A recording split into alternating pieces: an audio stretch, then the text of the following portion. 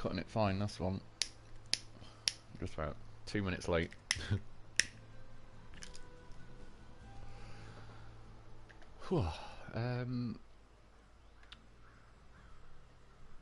Yeah. Live stream. Sorry, I was running a bit late. I've just practically wolfed down a chip butty, and I made it by about 30 seconds. Right, I don't even know. I know I've got a lot of missions to do. At some point I could. Yeah, because I've actually got the gateway now. I could also explore that other map just to get that ticked off the list. Brillinia, evening. Oh, sorry, I'll read the comments the opposite way. I always think they're going up. Kenneth Russ, Wolfman, hope all is well. Yeah, I appreciate it, dude. I'm not too bad, cheers. How are you doing? Yeah, Brillinia, evening. Hello, how's it going? Cheers for joining us for the old stream. David Kaiser, hey Wolf, how's things? I'm not too bad, cheers, dude. How are you doing? And MacDog, hey Wolf, how's it going, man?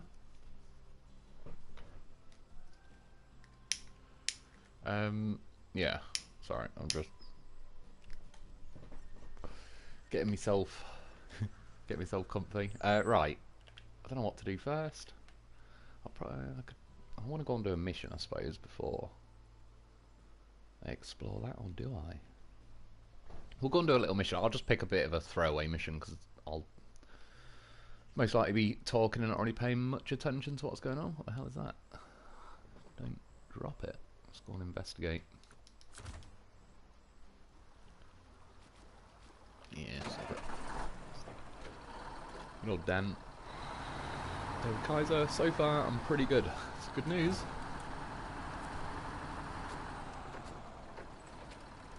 Ooh.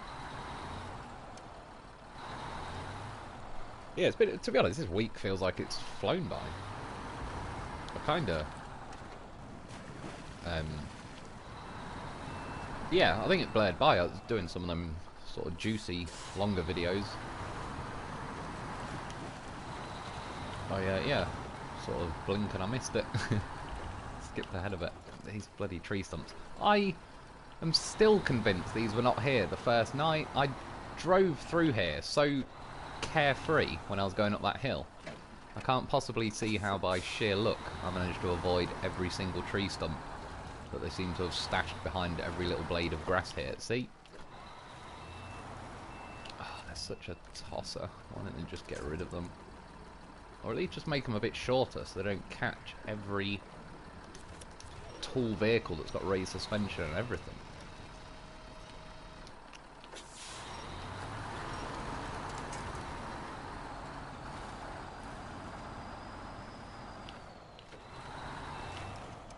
That's a bit, what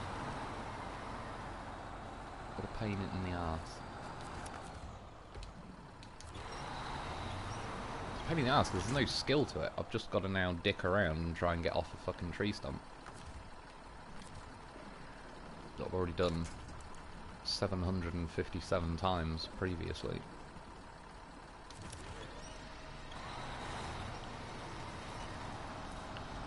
Just go. I've learnt in the end, by the way, if you try and winch to the side, if you can try and bend the trailer out of the way or something, for some reason it's not really flexing and going up.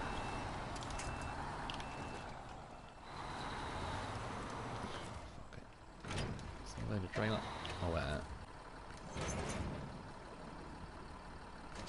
Just unpack the loaf. Don't leave them hanging like that. Can you grab the loaf? Or are you going to grab the trailer now? Why wouldn't you, game? Take him out of principle now. She said.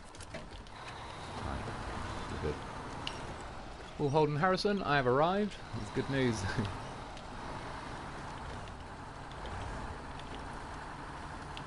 Counts for a stuntman strikes when he certainly does. It's a pain in the ass. Like I say, yeah, if there was some kind of skill level.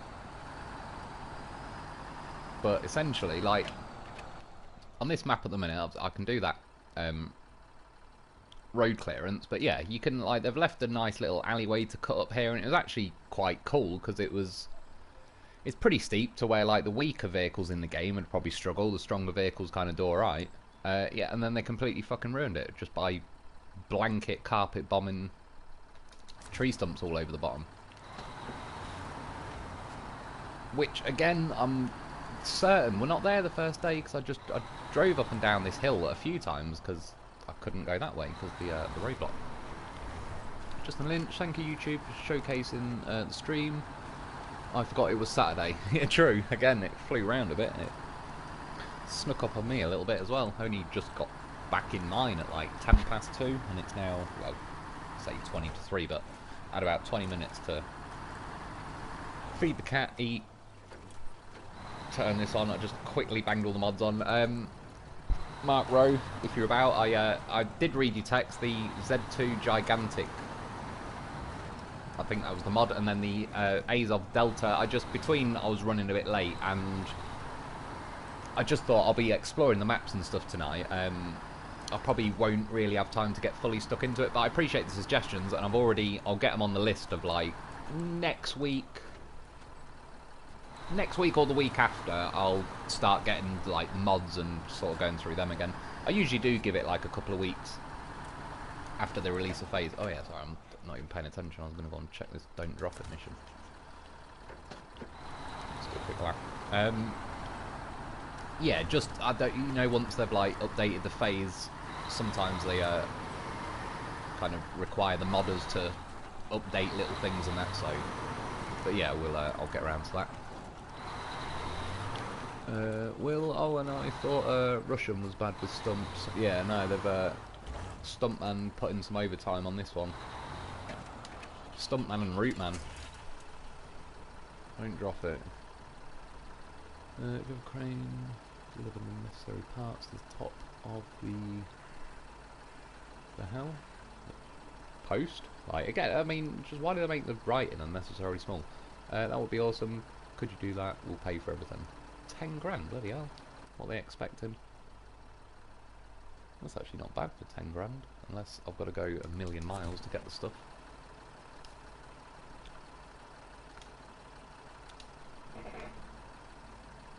Which, like, you see, now I've accepted the mission, there's no button option to, like, view the details, but then when you view the details, you've not activated the mission.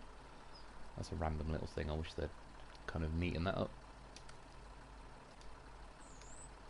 Right, metal beams, so...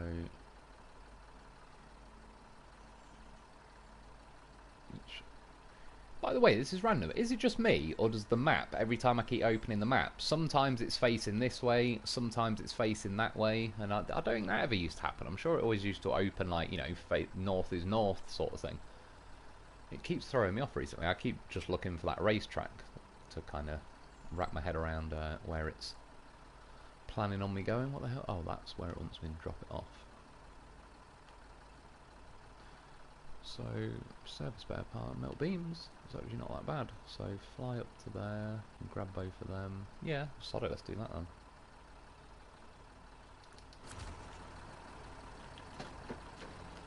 See, as random as it sounds, if I just collected that don't drop it mission, like, whilst I was exploring the map, then, like, you know, the other day or whatever, I wouldn't have had to drive up here now, sacrifice my trailer to the tree stump gods or anything. What are you doing, Lotto? Reverse. Rockman must have been on holiday, that's true. Or it's all the same person. Just every phase they let him pick a name out of a hat. Like, you're going to be Rockman, Treeman, Rootman, Stumpman.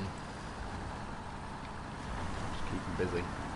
David Kaiser, how do you like the new Mac? I think it's pretty nice. It has good power and pretty quick, but those hitboxes are a little wonky though. Yeah, that overall I do agree with that. Pretty happy with the truck, to be honest. It's a respectable, yeah, effort they've given us. Like, I think it's half decent, with the exception of the hitboxes. They do need to fix that, and I hope they will, and I think they will. Just because there's, yeah, previous trucks that have been released with that going on, and I think especially, I know some people did say people had raised the issue during the PTS testing and they never fixed it, but it kind of jumps up a league when they now release it to everybody, and then suddenly everyone will be saying, what the fuck, sort these hitboxes out. Oh yeah, shit, no, so yeah, I kind of think they will get that done. Is that Bremboffley? Brembofly? I apologise if I've completely butchered the pronunciation. Always good to hear you. I appreciate it, dude. Always good to have you popping in for the stream. I'm just going to quickly change it to day. That's what was missing. For the sun. Well, so what's the stream schedule? I kind of lost track after the blue screen. No, that's true. In theory, it's obviously depending on time zones and all the bloody rest of it, but it's. I started this stream at 2:30 AM for me UK time. So every, well, I call it Saturday night, but again, technically speaking, it's half or 2:45 in the morning now on Sunday. But yeah, I did sort of 2:30 AM. And again, in theory, like every week. See, it's not even the tree stumps there, so it's not even like I've cut through this little bit.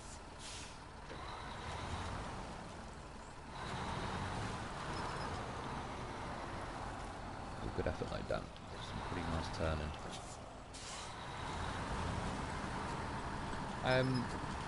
Yeah, I don't know, but I'll be amazed if I somehow missed every tree stump 5 times in a row the first night. Justin Lynch, every Saturday night, 11 PM Newfoundland time, whatever that translates for you. Yeah, that's the tough thing, like, to sort of say it, is it literally depends where you live in the world. I suppose for, yeah, people in Australia, it's going to be more like, and then you've now got, you know, daylight savings time and all that, so then sometimes it's a fucking hour out.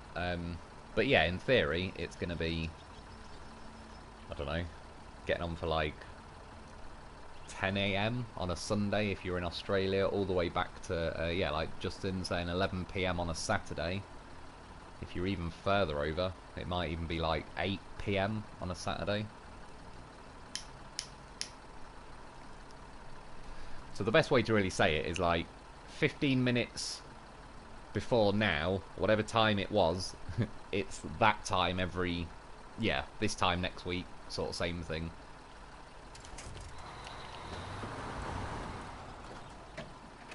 Right, we only need 3 cargo. Do I want to take Dan? Or, oh no, I've not got the Mac on this playthrough yet, so yeah, I will at some point go and explore, whatchamacallit, North Peak? Yeah. I think it keeps throwing me because it sounds very similar to North Peak National Park. I suppose that helps narrow it down. Can this have a 3 slot on it? Old Steve, it's got the crane. No. Oh, wait. I mean, it's probably not.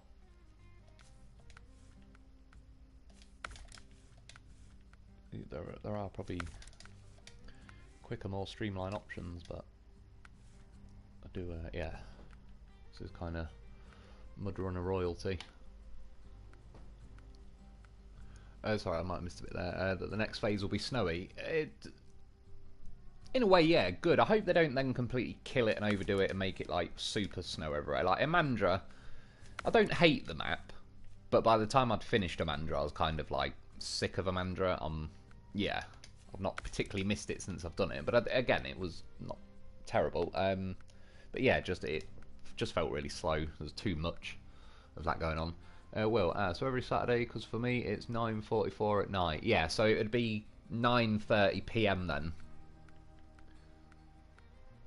Yeah, like I say, with the blue screens, it kind of threw me out of it as well. It seems, again, sort of touch wood, but I've not had any blue screens since Phase 10. I got a blue screen when I loaded up last week, but it loaded up on Phase 9. But ever since I then got over to Phase 10, it's been good. Yeah, I've not had a blue screen. Orange.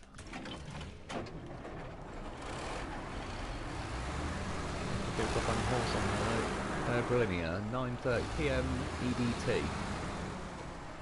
What's EDT, please? Is that Eastern something time?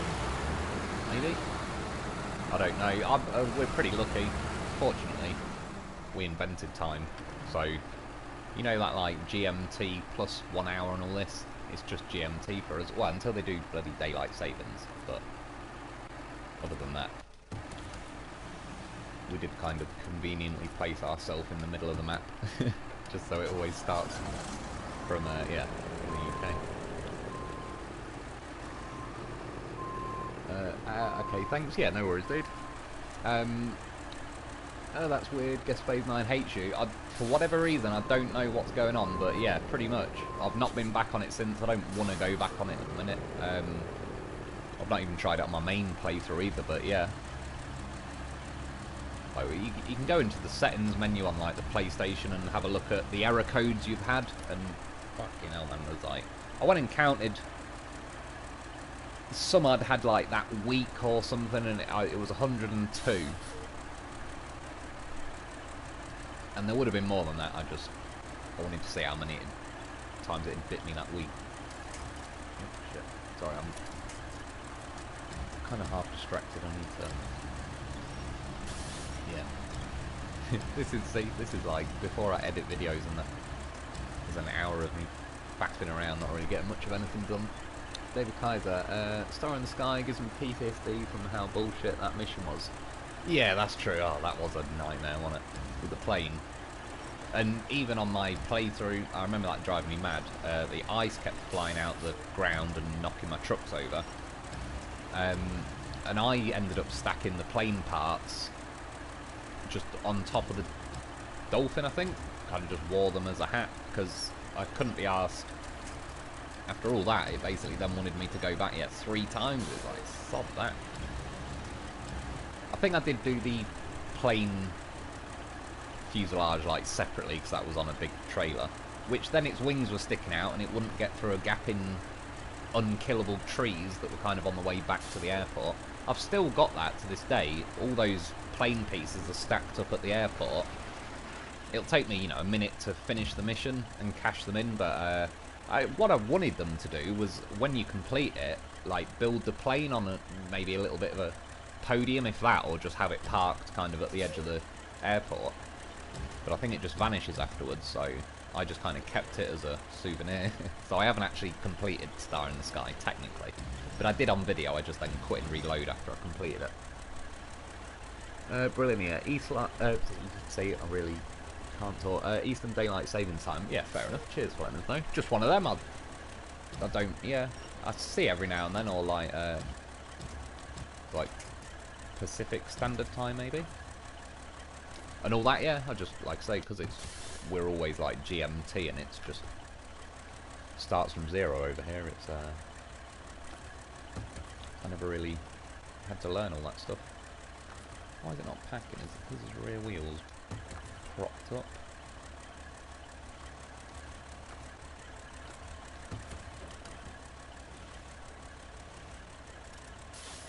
There's obviously some good brakes. Not camera. Right, good. Fine, set off. Oh yeah, that mission didn't bother me too much. However, they're going through the massive trees. I was just so annoying. Yeah, they may have fixed like the ice since back then. They had a real problem with, like, when you drive over it, the ice that was just laying on the floor would like fire up out the ground and essentially just flick your truck over. Oh yeah, I'm heading sort of up this way. I won't get the metal first. Yeah, and obviously it's like once you've even got to the lake, now yeah, you get there and it just flicks your truck over, and it was a pain in the arse. It got me quite a lot doing that. Brilliant. I got a new... Oh, sorry. I got a new to me car during the blue screen period. Not the car I wanted, but the car my husband wanted me to have for a daily driver. What's that then? The, yeah. Was it? It might have been you that was mentioning a car. Like, I remember something vaguely about a car before the blue screening. But I don't know, I could be, yeah, losing marbles as usual. Still though, it's one of them, yeah, if it's new to you, it counts.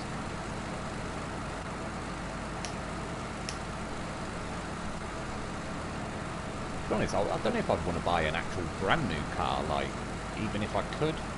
You know, just... like a brand... yeah, you say new to you, it's like, that's what I prefer as well, because... at least, yeah, it's not like... say, when I bought the M5, it ended up being a good example, because it was 17 grand to finance it, and at the time, I would have roughly been able to get a brand new car, but just the average, like... run-of-the-mill car, really. And yeah, the M5 had already kind of gone through its cycle of depreciation and all the rest of it, so it was like, it just worked out better in a way. I could have had a brand new car, but that would have just depreciated because it's brand new and now getting older. So we've got better DLC trucks. You know what, I'll just quickly open the live stream, just so if I do miss a comment I can actually see what it was saying. Let's see. Hellcat, there was some trick to the phase, the plane through the trees. Was it by unpacking it? Yeah, there was something actually, weren't there? I think I did go for just floor it and smash it through the trees in the end. 2016 Panamera. Ah, that's nice. Is that the 4-door Porsche? Yeah, that's nice as fuck. They're rapid as well, aren't they? From what I've heard. I was going to buy a Dodge Hellcat. Yeah, that was it. That's what was ringing a bell. Dodge Hellcat. Yeah, the Panameras. It's funny for a 4-door. You know, like when they first come out, I was sort of like, I don't know. But you know how they always do like little facelifts and tweaks and all that. It's like the Bentley Continental is a good example. When that first come out, it's kind of like, I don't know.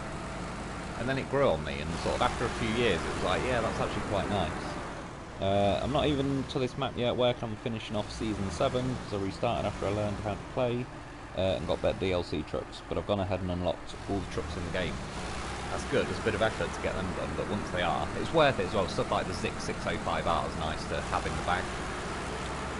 Mark Rowe, hey Mr. Wolf, how's it going, dude? I was just saying, I don't know if you heard me, but I appreciate the mod things you were letting me know about.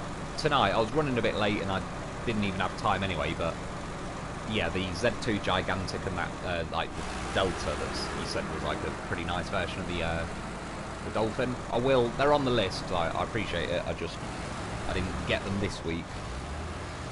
Steve Neely, you still need to try the YAR 188 Privateer. It's like that 420 but faster, 8 and 4-wheel steer, has tie-dye paint jobs.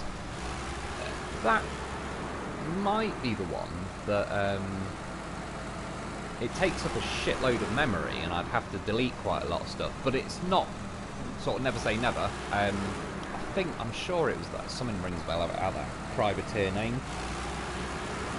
Will, nice grilling it. Yeah, I must admit, Panamera's fucking definitely nice. Porsches are yeah, I like Porsches. Angry Ginger Life. Hello Mr. Wolf, I hope the weekend is going well. Yeah, not too bad, cheers dude. Same for you, hope you're having a good one. Mark Rowe, hey AGL. Sorry, I'm reading my phone at the minute. This, by the way, I did put the top engine in, didn't I? Why is this feeling so horrifically slow? Well, no, I'm not paying much attention, but I am squeezing the throttle flat out, so it should generally be making some kind of effort. Yeah, Amore is worth the pain to get it. Yeah, true, it is a bit of a brutal phase, that one, but it's definitely worth it if you can get it. The Hellcat is big as a truck, though, kind of hard going through narrow areas, is it? Yeah, probably you've noticed it over here as well with our little narrow roads. AGL, hi Mark. Brilliant, yeah. He said the Hellcat was not a good choice for a daily driver, so we ended up with the V6 4-door Porsche. Got a decent price and low mileage. Drives pretty decent for a V6 in sport mode. Yeah, I bet it does, like the... well, yeah. The V6 is like a beastly engine. Like my brother's old Nissan 300ZX. It was a V6 twin turbo, but it was fucking rapid. And yeah, I remember watching a video a little while ago, like those Panameras are bloody fast. But just, it's nice, like, good. I'm happy for you. I like it when people get something they like. I was driving a 300, same frame as the Hellcat. Yeah, that was it, yeah, the Chrysler 300. Yeah, rare. We get 1 or 2 over here. Not many, like they're pretty rare to see over here. Jamie Bastion, hey Mr. Wolf, how's it going, dude? Cheers for popping in the old stream. Steve Neely, you get 2 to pick from. I'll have to go back through and I'll just see what the deal is, because since the blue screen, and I have kind of deleted some mods as well, so there might actually, like where I've freed up enough room. I don't know why Steve is performing terribly on this map. I'm half tempted to just go back and get another vehicle, because this is just like unnecessarily slow. I drove Steve around here the other day, it was fine.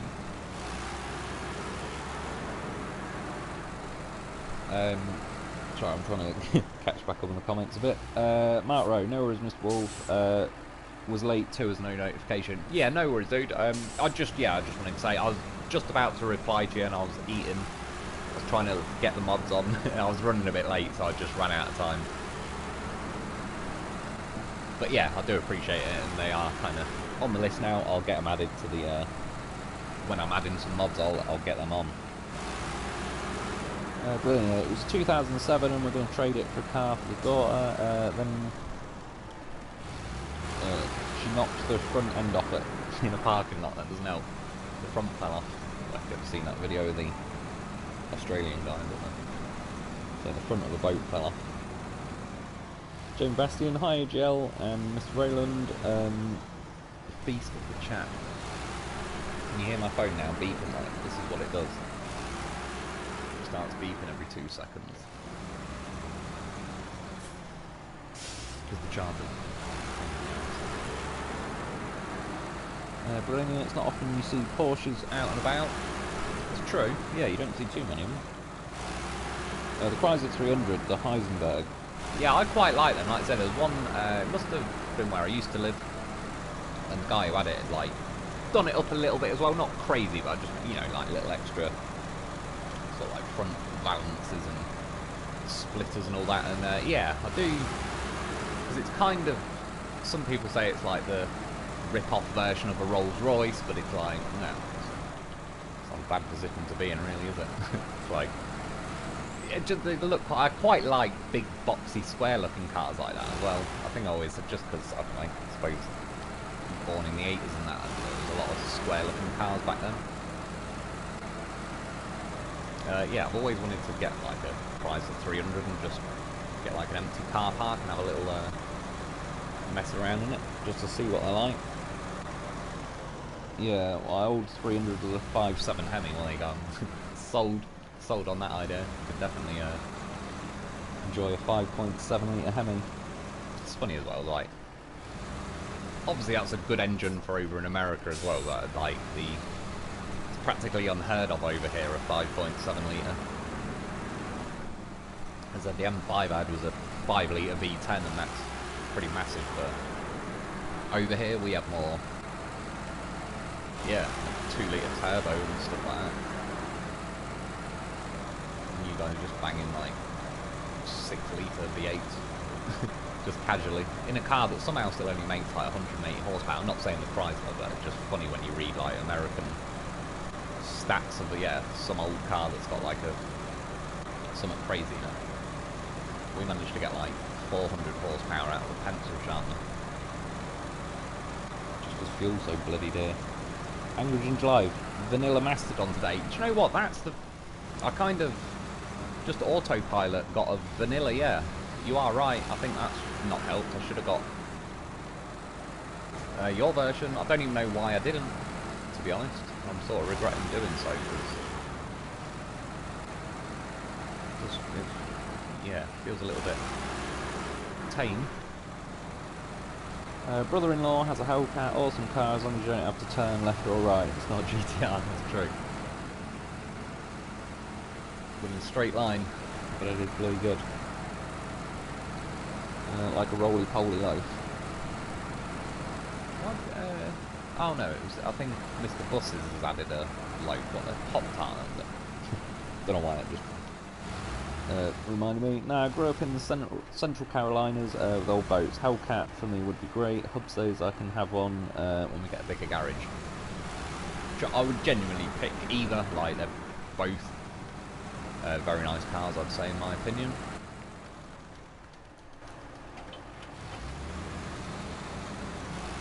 Yeah, they'll both be a lot of fun, I reckon. At least seeing out the Hellcat is better than a Camaro. The windows are so short that you can barely see. Is that like with the new Camaros or like an old classic one? Funny enough, my first car, that Escort that I said like it was 17-inch alloys and blah blah blah. The seat and everything was really low in that, and it was weird. I could see out the window fine, like, but the angle of it was I couldn't see. I don't know, like over the bonnet, and it really threw me off actually more than you'd expect. You don't realise how nice it is to be able to see properly out a window until you get a car where you can't, and it's like, bloody hell, pretty inconvenient. Brilliant. Yeah, the Panamera ate a Camaro here the other day, roundabouts for the win. That's a good start. I mean, that's the thing, like the something like a Hellcat, to be fair, the Hellcats are pretty rapid, but stuff like European, the Porsches are ridiculously quick, really. Considering, is the Panamera, is that front engine? I was going to say, obviously, Porsche, they stubbornly stuck with the engine in the rear of the car format, which can make some lively back-end, yeah, roundabouts. But credit where it's due, they stuck with it, and yeah, the Porsches are bloody rapid today.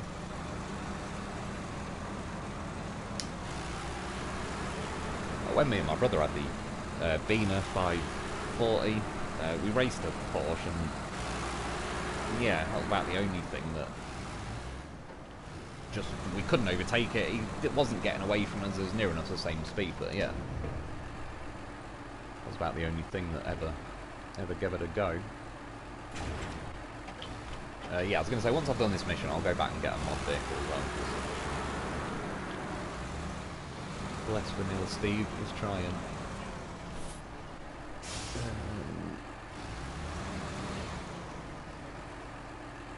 Was it my neighbour? Sorry, yeah, my neighbour bought a Saab Sonnet with a V4. Pretty quick. Saab Sonnet? I wonder if that's been renamed. Because the Saab Sonnet doesn't ring a bell off the top of my head. But we definitely obviously had Saabs over here. And yeah, the Saabs were bloody rapid back in the day as well. They were, like, over here, the Saab 900 Turbo, like an old, probably 80s car or something, was ridiculously quick. And they were very well built. So the guy, they were, like, obsessed with safety, like, they wanted to be able to crash into a moose and all that without killing the occupants. Was it Vauxhall or something, bought them in the end and were like, yeah, look, Saab, we need to make some money, so can you stop over-designing your cars to be, like, moose-proof? And then Saab were like, yeah, okay. And then they came back after designing the shit out of it and making it moose-proof. And then they kind of partly went bust. Well, Vauxhall basically said, here's our Vectra shell, just put Saab shit on it, and don't make it, yeah, moose-proof. Amongst other things. They just over-engineer it. They're good cars, I quite like Saabs. But it's sad that they're sort of gone bust now. Firestorm 0196, hello, how's it going, dude? Good to have you join us. Shut up, phone. Bronson, howdy, Mr. Lone Wolf, how's it going, man? Yeah, definitely, funny, I don't know, the only thing I can think different with Steve that I've done at the minute is a 3-slot sideboard. Is that add more weight and kind of unfairly nerf the truck a bit more than it should? Yeah, not road round in this truck. I feel this slow. Maybe, oh, sorry, jump there. Seems like a lot of new cars are pretty quick nowadays. Even trucks are quick now. Yeah, it is true. They seem to have cracked that. You know, like back in the day, even if you're going like 80 mile an hour in a car, and I actually do enjoy this feeling. But you know, when you're going 80 and the steering wheel's juddering a bit and the dash is squeaking and all that, and it's like, whereas nowadays, yeah, even a just basic car, like, consider, yeah, 80, 90, 100 all day long without, like, doesn't even notice it. And yeah, stuff is getting pretty rapid. You think how quick the Teslas are, Even the Beamers, I think the M5, the newer M5, you warm the tyres up now. There's 0 to 60 in 2.8 seconds, which is fucking insane, really, for a four-door, you know, like, saloon car. I think even the B7, the Alpina version of the 7 Series, that does 0 to 60 in 3 seconds, which is insane. My M5 did 0 to 60 in 4 seconds, and that was fucking rapid, but by today's standards, it's quite a lot. But the competing with that, if not beating it, that's, yeah, not even as like, you wouldn't have to go up the scale to an M5 to get those sort of 0 to 60 times these days. I've heard that Saab made them so safe that they didn't need a roll cage for rallies. Yeah, I've heard that as well, and I honestly believe that is true. They are, I've seen a few crash over it, a few mates that have had them and that. I don't know if I'm getting the story mixed up. I think there was I can't remember much of the story, but a mate of mine that crashed one, and yeah, long story short, it's like, he very likely would have been dead if he wasn't in a Saab, just the amount of damage and everything he took, but yeah, the Saab actually took the hit. Like, they go way above and beyond what the NCAP safety ratings over here and all that need to be, so yeah, like I say, it's sad they're gone bust, because they're also bloody rapid, which is nice. Steve Neely, 1970, oh, like an Opel. That's what we like. Oh, maybe then, yeah, 1970, that's probably why. I probably have seen them then, it's the names on it, I just wouldn't know it on sort of a daily basis kind of thing, but that'd make more sense if it's like back in sort of a 70s car.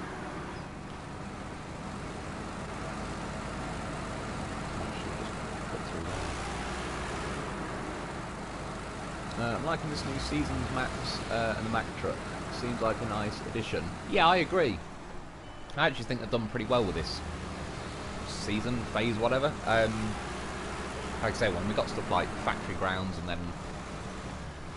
then Burning Mill, there was a bit of me that's like, oh god, I hope they just don't start, you know, minimal effort trying to palm us off with just that'll do because they've already paid for the season or whatever. Yeah, this is, well, like I said, I paid 20 quid for the year 3, so really 5 quid per season, and to get this map and North Peak and the Mac and the Kenworth, yeah, like very happy I would say for my 5 quid. So, yeah, I definitely feel like I got my money's worth this time. Ryan, is that Camilleri? Hi Mr. Lone Wolf, love your content. How are you liking Season 10? Well, yeah, just by pure coincidence, I kind of answered it a bit then. Yeah, I liking it a lot. This map is genuinely got to be like a contender for the nicest looking map we've had. I actually feel overall they've done pretty well with the balancing, like, you know, the mud and all the rest of it. They've not gone over the top. I like how they've planned a lot of the missions out. They actually feel quite sort of efficient. They feel like you're not wasting time needlessly doing them. It doesn't feel like they tried to pad the phase out just by making the missions like, oh, let's put this over here and that over there just to make them do some like long awkward double back driving on themselves and all that. And yeah, the Kenworth, I like it. I know it's not like the best truck in the game, etc., but it's got some character to it that I like. Something about it, I do. And that Mac is, I hope they fix the hitboxes on the axles, but overall it's a fair truck they've given us. I like how punchy it is. It's got a lot of add-ons on it. Yeah, even like not a bad looking truck either. It's nice to get the name brand Mac in the game, which a lot of us have said for, you know, a couple of years now, like, why haven't they got Kenworth in the game, Mac, Peterbilt or Peterbilt, however you pronounce it. Yeah, just a few kind of infamous truck names really, so overall good. I've done the tree stumps, which, to be fair, they've not gone insane on them. I just don't like those ones near the garage, but yeah, pretty solid phase.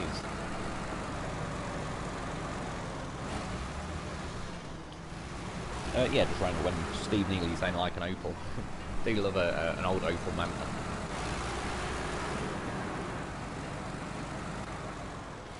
Brilliant. I'm still using AGL's 606X and his P16. But I like a bit of monster in my trucks. That's true. It does help. Funnily enough, yeah, I've still got the 606, yeah, and the... do you know what? They're two that specifically, even though I don't drive them a hell of a lot, I still turn those mods on. I do like the P16.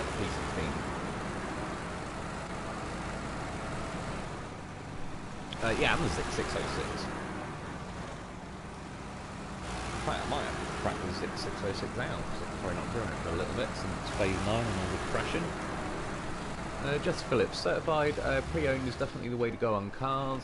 Sorry, I had a bit of a jump there. Let someone else deal with the new car headaches. Usually it's someone's year-old lease car, so it's basically new. Yeah, exactly. Like, I mean, maybe if I won 100 million on the lottery, I'm probably not going to care at that point. But yeah, like the M5 was the only kind of really expensive car or anything I've ever owned as like finance, but before that it was like, I don't know, a £3,000 car. Our V8 Beamer was a £3,000. And even though the Beamer, the M5 was like 10 years old and whatnot, it's funny because before owning that, I would have been, you know, kind of, well, if I won the lottery or I make enough money, I'd go and buy like a brand new Aston Martin or whatever. Now even owning a 10-year-old M5, like I think I'd be quite nervous if I owned like a brand new Aston Martin or Ferrari and all this and that. I'd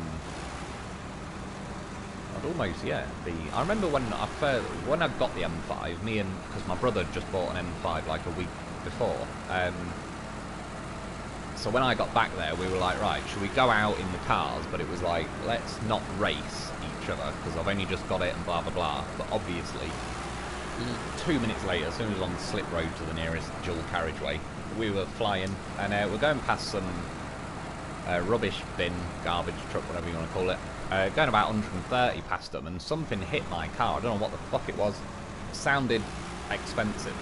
And yeah, I could not see a mark. I assumed something metal went up under the car and maybe hit one of the, like, wishbones or whatever, but I could never see what made the noise. But yeah, I thought it like smashed my window or broke the front bumper or something. And that kind of heart-sinking feeling. Like any other car, I don't give a shit. It's like, yeah.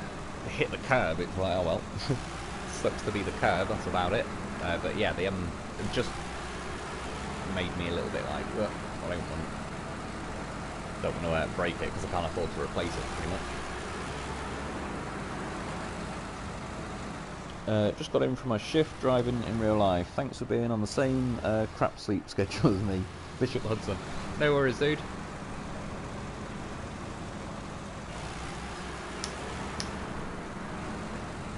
It's funny as well how, like, obviously quite a few people drive in real life and then, yeah, when they get home and it's like, what do I want to do? Fire up a game and drive around. But I'm not saying that to take the piss. It's like, in the right context, I used to be saying landscape gardening. My garden was not a shithole, but I never, like, you wouldn't think, oh, landscape gardener from looking at my old garden. But yeah, in the right context, I would have played a game. If one of the missions on Grand Theft Auto 5 was to landscape your garden, I would have. Whilst my real garden outside is part of it, where I lived on, like, called Dylan Actrodrome, it was kind of private land, and they basically said you can't do your own garden, you got to pay us to do it. And as a landscape gardener, I was like, yeah, well, no, I ain't paying you $1,000 to put some slabs down that I could do myself in hours. So there was a certain element of stubbornness, like, well, fuck you then, I'll leave the garden as a bit of a mess. But it wasn't really a mess, it just wasn't a lot done with it. Just a bit plain.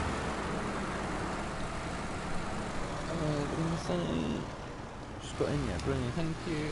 Yeah, we got that Panamera with new tyres, new brakes, not a certified, not a certified per se, but from a local dealer that only really does cars like the Porsche.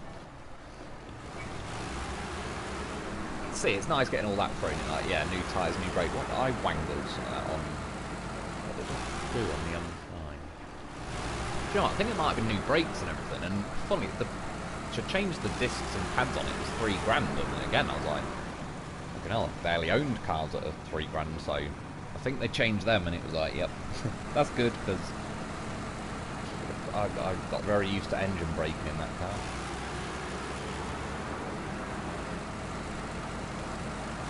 Well, that being said, it's not like, believe me, that thing got driven as nature intended. I wasn't going to get one to just go tiptoeing around in it.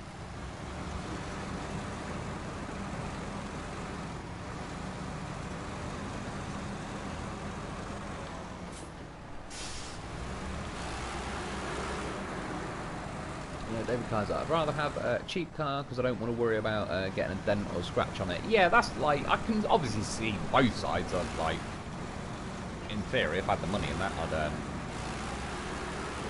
yeah, not newer car, I'd go up the list of, yeah, nice, I mean, it's even brilliant with a Panamera, it's like, yeah, I'd choose that over, say, a brand new, more normal car, but it's brand new, that doesn't really mean anything to me. I'd much rather, yeah, like like Porsche, Hellcat, all that sort of stuff. Yeah, I've always had older cars, and just even when you're driving around in the UK, you know, like if it's your right of way, but they try and push their luck. When you're in an old car, it's like, I don't give a shit, mate, I will hit you, because it's my right of way, so you'll be hitting me. But when you're in something nicer, it's like, get a little bit, you can't call everyone's bluff. When you've got a snotter with a dented door, they just look like, yep, he will ram if need be. Did I... Oh, it is here. I was going to have just thought for a second I might have driven right past it. Jump to the game. Just Phillips, so I heard season 11 is apparently movie themed. I wonder if they could be hinting at a SnowRunner movie. I think that'd be interesting. That's the first I've heard of it. It'd be an interesting one though. Movie theme. True, well, funnily enough, you're saying like a SnowRunner film. Have you seen that? Is it called Ice Road with Liam Neeson? It's not an amazing film, it's nothing like, it kind of snuck under the radar a bit when they released it. But to be fair, that's obviously, other than the sort of typical movie plotline going on, it's that's kind of SnowRunner-esque. I mean, they are driving on icy roads and all the rest of it. But yeah, I wonder what the plan is for that then. Will Holden Harrison, how much fuel does the loaf have in it? Oh, oh, is it? Yeah, time to refuel. To be fair, because I'm now here, hopefully I'm just gonna... Nothing against this truck, but it did feel a bit slow. I mean, to be fair, 10 grand, that isn't bad for that mission. They are being fairer as well with the payouts on... It's been emotional, Steve, but... Need something with a bit more juice. I'm taking a load though. There you go. You even need a truck. Right. I thought I wasn't going to make the gap. Yeah, JR 606 actually. I should have one sitting around here somewhere. If not, I'll go and build one. Build it and they will come. Well, they've ruined that film now, Mandela Effect. Now it's build it, he will come. It's bullshit. Where is my... Oh, no, it's the 6th. Oh, fuck it, just go and buy one. Let's just accept the inevitable.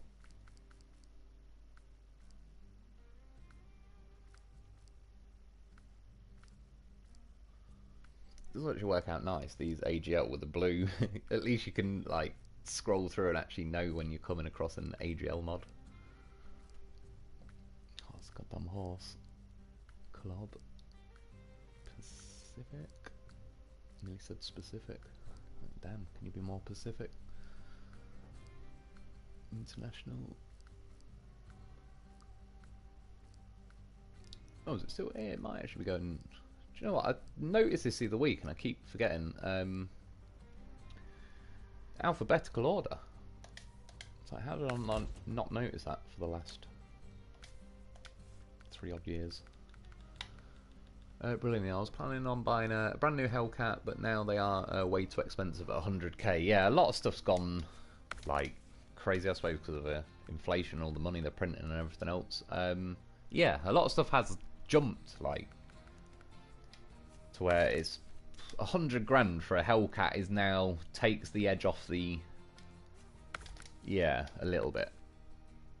I mean, they're always pretty, to be fair, you ain't getting a lot over here for 100 grand. If you're talking like Hellcat competition, you know, you're going to be up in like Aston Martins and that sort of stuff, so it's still probably cheap by comparison, but yeah, sort of, you used to hear like, you know, they're 40 grand over Vauxhall Monaros we had over here. It was like a V8 version of a Vauxhall in a way. They were like 30 grand brand new, which I could have got one of them when I was getting the M5 as well. I thought about it, I considered it.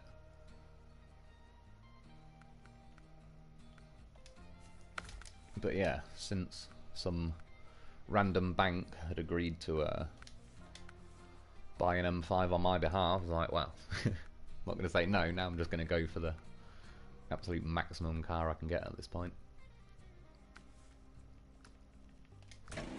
Leave it like that. AGL has already kind of set these trucks up, so we're already good to go. Ice Road Truckers, the series, was more interesting than that movie. Yeah, I watched the movie and I was a bit like, it wasn't terrible, but, you know, considering it was Liam Neeson, and it was certainly not like a Taken level of film and all that, but it was on Amazon, and yeah, it was alright. It was a little bit cliche. You could kind of predict who the baddie was going to be based on, yeah, typical movie cliches. Do you know what? I might actually just go on, yeah, might have to get into exploring North Peak, because then I can go on up the Gary.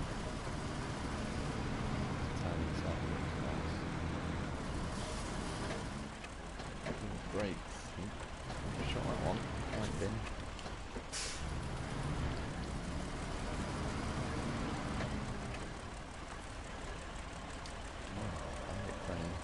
actually works pretty well in this game.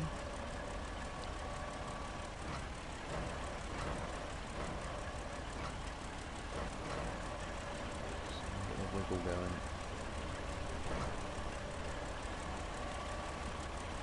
Slowest rotation.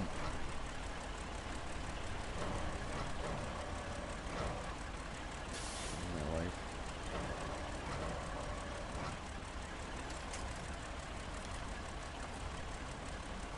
Very good.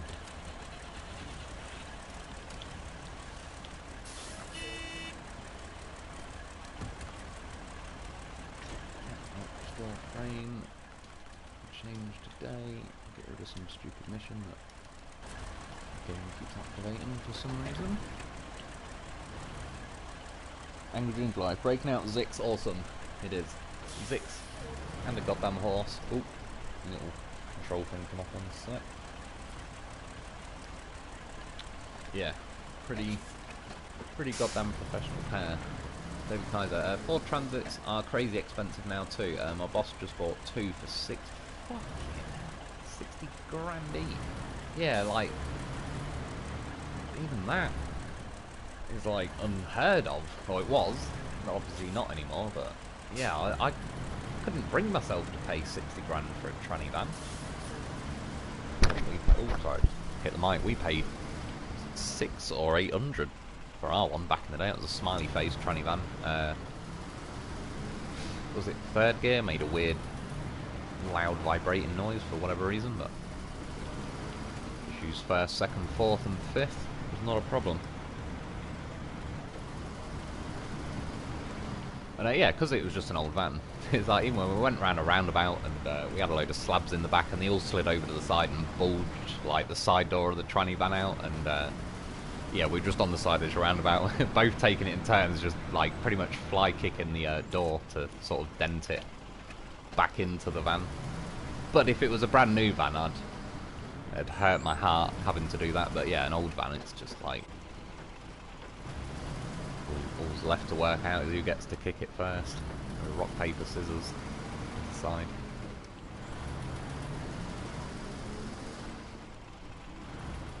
Good evening, Mr. Lone Wolf, if that's your real name. Exposed. Could be.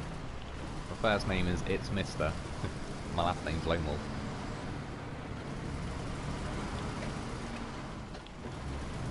Bishop Hudson, once again. Scouting North Peak right now in the Land Rover Defender 90. Struggles a bit, but still fun tooling around in a good looking vehicle. That's true, I do like the look of the old Land Rovers. It's one of them shapes they don't really need to change. Sort of like Aston's really, with the DB9 and all that, just that Aston Martin look is, they don't really need to... Oh, that was nice, that was like... I almost got that little funny feeling in my stomach then, as I flew over that hill. But then I didn't, because I wasn't actually flying over the hill. But I thought about it.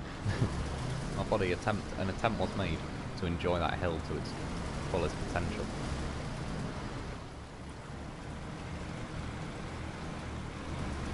Mark Rowe, had to restart YouTube, my messages weren't showing.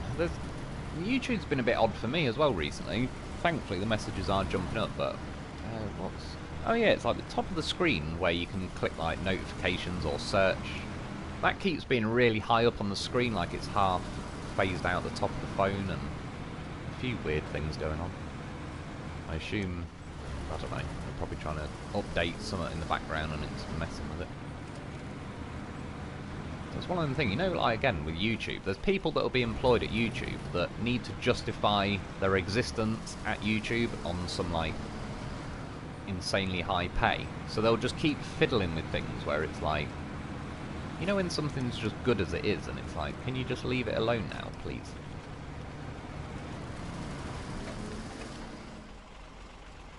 What?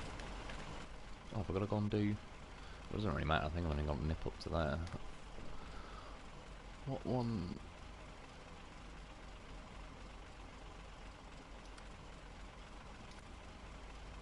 What mission was it?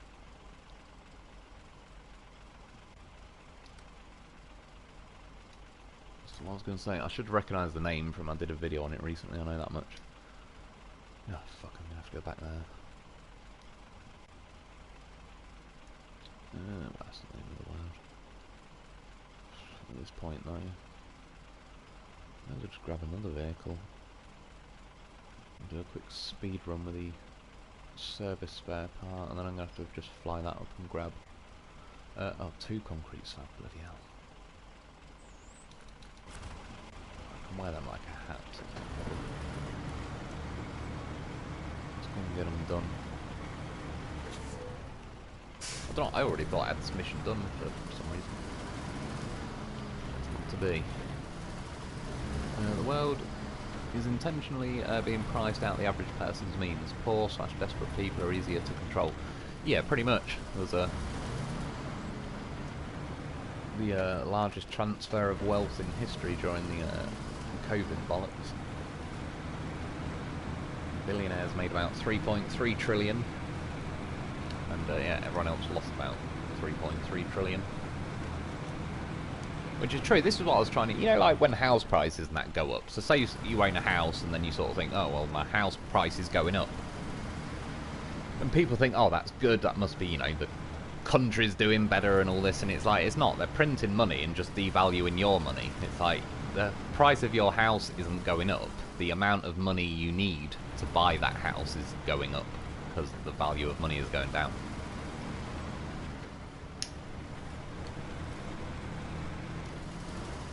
I think, is it in America, Biden, hasn't he printed more money since he's been in than America has printed in its entire existence? And they're doing, like, over here, similar stuff. It's, yeah, beast. That's right. Game wanted it. Good that quick steering saved me bacon. Just Phillips, I think it would be interesting if they made a map where you have to do the first half of the map in a scout truck, and halfway through you get... Are you going to say where you get to, say, a checkpoint and it passes it over? Funnily enough, it's not a million miles away. Like on Mudrunner though, on that last map, or like the Deluge or Flooded, depending. I think when it was Spin Tires, it might have been Deluge. When it was Mudrunner, it's called Flooded. Well, to get 1 star, like in that game, you sort of bought vehicles at the start of the game. Scouts cost 1 star. Bigger vehicles cost 3 stars, 4 stars, 5 stars. Obviously, the goal was to complete the game when you've only spent 1 star. So you started the game, I did, with a Hummer, the H1. And then eventually I made it to the E-Series, which is now Steve in this game, or the 612. That was kind of like... ended up like that, I suppose. Oh shit, not concrete blocks. Delete cargo, remove cargo. Slabs. But yeah, I know what you mean. Like, if it makes you sort of, yeah, do the first half with a scout and then you say find a truck. Justin Lynch. So average game for me, a scout and scouts anyway. Yeah, you do, don't you? You definitely you keep things pretty kind of authentic in this game.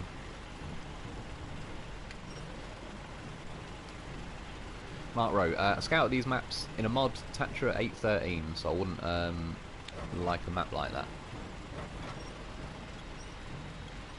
Tatra 8. Oh yeah, it was that. Yeah, I know which thing you mean. I never really used that truck a hell of a lot in the end. Change winter point. I don't know why it wasn't just assuming that's the cargo I was going for. It didn't. Brilliant. Scout and a JBE Tatran. Funnily, I turned that mod on, I'm pretty certain, tonight as well, and that's... I've not used one for a while, but yeah, I still... Some of the JBE mods were... Some classics, and yeah, the P16, funnily, I've still got the JBE P16 and Tatran, but I do put AGL's P16 on. But yeah, that's one that's kind of...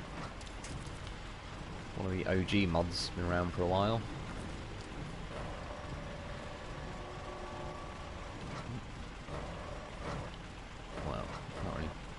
Down like I normally would. It's a start. Oh, they're definitely going flying.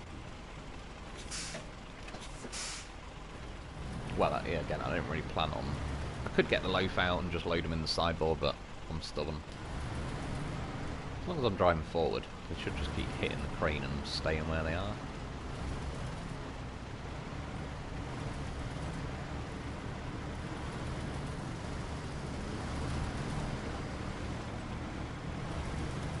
See, I've only got to get them to the gateway. Sorry, not too bad. Just Phillips, that's kind of the point. That makes us use the scouts because it's too easy to just grab bigger trucks and scout. I get what you mean. They are. There is a certain with this game. It's like it's funny how the the trucks often end up like in the high range gearbox. You can go faster than the scouts do, but obviously in real life, it's like. You'd expect a Hummer to go faster than a truck, like, and yeah, they in some ways they don't give the scouts in this game as much. Like they also struggle in mud compared to say the trucks and that. I might just I don't know the crane. I don't know what it's doing, but it won't move. Oh, what is it doing? Sorry, I just hit a button there. I'm trying to turn the crane. For some reason it's... And it's not it's not AGL's version, it's this... It does it to me on the normal trucks.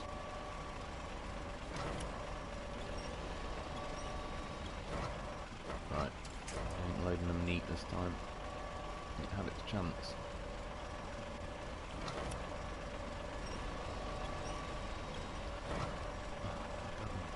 Control little things keep coming off. What I might do is just overhang it, and that'll pinch that other one down with the crane. Should be alright now. Let's see, let's go rally mode. Group loaf.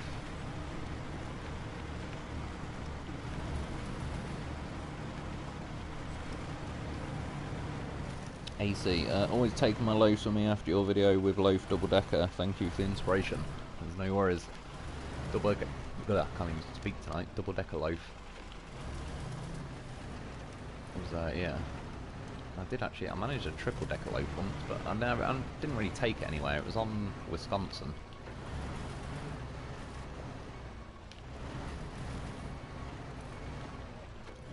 This is going swimmingly. By the way, that's just a good example there. When I said if you hit an unkillable tree hard enough, you will just phase into it. There's a pretty good case in point of what happens if they start cheating. It's a balancing act here. Is that with these? Sorry, but I might have got a bit mixed up. In SnowRunner, when you uncover a map, it just makes it a little instead. Sorry, I'm kind of half reading. When you uncover a map, it just makes a little instead of clearing an area. I wish they brought that in SnowRunner.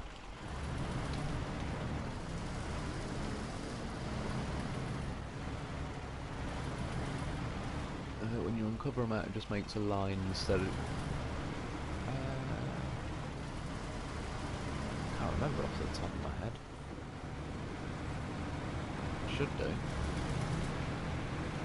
Even well, that was probably over a year ago that now, but I remember I played it. I even made a video on SnowRunner. There's a few trucks I wish they'd add from that game still back to this one. It's cool though. We've basically got the D535 and the E-Series truck though with this Zix and Steve.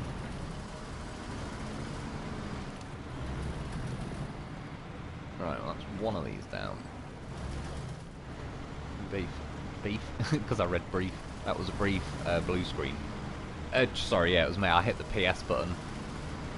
Yeah, what did it actually do then with you guys? Because I think if I go to the main menu, like I just accidentally did then hitting the PS button, yeah, I think it like blanks off the live stream. I assume because in theory I could go back to my main screen and look on something that's maybe got my card details on.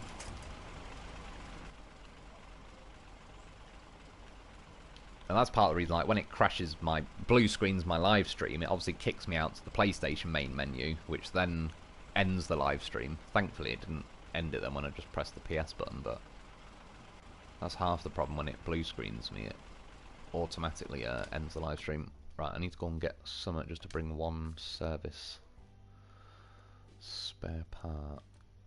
Oh yeah, let's take this.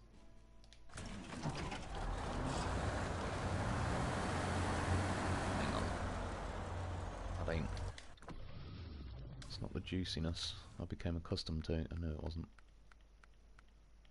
So one thing I did do in Phase 9 during all the blue screens was drift this thing around and around the garage about 600 times, so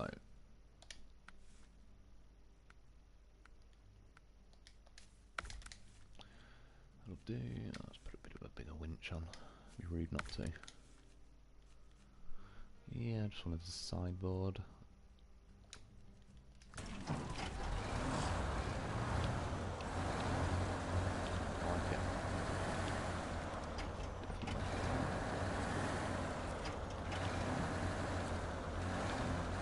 Stuff doesn't grip very well in these like tarmac yards and all the rest of it. I'm used to that by now. Frame rate. I'm slowly getting used to the fact that when it freezes like that for a second or two, I kind of know it is the saving cogs now, not a blue screen.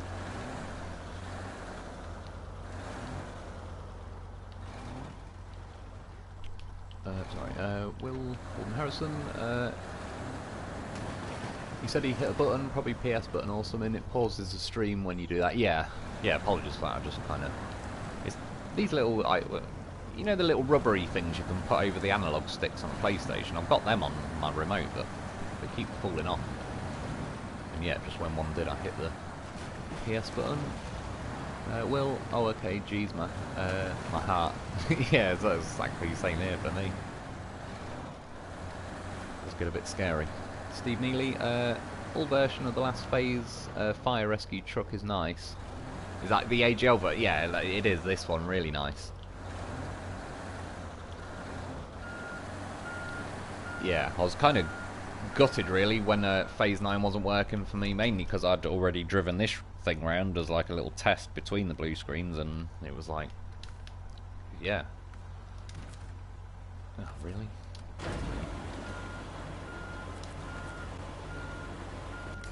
Think about it, game. We are going for that again. Service spare part can be one out free spare part. Release them into the wild.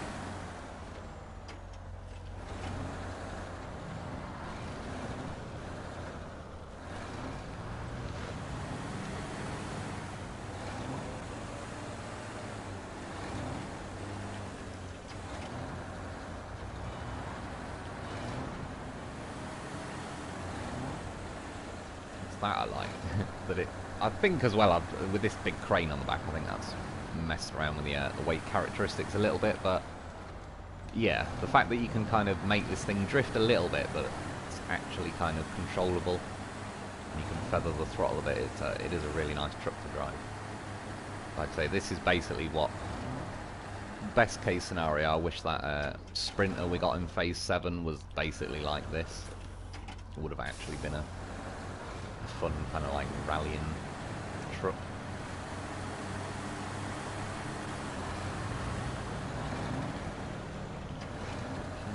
Steering.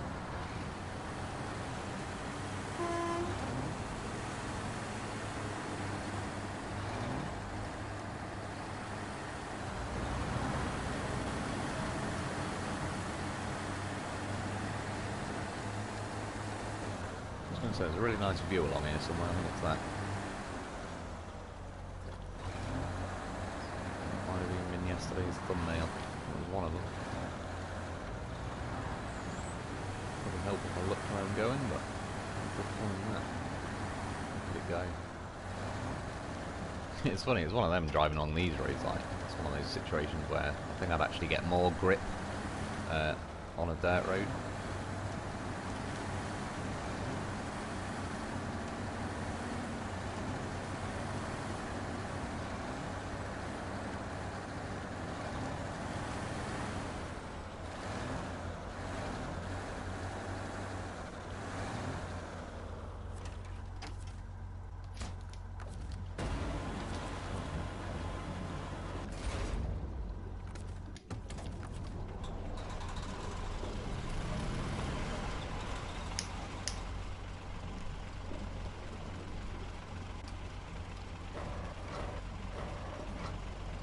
Steve Neely, yeah, that one.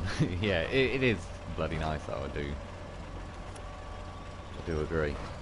Mario, when are we getting an AGL Dolphin? That is true. An AGL Dolphin would go pretty nicely with the AGL Loaf. What? Yeah, I know. That's what she said. That's why I'm trying to open the passage. God, not that crane. Still think it's just that crane is slow. I actually do quite like the bandit crane. The rolling dolphin. I mean, physics.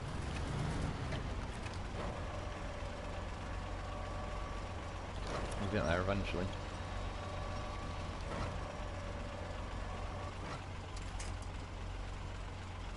See how the loaf just expertly headbutted it into the sideboard then. Never is he not helpful. I don't know what it is, what buttons I'm hitting wrong that I normally don't. I swear I don't mean to keep activating that crane.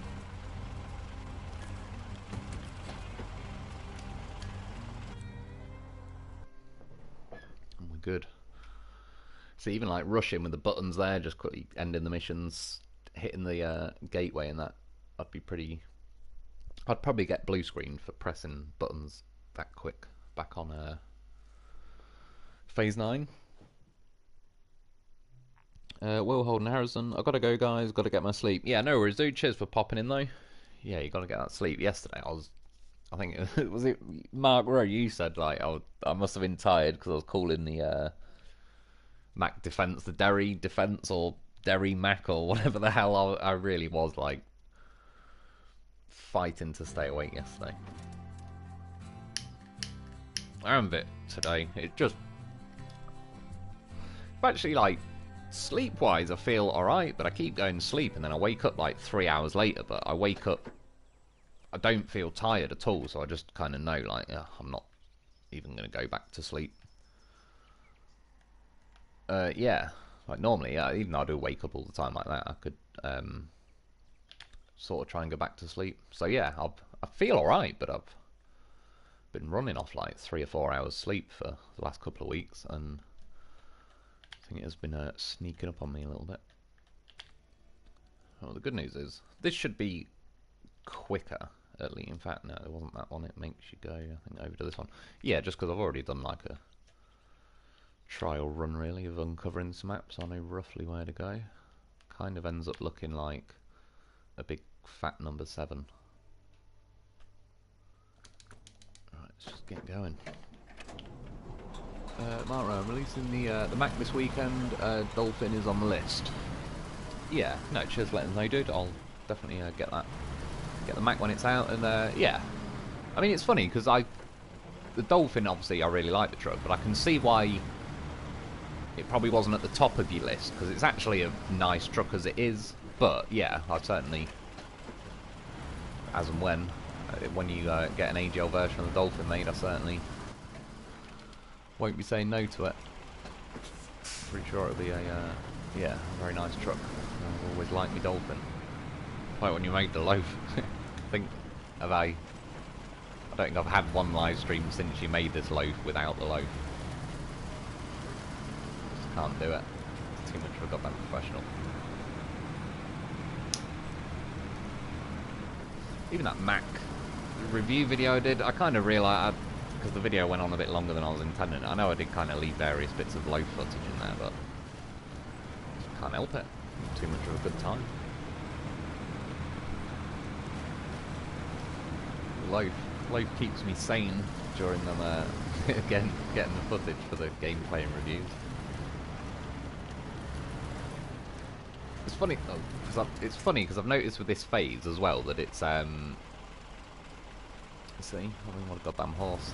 It's, you know, like, I've ended up messing around a bit more. Like with some of the phases when it's like really tough maps and all the rest of it, you sort of so busy concentrating on like, oh, I need to get that mission done. You kind of don't necessarily have much time to dick around, but I've kind of, which I like on this phase, is I've had enough time to mess around, and yeah, it's nice. By the way, do you see again how the loaf just dived out the sideboard so I didn't tip over? It's the mark of a goddamn professional. I picked a really crappy angle to try and get him back in the sideboard, but let's give it a go. Just drive and get to a flatter ground. For some reason, the cranes really don't like, if you're trying to load anything on uneven ground, they're even more horrific than usual.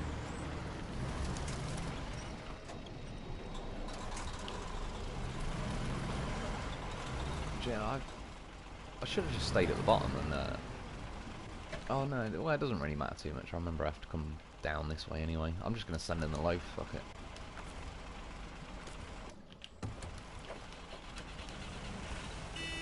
So even like you can reverse the loaf into that tree, and then I can just keep reversing and he'll just skid his way around. Just little things like that. It adds up when you're trying to shave the odd minute off here and there.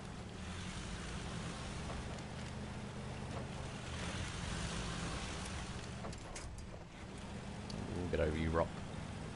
That's right. We're done cocking it, now we own it. That's the rules in SnowRunner. Look at him go. Just gonna fire out a panic winch.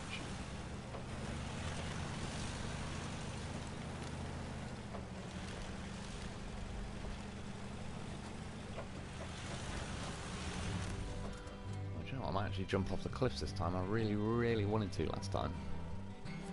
Just didn't make much sense to. But it does now. It's good view. Drop the hammer loaf.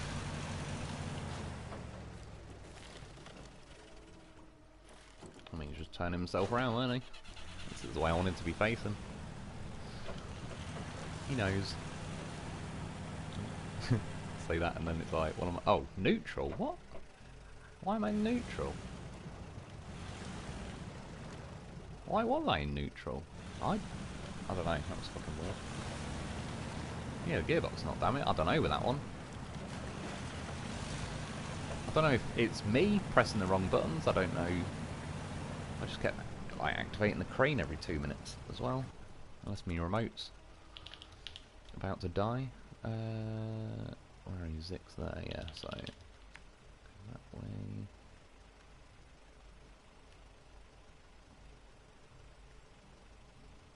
So then I'll just head to the next ones.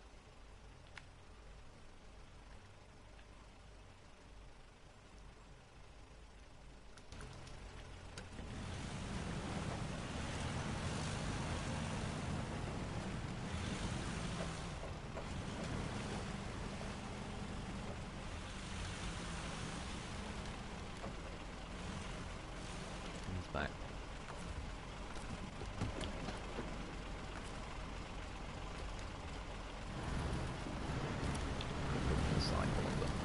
Just tow him for a bit. Sorry, I might have missed a couple of comments there. Oh yeah, sorry. Just an inch. I'm surprised Saber doesn't include alien signs in the crop field. Do you know what? I'm surprised they haven't actually. That's a good one, like, considering they do these little Easter eggs. Did I not just draw? Am I tripping out? Right, I'm heading this way. I'm losing my mind. Something you may not see ground level and would need photo mode. That is true though. Because yeah, they don't like the UFOs and Bigfoot and all sort of the crop circles kind of yeah, pretty low hanging fruit on cliche Easter eggs, and I don't mean that in a bad way. That would actually be a good one. And they've, yeah, even recently done the farmers' fields, and they've added that crop field in this, well, Duncan Bay. So they really have kind of set themselves up to get that one done. Jagger 757 live. Sorry. What's your favourite truck? If you're talking strictly trucks, I really do like the Dolphin, the Azov 5319. Where the hell? No, they're just going to make me loop round that way. Sorry, I'm really not paying a lot of attention. Not enough. Yeah, if you're going to just, like, favourite vehicle overall, it's going to be the goddamn horse of a vehicle, the Loaf. But yeah, trucks, it's either going to be like the Dolphin. I do really like the Zix 605R. Where the hell way did I go last time? I'm just curious, like, which way did I go last time? So I drove down... I must have just gone straight that way. Must have. Yeah, the Zix 605R I really do like. That is objectively a very good truck. The Taiga, the original Taiga. I like the newer Taiga as well, just the steering, turning circle on it's a bit slower and all the rest of it. The Vorons, they're very nice. Like, out of the Vorons, my personal favourite is the Voron Grad. But if someone was to say like the Voron AE is objectively better, I wouldn't necessarily disagree. I just don't like the steering on the AE. But the AE has got diffs always on, whereas the Grad is like whatever way you have to sort of turn them on when you're in the low ranges and that. I do like them, but yeah, I've always the Dolphin just was like the original pair, Dolphin and Loaf. Got a lot of stuff done on this map. Big spider walking across my wall. Thankfully it's not like a house spider, otherwise yeah, I'll just abandon the whole live stream and leave. Funnily enough, I got a picture on my phone after. There was a big fat spider in my bathroom, and they're like, I don't know what the spiders are called. They're not daddy long legs or whatever, but they are like, they've got big long gangly legs, and they just tend to sit and don't really do a lot. So I definitely have like arachnophobia. I don't like spiders. But I kind of tolerated this one in the bathroom because it doesn't really move a lot.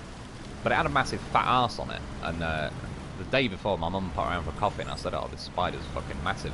Anyway, literally 12 hours later, it's shit out a big bowl of eggs, and now it's holding them. And yeah, and the worst thing is, see, it's like, I don't even know if it counts as a cruelty to, I don't like people that are cruel to animals, definitely not. But this is, I am scared of spiders. and I have a big fat spider in my bathroom, and I don't even want to throw it out because I feel like throwing a pregnant spider out on the streets now. I feel harsh doing that, so... But now I'm stuck between... Do I let that gigantic 8-legged horrificness live in my bathroom?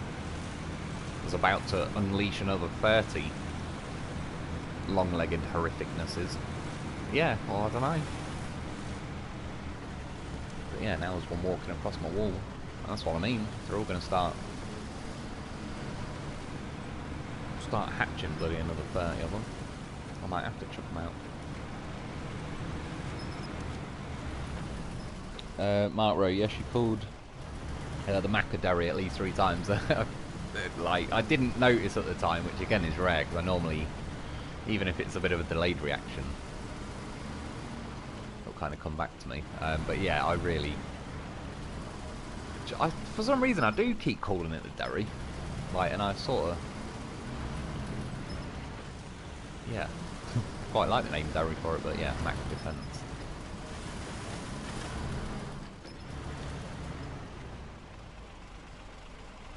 Sorry, I fell back on the comments bit. Scotty, is that Chenoweth? Hey, Mr. Lone Wolf, how are you tonight? Yeah, I'm not too bad, cheers, dude. How are you doing? Yeah, cheers for popping in for the old stream. Mark Ray, that was a 9.5 from the British judge. He's earned it. Shit, that would be another one I was going to say. I crashed somewhere around here last time. So don't make me go through 87 killable trees game.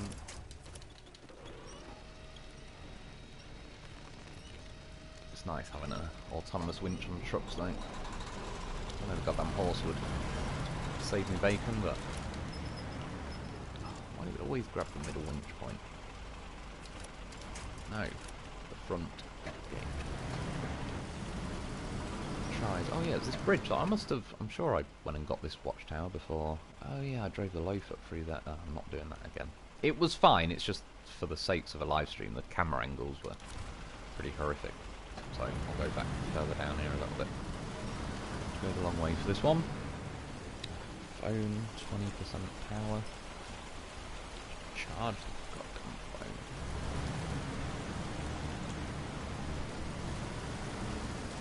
phone. Boat delivery is kind of cool, and have another construction rig delivery. I've noticed a couple of like the big special objective trailers. That's I think the name I was trying to remember yesterday. Yeah, it's pretty cool that they seem to have like incorporated a bit more of like the trailer aspect to this game. Yeah, with like the boat and then yeah, them. It's quite cool because they kind of, like I say, they faded out a little bit. Didn't really see too much in the way of that sort of stuff. I'm pretty sure I'm gonna have to come back this way, or did I? Might have been just sending the loaf that way. Yeah, I probably did. Well, send them in the loaf again. Let's give it a daytime, mate. That one.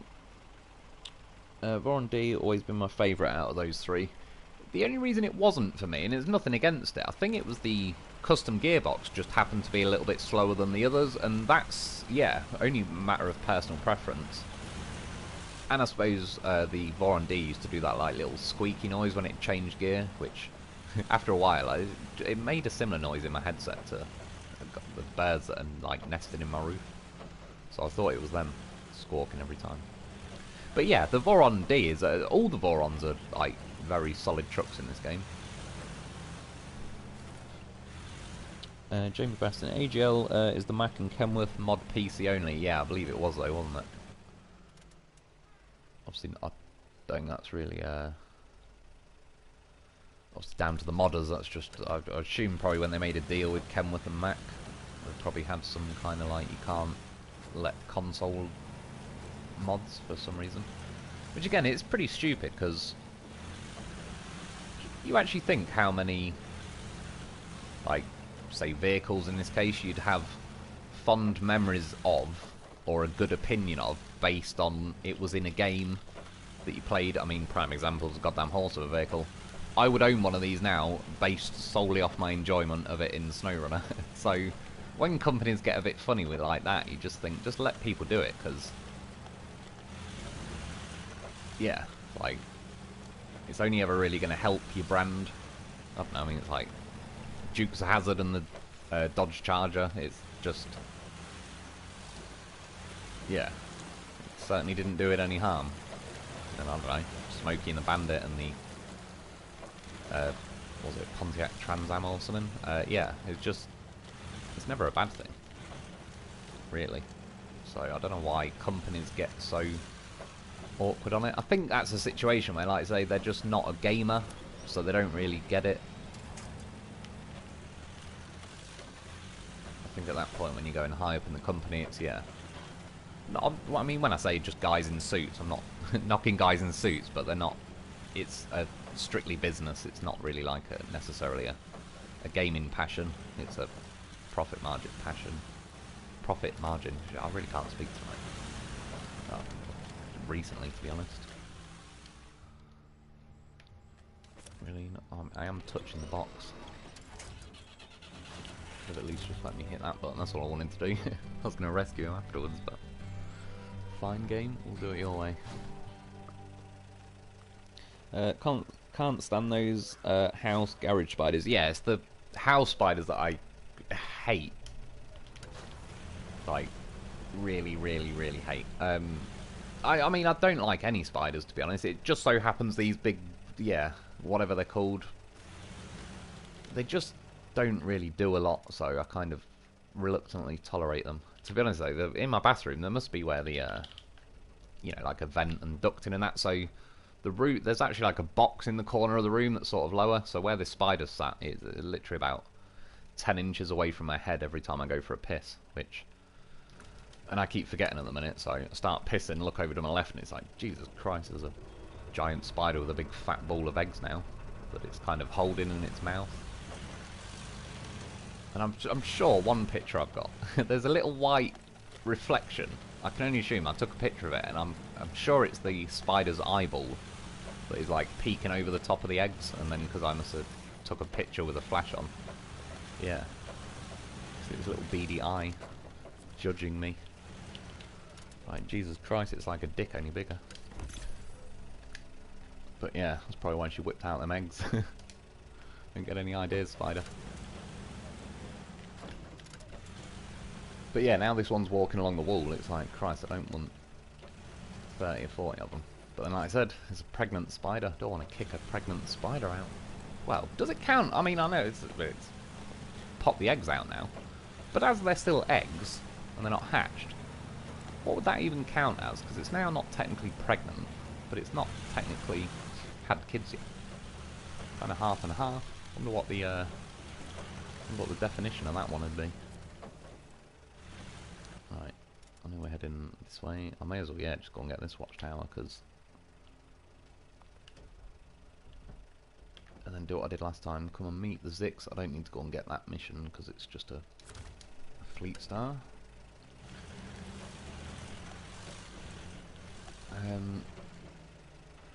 Time to get rid of that spider before those eggs hatch. I must admit, it's crossing my mind, because the more I think about it, it's like, yeah, it's a good point. The only end to that scenario is they all hatch and go everywhere.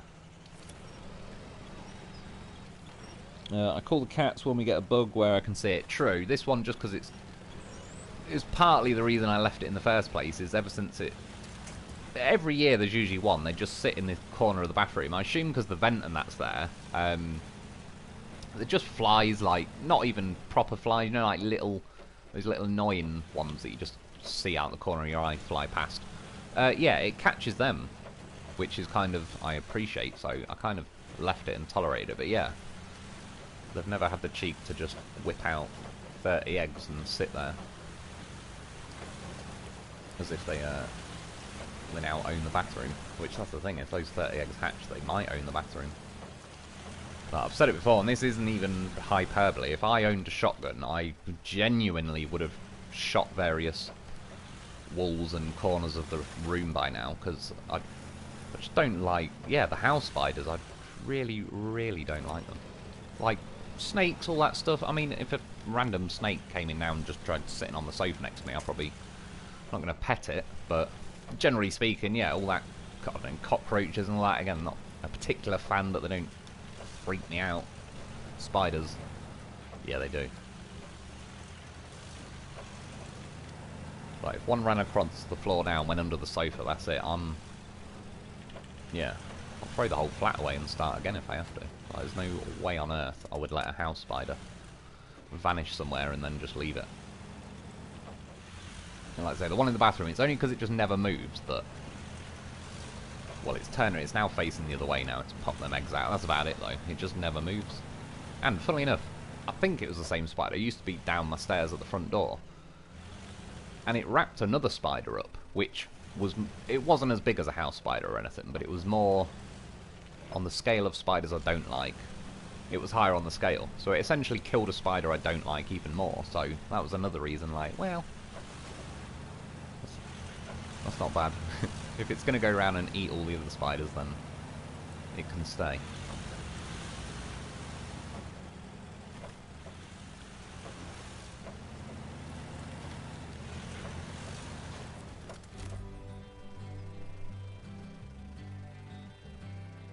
And yeah, I was going to say, so I'm a cat. In theory, just because it's living in like the top of the sort of ceiling, but it's a bit lower because of the vent thing and that. Yeah, the cat's kind of not seen it. If it was at floor level, he would. He's actually pretty handy. When he finds spiders, he doesn't like attack them, but I just, you know how you know your cat, and it's like, I know he's acting a little bit weird. It's just like the way he'll jump off a box or something is like he's seen something, and yeah, so he's pretty good at inadvertently kind of letting me know when there's a spider. But yeah, that one, he's not seen it.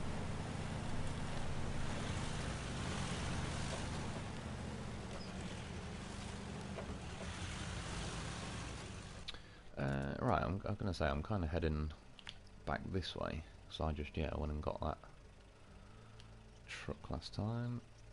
So we kind of want to pop through there. And then just wing it. Just drive at trees. See if we can call their bluff. Gently transfer Spider Mama and her babies to your least favourite neighbour's garden. That's true. She launched over the fence. It's not my problem anymore. But yeah, I don't... Well, it is quite warm outside at the minute. I was going to say, I just... As much as I do hate spiders, I didn't want to chuck it out and then it, like, freezes to death that night. still would feel pretty bad to see. I could never... You know, when you just read, like, people are an actual serial killer, it's like... I don't know how, because, yeah, I can't even kill a spider, really, if I can help it, and I have arachnophobia. I don't know how people can actually just, like, do shit like that. Or even not, like, yeah, just, like, harming animals and all that. It's fucking... I just...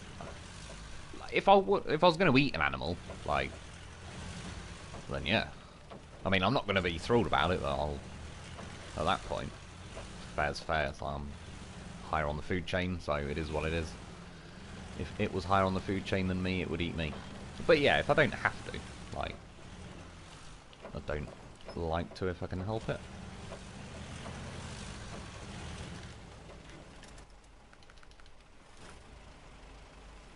Oh, there he is, yeah. Zix. Doubt it's gonna, yeah, there's no way change truck is gonna reach that far, but I had to know for science. I haven't played this game in about 6 months. I'm finally getting back into it. Scotty Chunnerworth. Yeah, it's one of them. It's a bit like I said with the like Grand Theft Auto and all that. It's the concept of this game I could keep coming back to even if I did stop playing. And yeah, you should have built up like a nice little stash now of missions and all the rest of it. And it's a pretty good phase to come back into it, to be fair. It's quite yeah, like a good looking phase and all the rest of it. Even phase 9 I got a bit of the blue screen and became a giant pain in the arse to me, but the actual phase itself was a very nice looking phase. Felt generous enough with the missions, the amount of, 2 maps, the amount of stuff you got. So, yeah, overall, I mean, that's the first now 2 seasons. Well, sorry, like 2 phases of Season 3. It's looking pretty good. It certainly wasn't just like an afterthought that palmed us off with. So yeah, it'll be interesting to see what like the next phases have in store. At least it kind of, I've got kind of an optimistic feeling about it, considering it's, yeah, it doesn't feel like they're just trying to knock it together in 2 minutes. And like I say, I hope at some point they're gonna, it'd be nice if, really, if they do SnowRunner 2, you know, just to get everybody back on the same page. It's like we're all starting the game again at the same time and all the rest of it. Obviously by now, it's over 3 years old. That's old for a game, really, these days, if you know what I mean. Back when I was a kid and that, it's funny, because, yeah, you get, like, GoldenEye on the Nintendo 64, and it's like, right, I'll play that for years. Super Mario and all that. Played it for years. Yeah, these days, though, like, if a game survives 6 months, really, it's doing well. So, to be 3 years old and still relevant and have a decent player base and all the rest of it, it's, yeah, it's done well to achieve that. It's just, obviously, yeah, between like PTS server sort of releases, you know, so for some people on PC, they've already basically played this phase in the test version. Yeah, if they did SnowRunner 2, it just kind of gets us all back on the same page a little bit. Jamie Bastian, spiders. My neighbour killed a 4-foot-long rattlesnake in his backyard today here in Florida. Yeah, that is a bit more serious. I mean, a rattlesnake I would, you know, I'm not exactly going to go over and pet it, but I won't have an irrational fear of it. I'll fear a rattlesnake as much as you should, which I'm not an expert. I assume rattlesnakes, yeah, they're poisonous, aren't they? Yeah, that is pretty extreme. I am, like, there's no two ways about it, I'm, like, scared of spiders. Like, irrationally so. I fucking can't stand them. Just stuff like, I remember when I was a kid, and yeah, I was in bed and I felt just, there's something tickling my leg a bit, and as I flicked the cover off me, this massive house spider was on, I don't know, just above my foot, and it ran up my leg and up my chest, got near to my face in just an amount of time that spiders shouldn't be able to run that fast. And yeah, like, obviously, fucking God knows, that did the worm and flew off the bed, and then yeah, it went under the cupboard, and then I sprayed like a whole can of deodorant under there. It's like, you ain't staying under there. And it came out looking a bit drunk, and then I killed it. But yeah, it was just stuff like that. I don't like how, yeah, how spiders would just walk all over you and all, like, but at least that spider I'm on about that was just walking around, it's now on my roof. It's such a gangly, fragile spider. Like, it's never going to be wandering around in my bed because the weight of the blanket would just kill it. Whereas house spiders, yeah, they don't give a shit. They're just pretty intrusive. I was thinking the other day too, well, I was just thinking, oh, spiders, I don't think I could dislike them anymore. If, like, I don't think it's possible. And then I thought, it would be possible, actually. This is bad, but imagine a big spider, but it had a proper cock and balls, just, you know, walking around rubbing its cock and balls on your curtain. That would piss me off even more. Obviously I had to go for a spider with a cock and balls for the example, because if it was dragging its pussy on my curtains, it'd turn into a curtain sniffing story pretty quick. But yeah, that's like, that could actually get worse. And then I probably would have to get a shotgun. I nearly got it. I was going to get it my sister for her birthday, actually. It's called a salt gun, but it shoots salt, and you can shoot spiders. I might get one of them as well.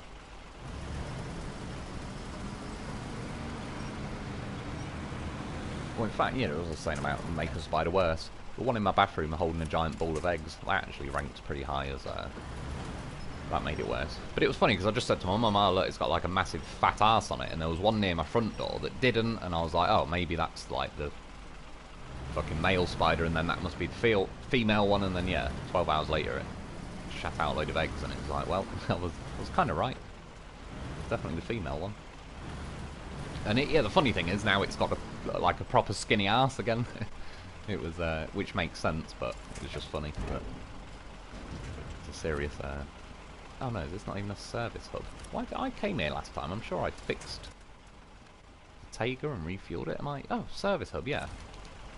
Oh, I'm losing my marbles. It obviously just fixed it automatically. Get a bit of fuel while we're here, even though it's. I don't know if it pokes the loaf or the zips at that point.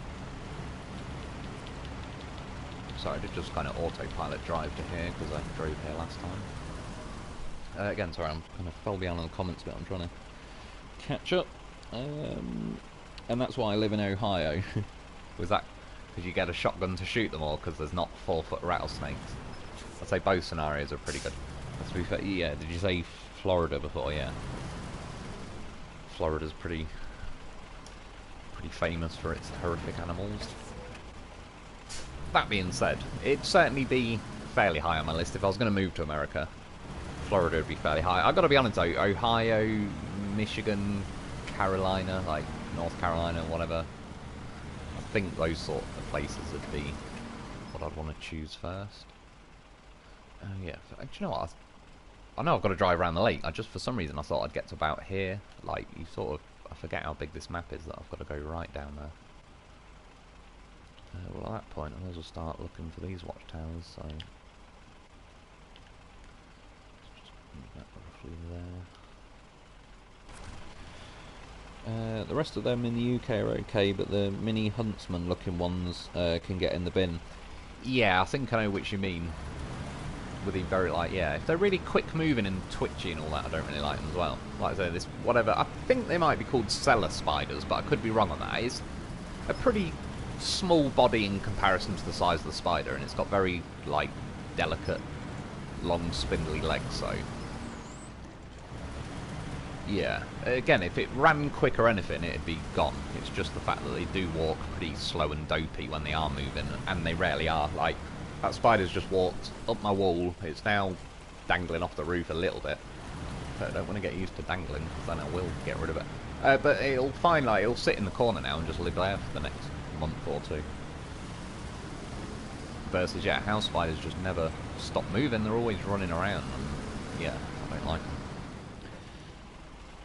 Jim Bastion, yes, unfortunately, licensing limitations. Yeah, it's a bit of a shame, that one. Brian Wolf, what's up? How's it going, dude? Good to have you join us. Sorry, I'm again falling behind a little bit in the comments. But I've got my phone out so I can sort of see it, although 15%, hang on. I'm just going to try and get the charger cable to actually fucking work. There, now it is. And if I so much as breathe on it, it'll stop working.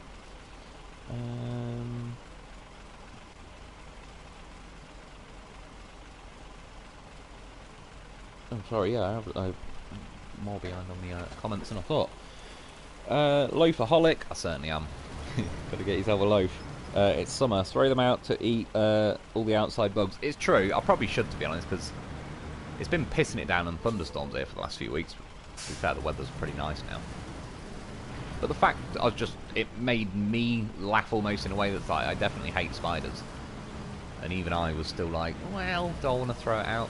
It's just like, Jesus Christ. It's the moral dilemma of a spider.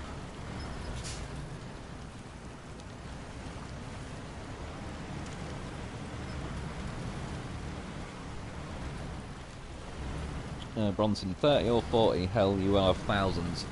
That is, to be fair, the eggs on it look bigger than most spiders I've seen that are like holding a little ball of spider eggs. They're like usually almost yellow looking and really tiny. These ones almost look like caviar. Well, not that I've ever seen caviar in real life, but probably smaller, but they're bigger than most other spider eggs I've seen. Like, if you imagine the ball of spider eggs it's holding is probably the size of like a garden pea. And yeah, as a rough guess, I'd say about 30 eggs. Whereas normally that size, like spider eggs, would be about, yeah, 1,000. Which doesn't really bode well, because that obviously means, yeah, the horrific thing that will climb out of each egg is probably pretty big if it's only 30 eggs for that. It might be more than 30, but yeah, it definitely isn't like 1,000 or anything, but normally I know exactly like that. I used to poke the spider nest in the garden with a stick, and yeah, there'd be like 1,000 of them. And if you got it at the right time and they've all just hatched, they'll still be in a ball, but if you poke it, they all like scatter. I used to love doing that as a kid, even though I wouldn't get near them, but yeah, get a long enough stick and I would. Jane Bastion Wolf, this is my favourite map from the dev so far. My only complaint is the huge lake. It's a waste of space. True, I sort of get what you mean with that. definitely could have, like, that boat that they've added in Duncan Bay, they could have put one here as well, at least. I know it wouldn't. It is a bit of a waste of space, like... Yeah, that's where they sort of... You know, like what I was saying with, like, they put, say, a swamp section in. What's a good example? On Phase 8, the farming one, was it the third map? There was, like, the bottom right-hand corner. There was swamp around there that was, like, so insane, even my Tatrin got stuck in there. And yeah, it's like, cool, you've made a swamp, so it looks like the game's now got a swamp or whatever, but it's like, really, all you've done is now just ruined that bottom corner of the map that I'll now never go near again, because it's just a ridiculous OP swamp that's boring to drive through, so I do get what you mean. Like, the view-wise, you know, looks, aesthetics, all that, the lake does look very nice, but yeah, strictly speaking, it has just... It's a lot of real estate they've just kind of sacrificed for that.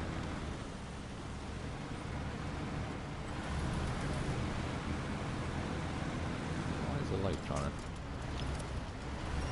get me pregnant? What's he up to? I feel like this map needs more missions.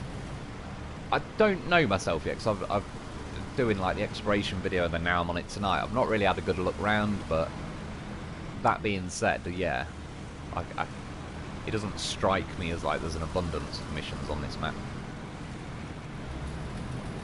But I've not driven around and like collected every mission as well, but yeah, it's... Phase 9 actually did have quite a few missions. What was... Was it Phase 8? There was one phase we had fairly recently. That was, oh yeah, it was, yeah, the farming one that had... I won't say too many missions, but it was actually getting close to where it's like... Yeah, just sort of been there, done that, driven up and down every road, kind of. It was actually getting close to where like, I don't really need any more missions. Which was a bit of a change from, say, Phase 7, Burning Mill, where that feel like it kind of flew by pretty quick. One spider is okay, but when it's plenty of them sitting on the walls, yeah, that's when you don't want it. So I am going the right way. Where there's one spider, there's 1,000 somewhere. Yeah, exactly. About to be nesting in my house. Brilliant. Yeah. Oh man, flying bugs turn the cats into circus performers, running, jumping to catch them, climbing the blinds. You know what? It's funny. My cat, he does. If a bug will come near him like that, or if he finds a spider because he can see it running along the floor, he'll go and check it out. But he's really not. Even like I have the kitchen window open and I kind of hook the net curtains around the latch just so he's like completely free view to look out the window. And when birds land in the garden, it almost bothers me how much he doesn't give a fuck. Like, he completely ghosts them, doesn't look at them, doesn't acknowledge them. The only time he'll really look, if a massive crow flies past the window, I think that shits him up, because, to be fair, when they're close up, they are pretty massive, them crows. But yeah, he really doesn't give a shit, and like, if a fly goes near him, yeah, he will eventually, like, well, not eventually, but he will start trying to claw it and jump around and that. Thankfully my my blinds or net curtains and all that have survived. My old cat Louis, bless him, yeah, he shredded my couple of my curtains to pieces in no time at all. For no reason, he just start climbing up them and then look at me like, yeah. And yeah, they got shredded.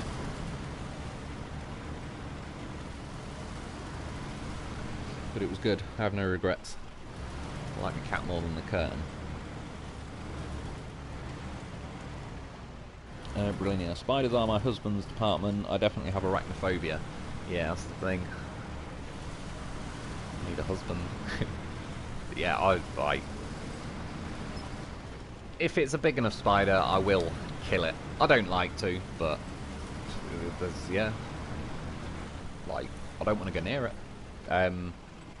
If it's medium size, I'll reluctantly try and put it in like a glass and chuck it out the window or something, but yeah, house spiders, hell no. Like a full grown house spider, not a chance. In fact, you know, I might just send the loaf again, because I'm probably going to end up coming, I So driving to that road and it probably lead me over there. Although, as I've said before, that watchtower, because there is one there as well, yeah, ends up being pretty useless, to be honest. It's funny as well, actually, because I mentioned this last time, this map seems more designed for searching the watchtowers in a clockwise direction. And I've gone and done it again, where I've gone around in anti-clockwise direction. It's 10 PM and it's still 90 degrees outside. Oh yeah, it's pretty toasty. It has been quite warm here for sort of UK standards. Sorry, that bloody thing come off my remote again. Yeah, and we're supposed to be getting a heat wave on the way soon, although they keep milking that. They keep saying it's like, oh, well, now we're in, what, global boiling and all this bollocks. It's been warm over here. In Europe, it's not even as hot as it has been. They're just, yeah. It's almost as if they're trying to cause unnecessary panic to increase taxes. But that would be crazy. Couldn't possibly be that. The Dom region was a low point in the game's development. Yeah, that was like the factory grounds and that, wasn't it? Yeah, I agree. And I don't, strictly speaking, I wouldn't say it's like a terrible map or anything, but yeah, it's... If someone was to, you know, if I was to rank the seasons, that one would be pretty low. Probably either that or Burning Mill would probably be on the bottom. And again, in and of itself, I didn't hate Burning Mill. I just...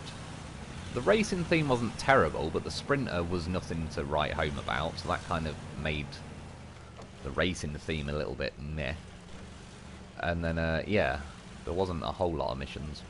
And it was a bit restrictive, like the routes you could go. There was basically go up the right-hand side of the map or the left, but after doing 5 or 10 missions, it's literally just like I'm doing the same video basically again and again. I'm driving the same way,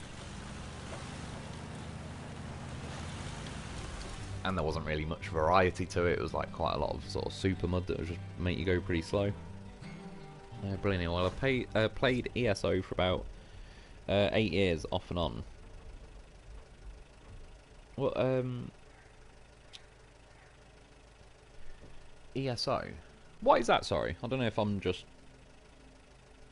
Yeah, I don't know if it's something I've heard of or what. Bishop Hudson, top of the list for SnowRunner 2 features should be a proper manual gearbox.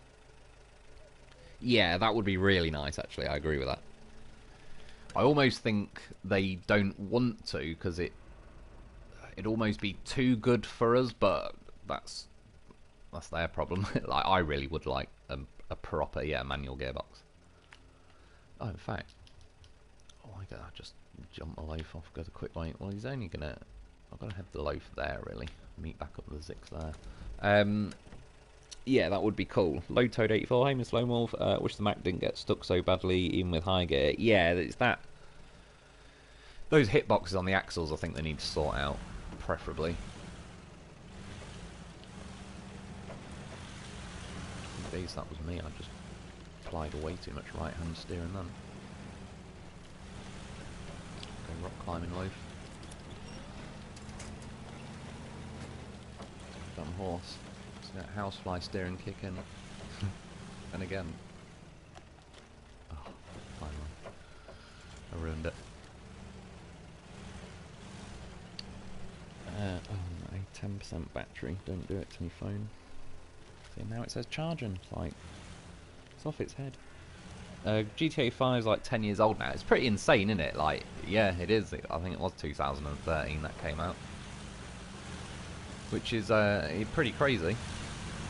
To think I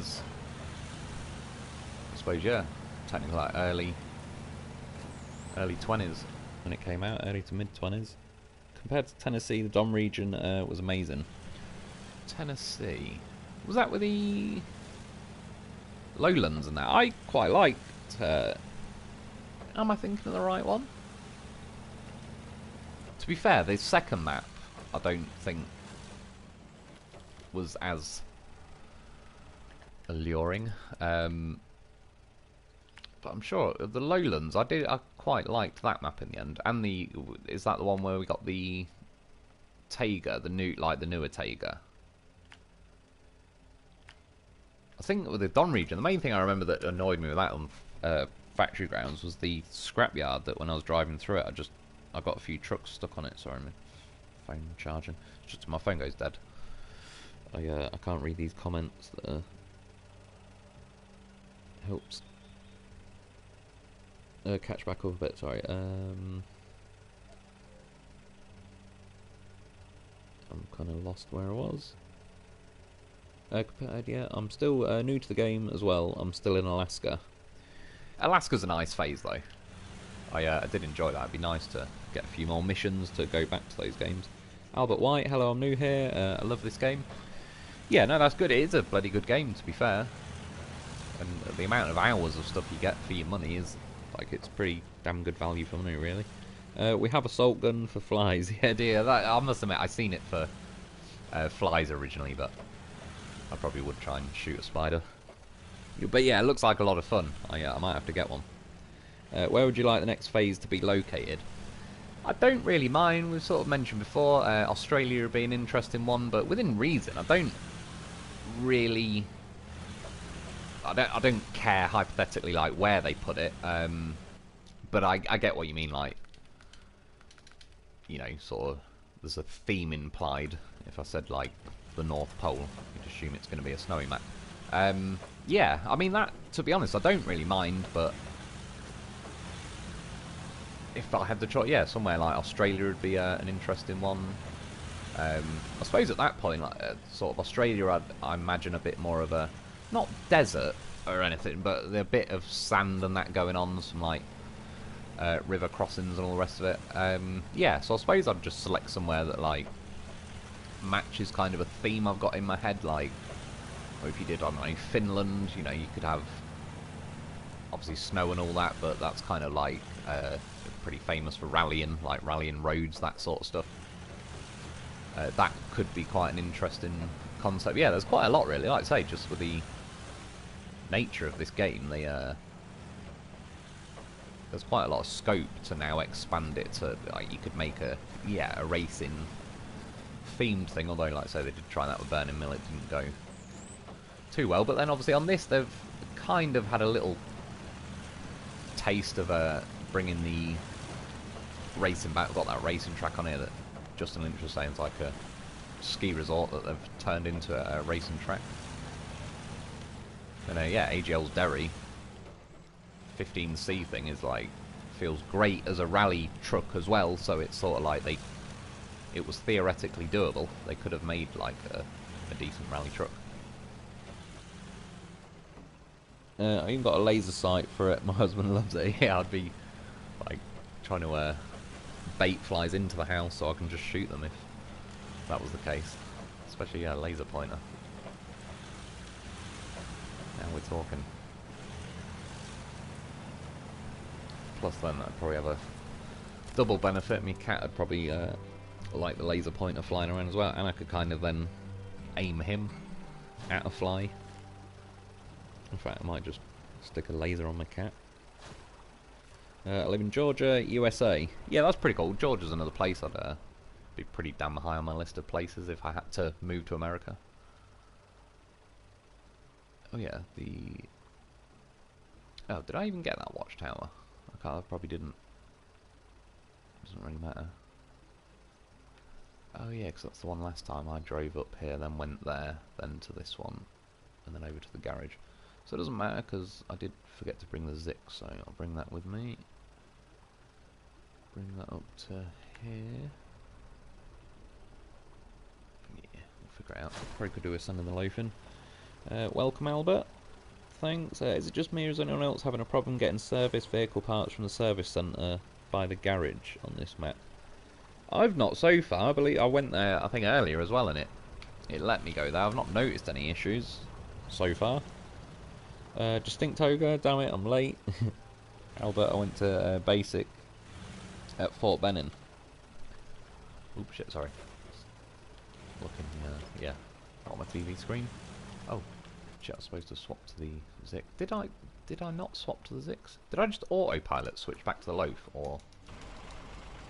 I don't know. It's possible. He does that distinct over like the buffering circle again. I still don't know how that works, but it does. It shows up as a thing.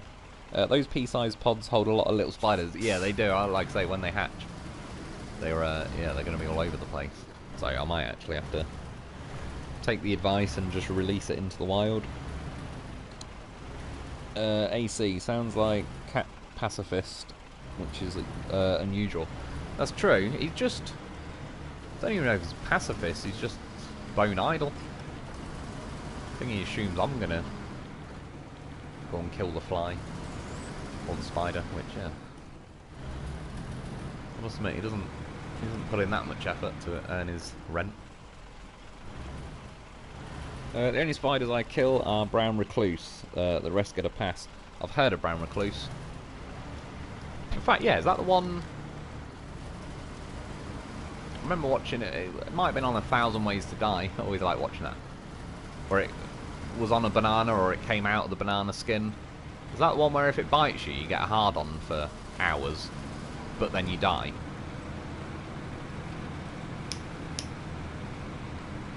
Which, you know, still. It gives you a gift before it kills you. Steve Neely, thank you for your service. Brilliant. Yeah, Elder Scrolls Online. Ah. I've not played Elder Scrolls Online, but Elder Scrolls, yeah, definitely. Are you, which one would that be then, like, Skyrim, really? Which, yeah, at some point, I may well get, because I just, yeah, I used to play Oblivion, like, for bloody ages. I love that game. You were saying how fast games pass. They do an expansion every year now. Oh, yeah, that's true. Sorry, because I've been falling down in the comments a bit. Yeah, that's another example, though. Oblivion. I played that for years, and then I suppose Skyrim came out. But then since Skyrim came out, yeah, that's still got a pretty big player base. I remember looking at it at some point on the PlayStation Store. Dustin D, hi Mr. Lone Wolf, what is new? Not a whole lot, dude, but yeah, how are you doing? Could I? Oh yeah, I want you to go around. It's that mission where it's literally spells it out as the mission. You have to take a detour around the marshes. Just out of curiosity, can we just rally over this? Oh, is that even a roadblock? Pretty sure that's something that the loaf would drive over for fun. Speaking of which, I know I'm supposed to get a watchtower at some point. So, let's get a loaf. He's nimble. I don't know if I'm just losing my marbles. I'm sure I did just click on the loaf, but I don't know. I feel like I did.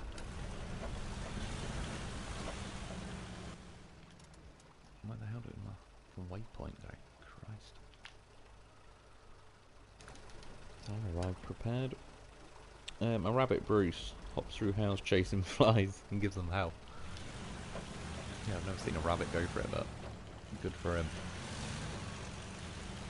Funnily enough, I was talking to my sister earlier, and she had an old picture of us when we were kids, but yeah, I had my little rabbit called Sweetheart, and he got, I don't know, he got like cancer behind the eye. That's put him down. It was a tough day, that one. It was a pretty damn cool rabbit.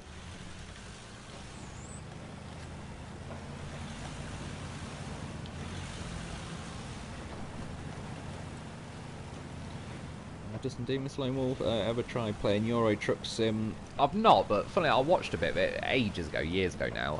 There's a guy called Squirrel, is it on YouTube?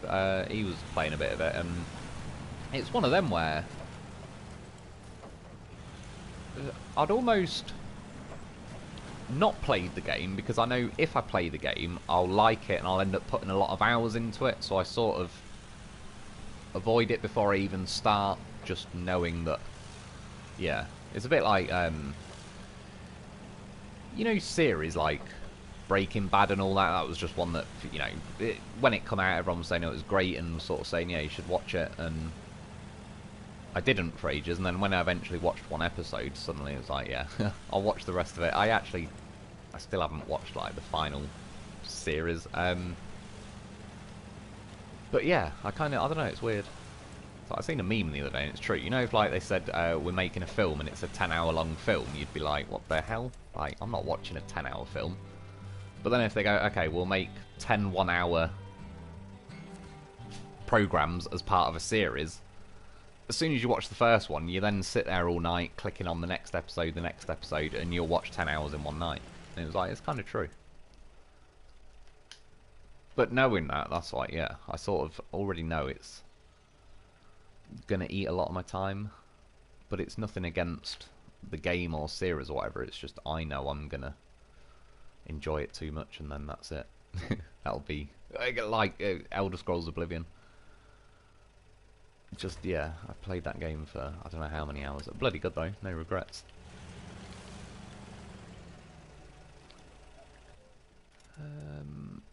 Well, yeah, mate, well, fuck it at this point. Oh no, I've got to go and discover the garage, I suppose, to unlock it. I was going to say I could just recover to the garage at this point, which I'm pretty much... I might do, but obviously, yeah, I'll go and drive over this. But why? I watch a lot of your videos, Mr. Lone Wolf. Yeah, I appreciate it, dude. Tennessee was the race. Oh, yeah, sorry. Yeah, that's true, actually. That was pretty terrible. What was, like, oh, Maine. Yeah. I think it was, anyway. Yeah, no, I do agree. Burning Mill, yeah. Burning Mill is connected to Albany River. What do you mean, sorry, like, connected to it? AC, as much as I enjoy stream, need to go practice my scramjet free aim skills in GTA Online. It's got to be done. That's a pretty useful skill to acquire.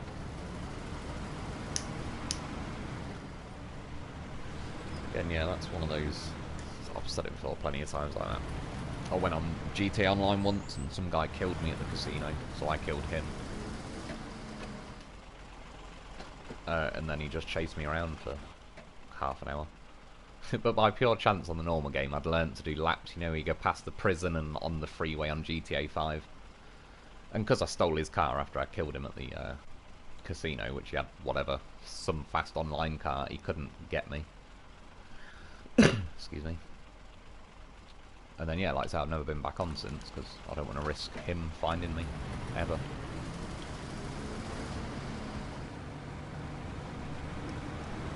Like, that whole game has to be dead to me now because of him. All I wanted to do was... There was some free car you could spin and try and win at the casino, so I literally just went to go and do that. And then, yeah, he shot me outside the casino for no reason. He just didn't realise I was an awkward bastard. I was like, right, I'll sit here for 45 minutes. You will come back out of that casino eventually, and I will shoot you. And the best part was how... casually and relaxed he just walked out the casino as if he wasn't about to get shot in the face.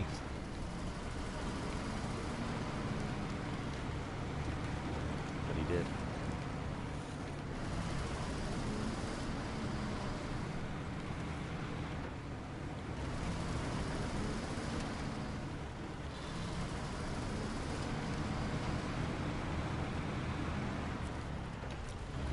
I don't even know why. Just autopilot did a drive-by refueling them, but even as I was doing it, I was like, what's the point?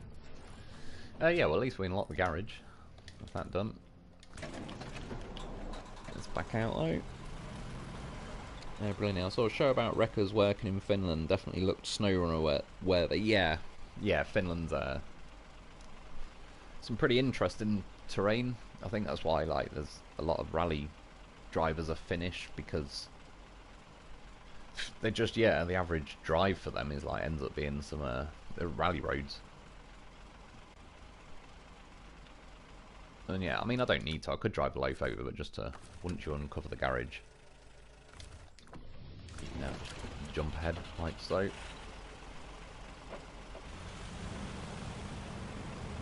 Seatbelt on, I've seen it. I guess we have to change the time of day. I'd like to see a South American map or a Dangerous Roads map. Yeah, I definitely agree with that. A Dangerous Roads map would be a very interesting one. If it was done right, anyway. There's a few hints of where... I'm trying to think, like Lake Coved, near where you get the TUZ Action, or whatever the hell it's called. There's cliff edges along there. On Imandra there was quite a good cliff edge, kind of. I suppose it was the way I went, it's not necessarily the way, to that Star in the Sky mission at the lake on Imandra, so there's been some examples of, like, Well, I'm just off the top of my head thinking like dangerous roads. I imagine, yeah, a bit like you're driving along sort of a bit of a cliff edge.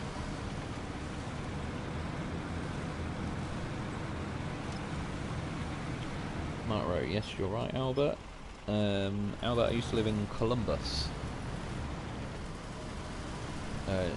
GA, is that not 100% what GA, unless it's like still Georgia? Well, yeah, I don't know.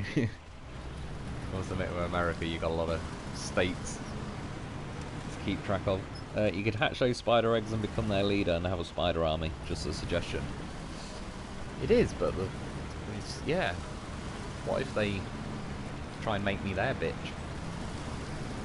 I don't know if I'll have the emotional capacity to refuse. That's the problem.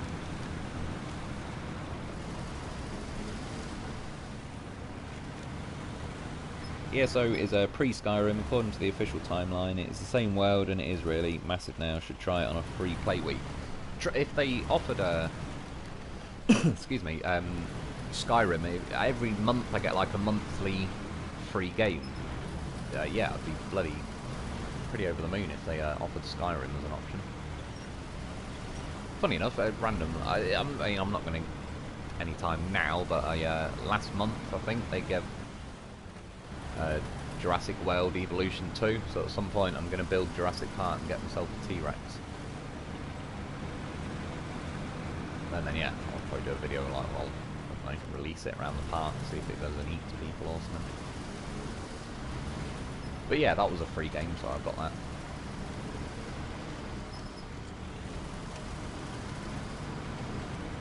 Which years and years ago, if anyone remembers, like the original Jurassic Park Evolution game, I had that on like PS2 maybe that was. And yeah, that's this map done. Obviously could do with sending.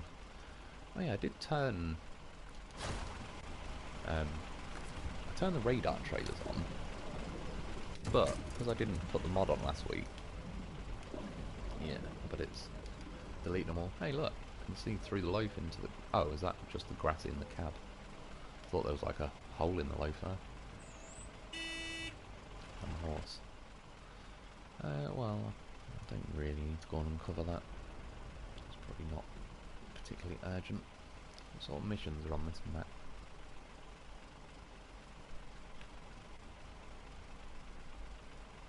Yeah. Workhorse.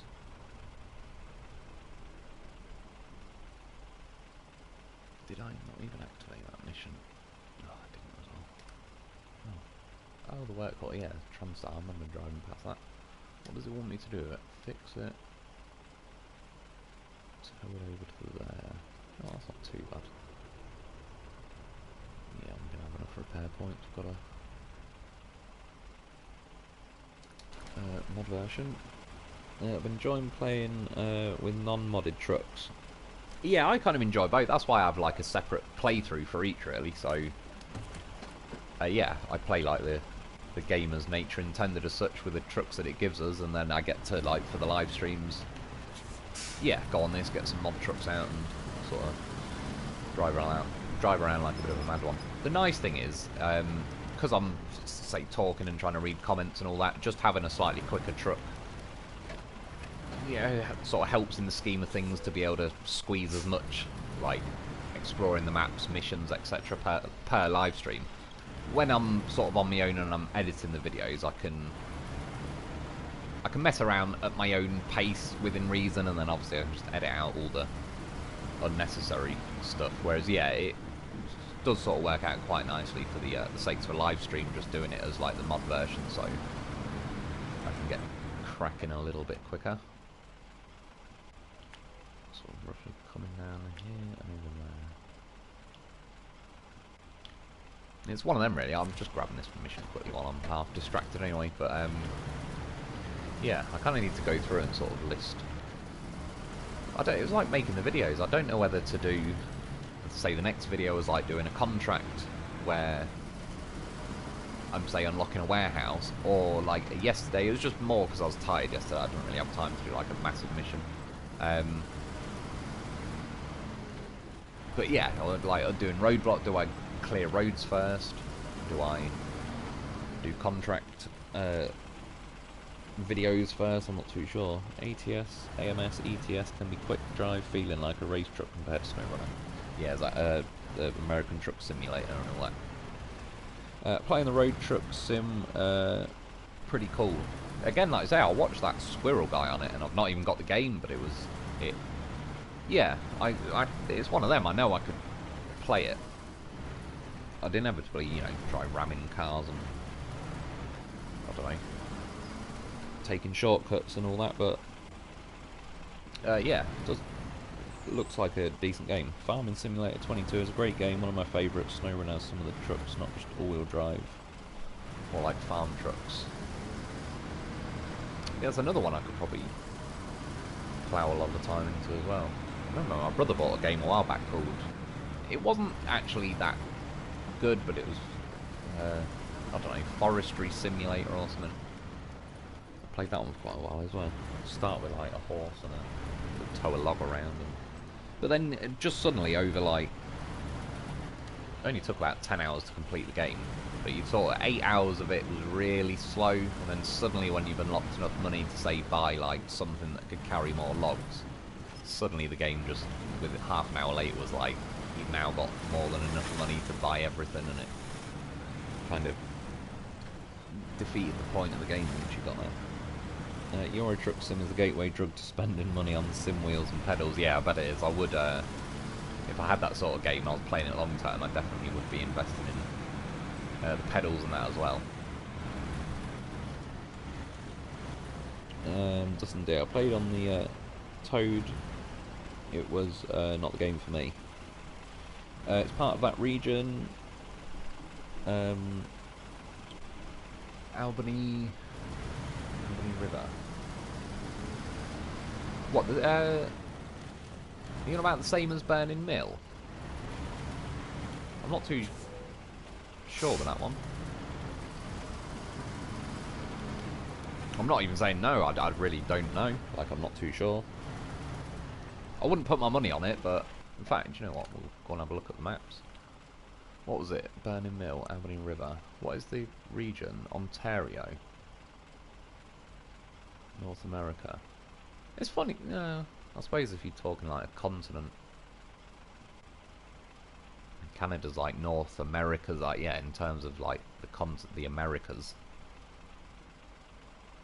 But I wouldn't really class it as like North America, Ontario. And then yeah, what was the other one? Tennessee. I don't even know. How far is Tennessee from Ontario? Oh yeah, that bloody Transtar. That's not actually pop the loaf in the sideboard. Scotty Chenoweth, you can play GTA in private friends only lobby now, so you don't have to worry about others. Oh, can ya? It's funny because for years when Grand Theft Auto was out, we were all kind of like, well, imagine one day when the internet and everything, well, obviously it already existed, but you know, run into where we can actually connect to it. It's like you'll be able to play against other people, and then when GTA Online come out, there was elements of like everybody was just killing each other to the point where it was like you can't play the game without someone trying to kill you. And I remember a few people sort of saying, yeah, it's almost like careful what you wish for. Now they've actually got the option. Well, didn't they add that like jet bike thing to GTA Online? I think that caused a lot of craziness when that came out, because I think once the people who paid the money and got that were like, they could just fly around and sort of shoot you anywhere.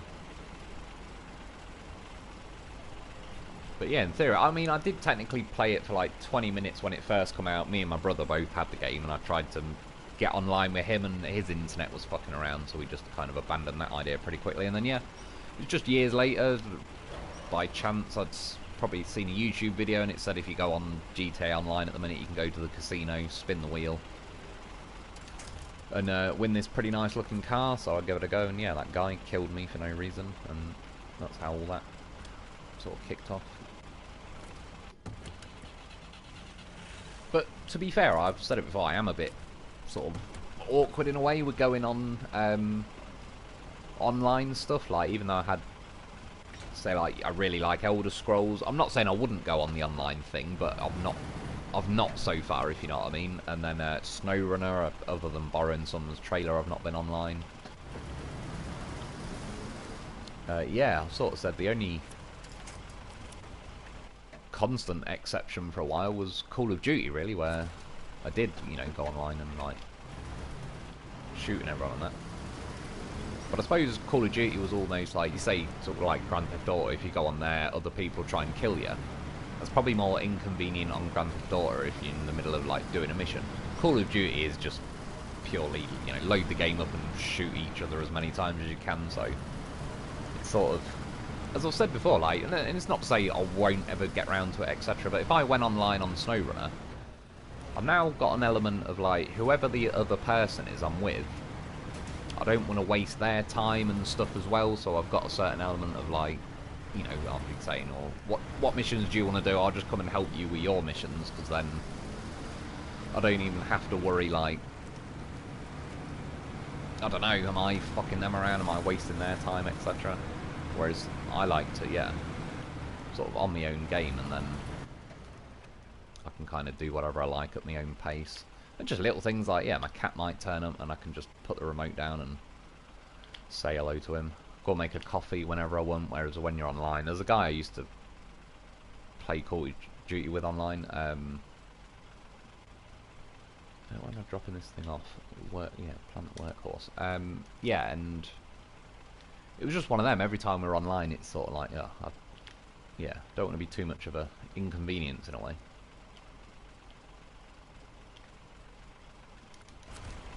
But I mean, I'm not really on it with myself as in like, well, as soon as I'm playing online, I think I'm an inconvenience. I know I dick around, like, so yeah. If I was playing the SnowRunner, there's like, we could be doing a mission, and then I'll suddenly see like, oh, I can jump off that cliff, and then I'll get my loaf out and jump off the cliff.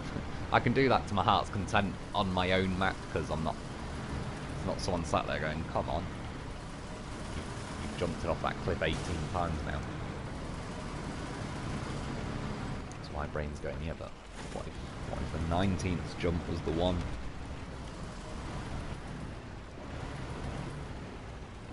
Albert White, yeah, it's Georgia. Have you tried Asphalt 9? I've not, but I've heard of the series, like a racing game, isn't it?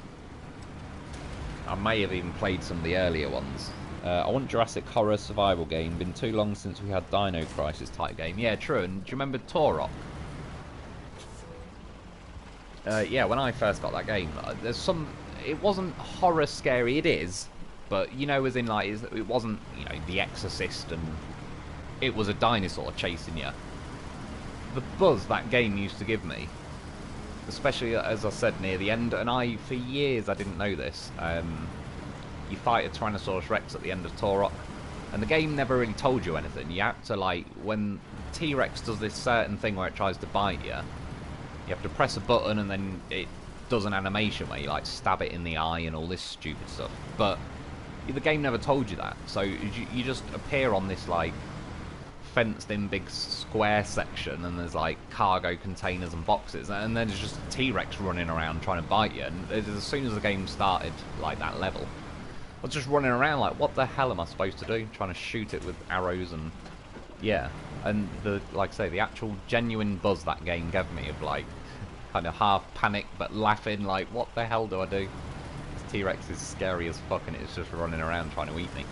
And yeah, I didn't know for years, because this was back before YouTube and all that. I couldn't just go on YouTube and say, how do I kill this T-Rex? So yeah, for, I don't know, 6 or 9 months I think I was like playing it and failing, and then I think, yeah, it was like near the start of YouTube and that, really.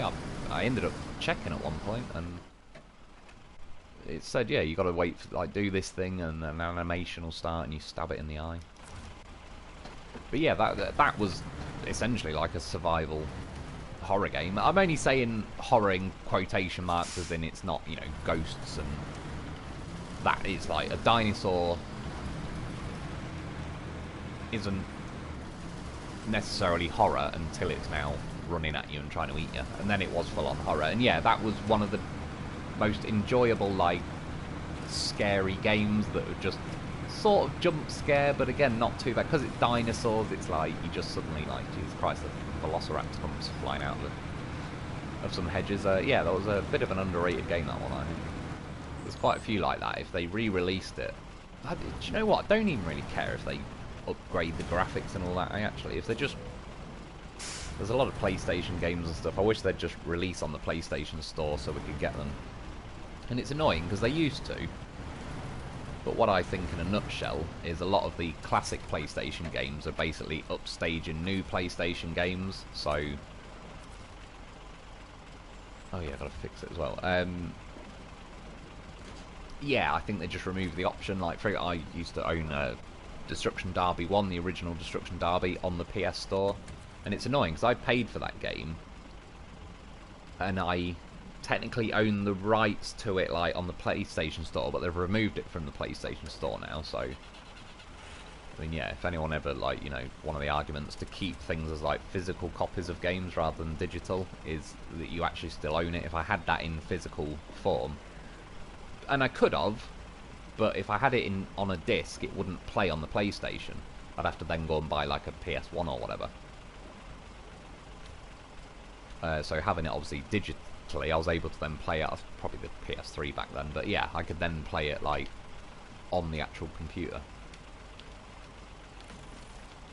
Fix everything.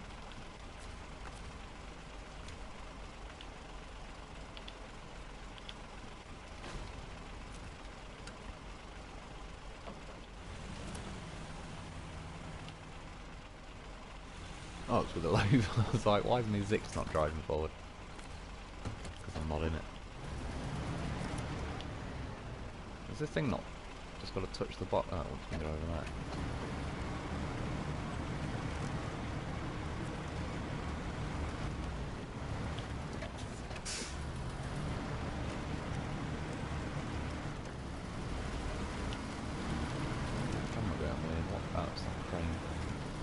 Always know there's something hovering above me in the sky when the camera does that.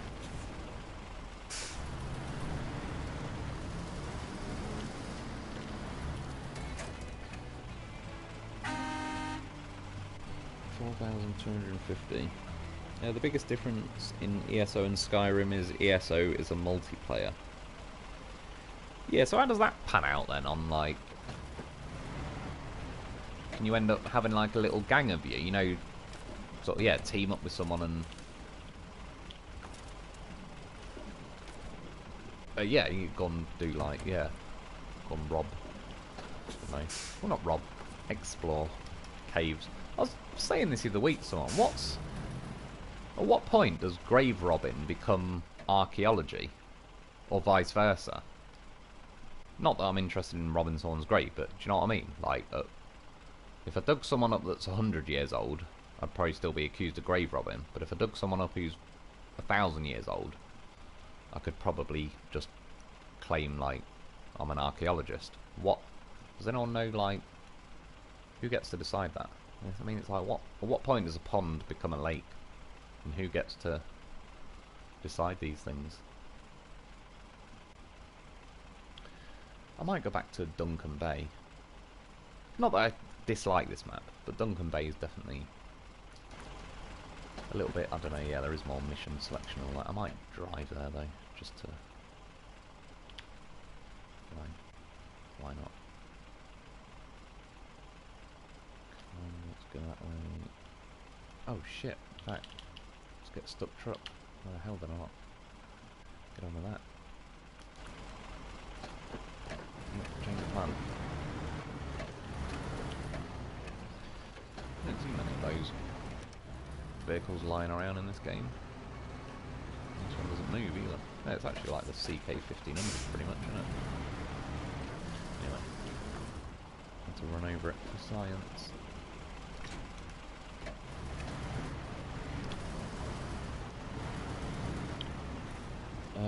Justin Lynch, headed to bed. See you guys. I appreciate it, dude. Cheers for popping in, and yeah, enjoy your sleep.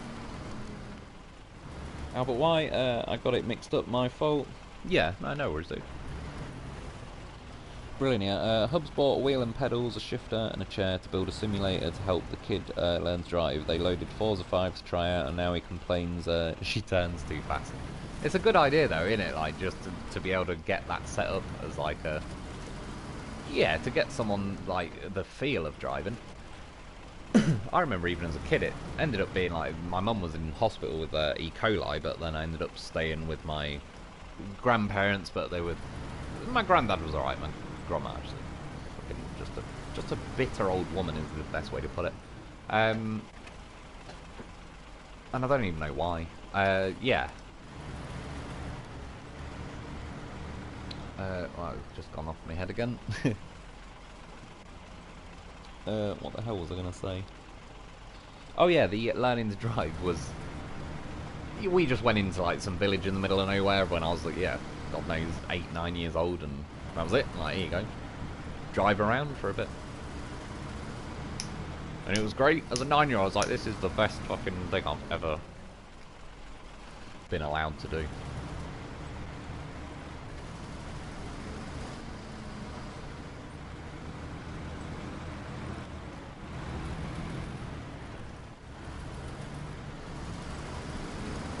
Back then, you probably even, if the cops found me driving, you could just be like, yeah, go on, I'm just letting them have a go. Back then, they're probably like, yeah. I understand.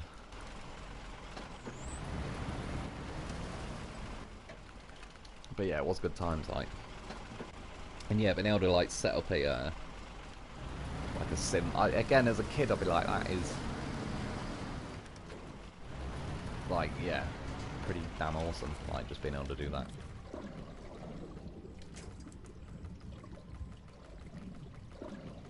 Well, didn't go too well driving over these rocks. Is that a tree that won't pop out?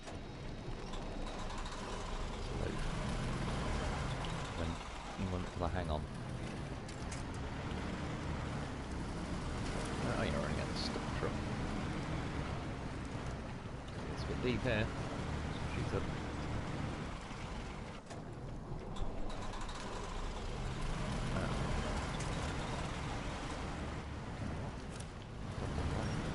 Moving him out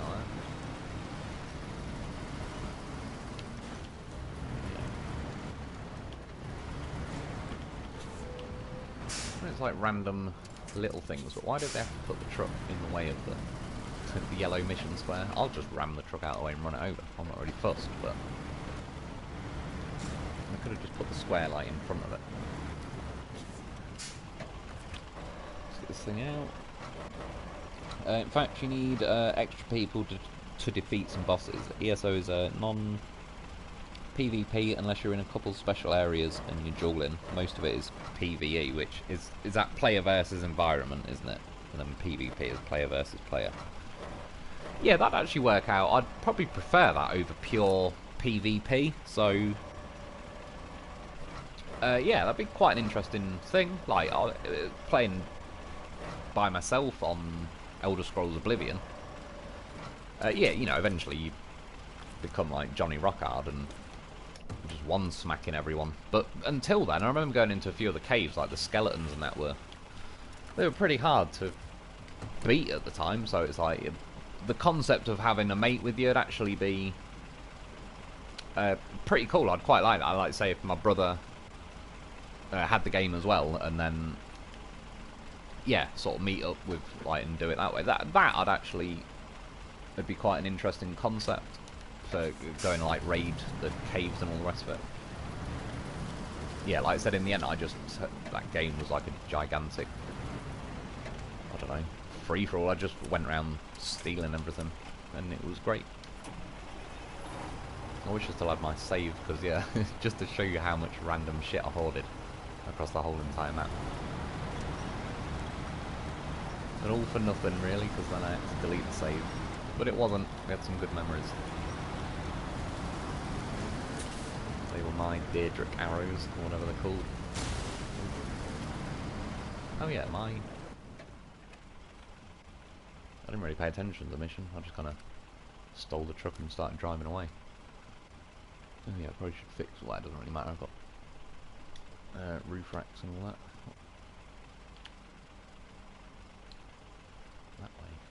Oh yeah, I went around the bottom last time.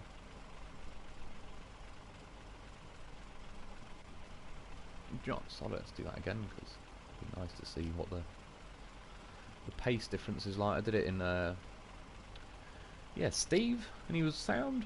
I don't know why I was driving earlier. I don't know if it was that 3-slot sideboard, if that made the weight a bit funny or what. I don't know, but I felt a little bit slight. Oh yeah, I won't do every winch point. Waypoint even. I mainly do all the waypoints on the videos, just so if anyone's newer to the maps, they can still kind of see where I've drawn the line and all the rest of it.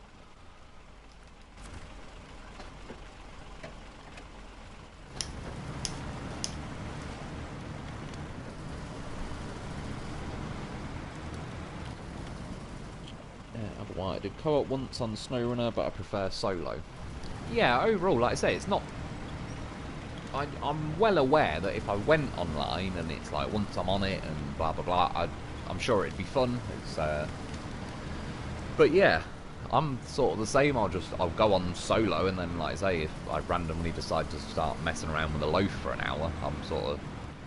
there's not someone else sitting there thinking like, when's he gonna stop messing around and coming out with a mission, which is anyone's guess. Even I don't know the answer to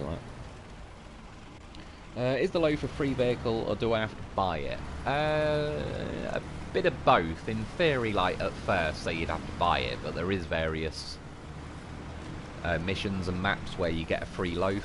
I'm trying to think. I know there was that a loaf of bread mission on Drowned Lands. I can't remember if it lets you keep the loaf, but I think it might. Or sorry, Saving Country Bread or something like that, the mission was called. So yeah, I mean, for the van it's like 11 grand, so it's not that bad anyway. Well, 40 odd grand if you've fully done it up. An absolute bargain, I must say.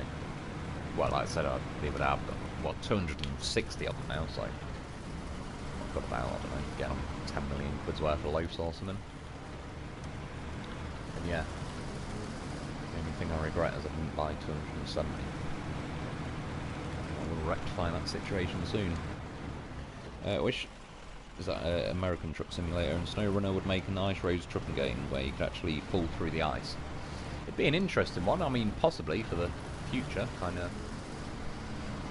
Whether they team up together or, I suppose, like, yeah, no one's really going to have a monopoly on ice. So SnowRunner 2, if they made that, it'd be cool. Like, I know we've sort of got ice you can fall through here, but I know what you mean. It's partially like superficial, really. If you've got a big enough truck, you'll drive back out of it anyway.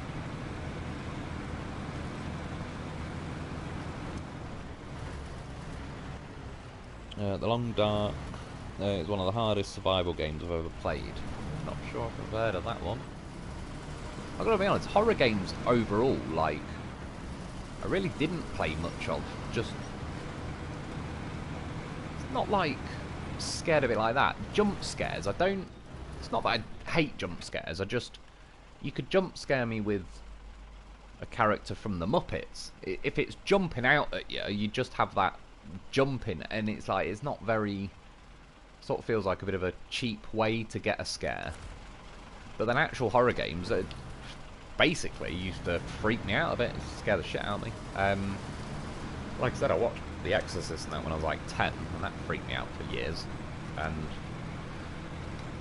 yeah, it was only like 3 years, or probably not even. I bought the director's cut of Exorcist and watched it like 3 times throughout the night on Halloween on my own in a pitch black flat, and that kind of cured me and desensitized me to it. Now I'm almost the other end of the spectrum, where I've watched horrors since that and they don't really do a lot, because for me The Exorcist was pretty high on the scale of shit your pants. Not necessarily just the film itself, it's like the notion that you could it could get you, couldn't it?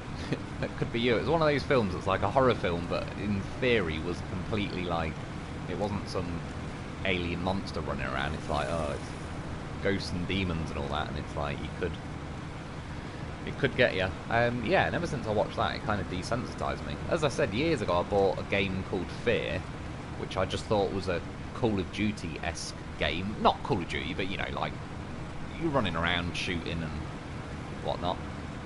Yeah, and then little things were happening, like the screen would flicker, a tile would fall off the wall, and then this little girl in a red dress appeared, and it was like, oh shit, like 2, 3 in the morning. Yeah, playing it in my room, and it was like, that freaked me out a little bit, because I had no idea I was even playing a horror game. So it almost freaked me out more, because it's like, what the hell was that I've just seen out of the corner of my eye? Like, I was almost preemptively scaring myself, sort of saying, oh, God, imagine if I bought a horror game, not a Call of Duty type game. And then, yeah, this little girl in a red dress died. Fucking haunting me. And yeah, in theory, like, these days I'd be more open to a horror game just because, yeah, I don't nowadays, like I say, I'm like alone in a flat in the middle of the night, pitch black, watching. It doesn't really bother me like that anymore. And for what it's worth, The Exorcist, I could have watched it in the middle of a bright summer's day, it still freaked me out.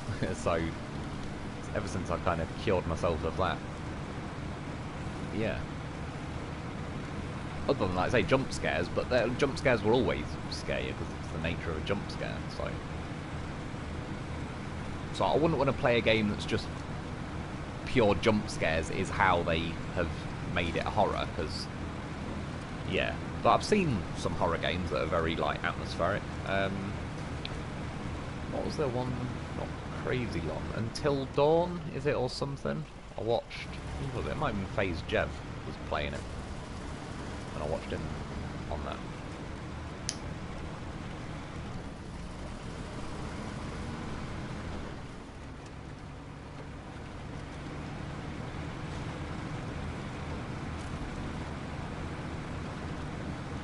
I don't know why a game that just randomly popped into my head. Then I remember Theme Hospital. It's a great game. Oh yeah, I'll fix it. If you insist.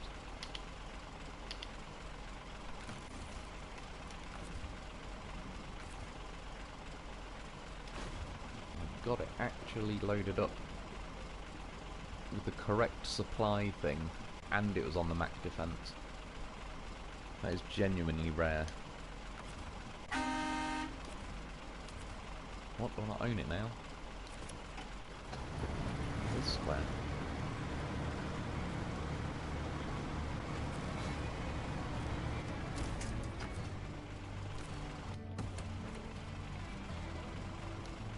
Christ, buy me flowers first. The cover. I might just. Do I drive the Zix and that back to the other map?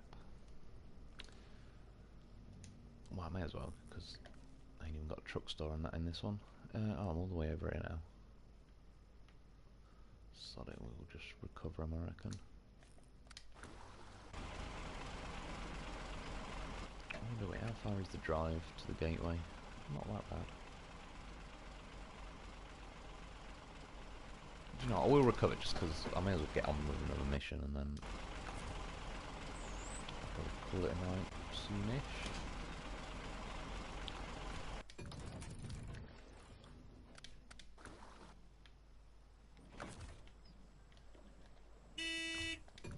This is Victory Horn.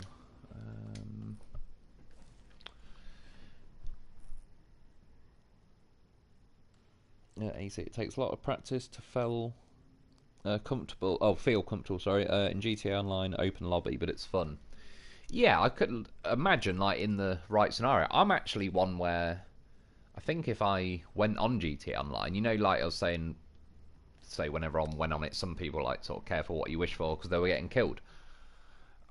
That part it was only that guy just randomly killed me, it's like just because I existed, that I took it personally. So we had that thing. But generally speaking, yeah, if the general idea was like, I'm going to go on GTA Online and then try and kill other people and I'm aware they're going to try and kill me, then I wouldn't really take it like... It was the principle of it when that guy killed me. It was the way he just killed me and then went in the casino as if like, oh, I'll be fine now. And it's like, you won't. Because I will sit here. I would have sat there for 10 hours, whatever. The only way he would have escaped is if he just turned his game off when he was still in the casino. It's only because I couldn't go in the casino and shoot him. Otherwise I would have. But it did work out nice. Let's say when he came out the casino, it sort of auto was delivering his car to him like a valet. And then, yeah, I shot him and nicked his car. So what did you learn? Don't shoot random strangers outside the cinema. Or casino, even. I haven't brought a physical disc in 10 years. Digital for a decade here. It's certainly got its benefits. Like, for example, if I've got my SnowRunner disc in my PlayStation now, but if I went on, I don't know, that Jurassic World Evolution I said I downloaded, I could just click on it now. Yeah, but I'd have to get a disc, like, you know, if I had the physical copy. So it has its advantages in that way. It's just, that's already just an example for me personally, was that Destruction Derby was like, they've already now removed the option to get that anymore, which now means even though I've paid for it, they've basically just decided I can't have it, whereas if I did have the physical copy. But then, like I say, I wouldn't be able to play it in the PS4 anyway, because it'd just say can't read it or whatever. That's another thing, really. They obviously back on the PS3, the 60 gig one, it had read PS1 and PS2 games. They almost should be. I'm really not one for government legislation and all that shit, but they should almost force companies like that to make them backwards compatible, because really it's like the only reason you're not making them backwards compatible is the money. Like, so we all have to buy like the latest version of the games. We can't just crack out the old PS1 and PS2 and PS3 games. But again, that shouldn't really be our problem. It's kind of like, I don't know, I can go and buy a brand new BMW, or I could go and get one from the 80s, and BMW aren't trying to like stop the sale of old cars just so you're forced to buy a new one. It's sort of, they just accept it's part of the nature of it. Yeah, so like I said, there's loads of games really. If they actually released everything like a full catalogue,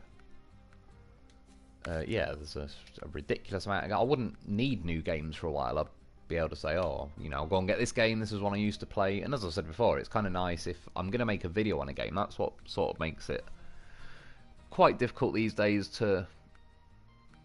I've not really been able to settle on a game that I want to play and feel justified in making a video on. Like, at least SnowRunner, I'd played MudRunner, I knew the concept of the game and all the rest of it. So I kind of was at least not a complete amateur, and I could sort of say, yeah, you know, this is the concept of the game, blah, blah, blah. But if I, say, played, I don't know, Elder Scrolls like Skyrim now, to be fair, I do know how Elder Scrolls in general works, but I've never played Skyrim, and I'd end up being like an amateur, and it's sort of... And then to make a video, it's like, what information am I gonna bring to someone, because I'm the one who doesn't have a clue what I'm doing. Yeah, well, I suppose I'm going to pick a mission, but to be honest, I'm just building this up so I can have a little blast in it. You know what? I like the chained, but I'll go and put the normal tyres on just so they actually get a little. No, it's not them. It's them. And they look quite nice. They do suit it quite a bit. Yeah, go and find some kind of mission. Oh, you can tell it's. You can tell I'm back in the vanilla truck though, not on mod one.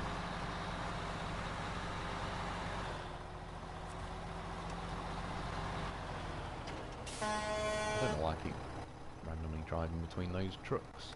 It's probably where I start the videos actually, when I make videos. Right, let's go and find some kind of mission to do. Let's go and give this test Short Circuit. Bloody good film. Well, I like Short Circuit 2 is better, but Short Circuit is pretty good. Oh well, I could, yeah, sod it, I'll do this one, just... You really need an excuse to... yeah, I was going to go and grab the service spare parts from there, but I don't really need to do that. I can just go there. Oh yeah, let's get it done, because it gets those stupid posts out of the way. Which, to be fair, I need to do this really on my normal playthrough. Goddamn horse, like. I'm in for the ride.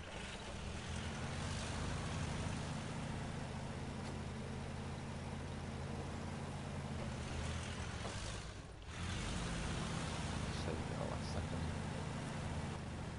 That frame rate really fucked me up though, because it didn't listen to my first steering input.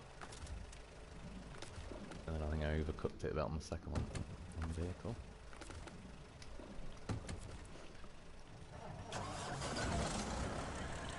Bishop Hudson just wears shorts and a pith helmet.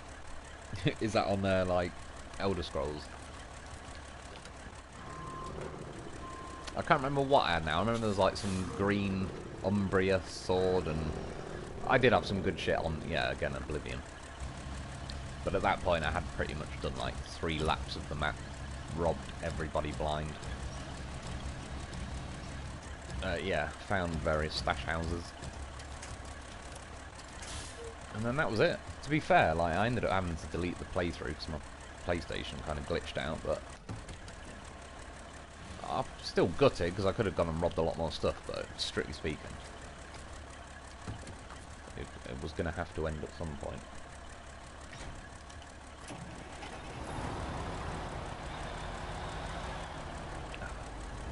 Concrete barriers, of course they do.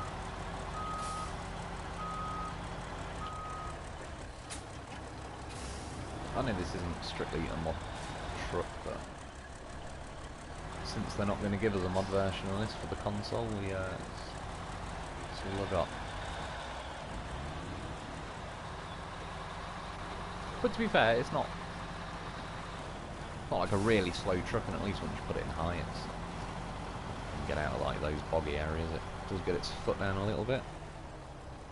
ESO, you can party up, and you need for the trials, but otherwise you can just jump into an ongoing fight, and the game will give you both if you loot individually, so no squabbles. Yeah, that sounds like they've actually...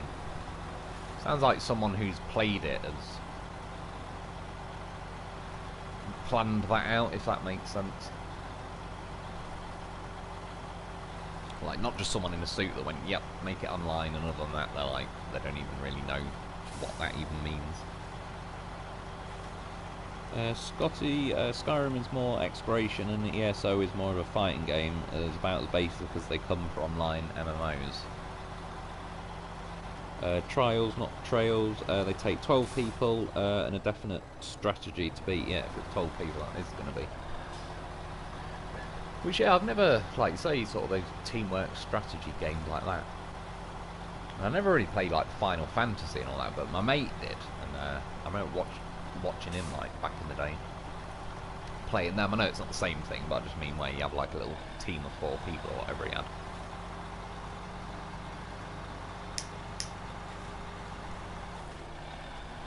But yeah, funnily enough, it was my mate, it was him who played Elder Scrolls Morrowind, I believe it's called, and that was what that was that one.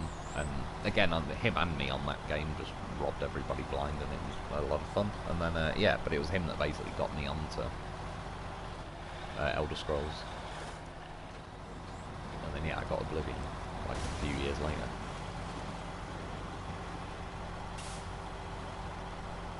It was a good time, so I think that's when I got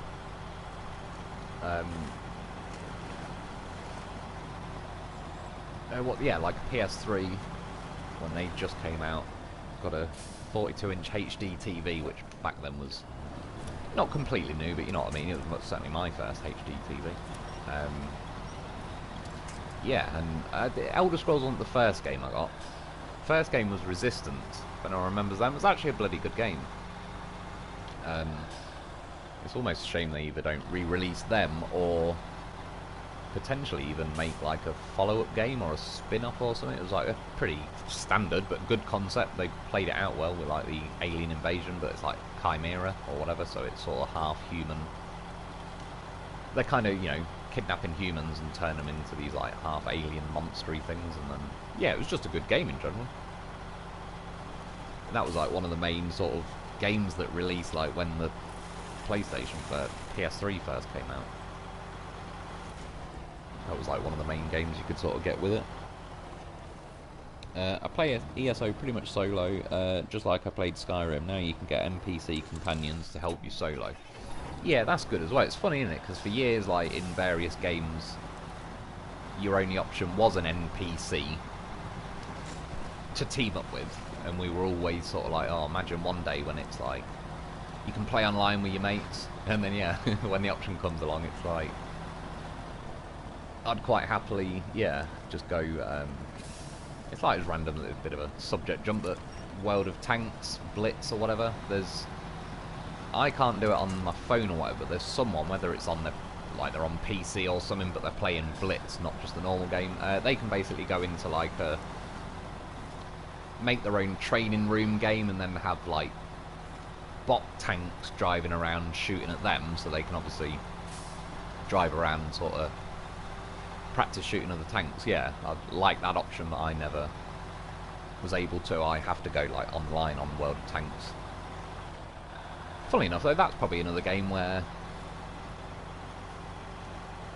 you're in a team, so it's like if you don't do your bit, especially World of Tanks, people get pretty salty. People get pretty emotional when you don't put in a good one on World of Tanks Blitz.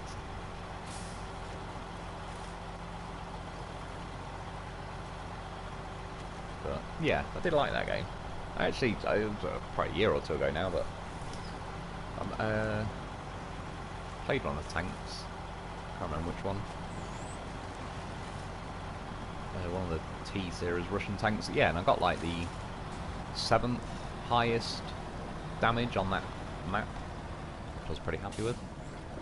Probably I won't say which map or which tank because it's my real name it's under, but it does exist out there.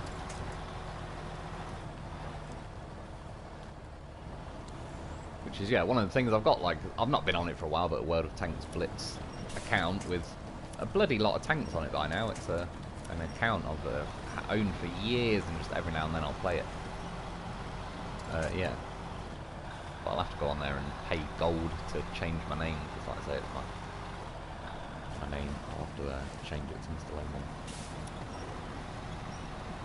That was what we were saying earlier, that is. That is my real name. It's Mr. is my first name.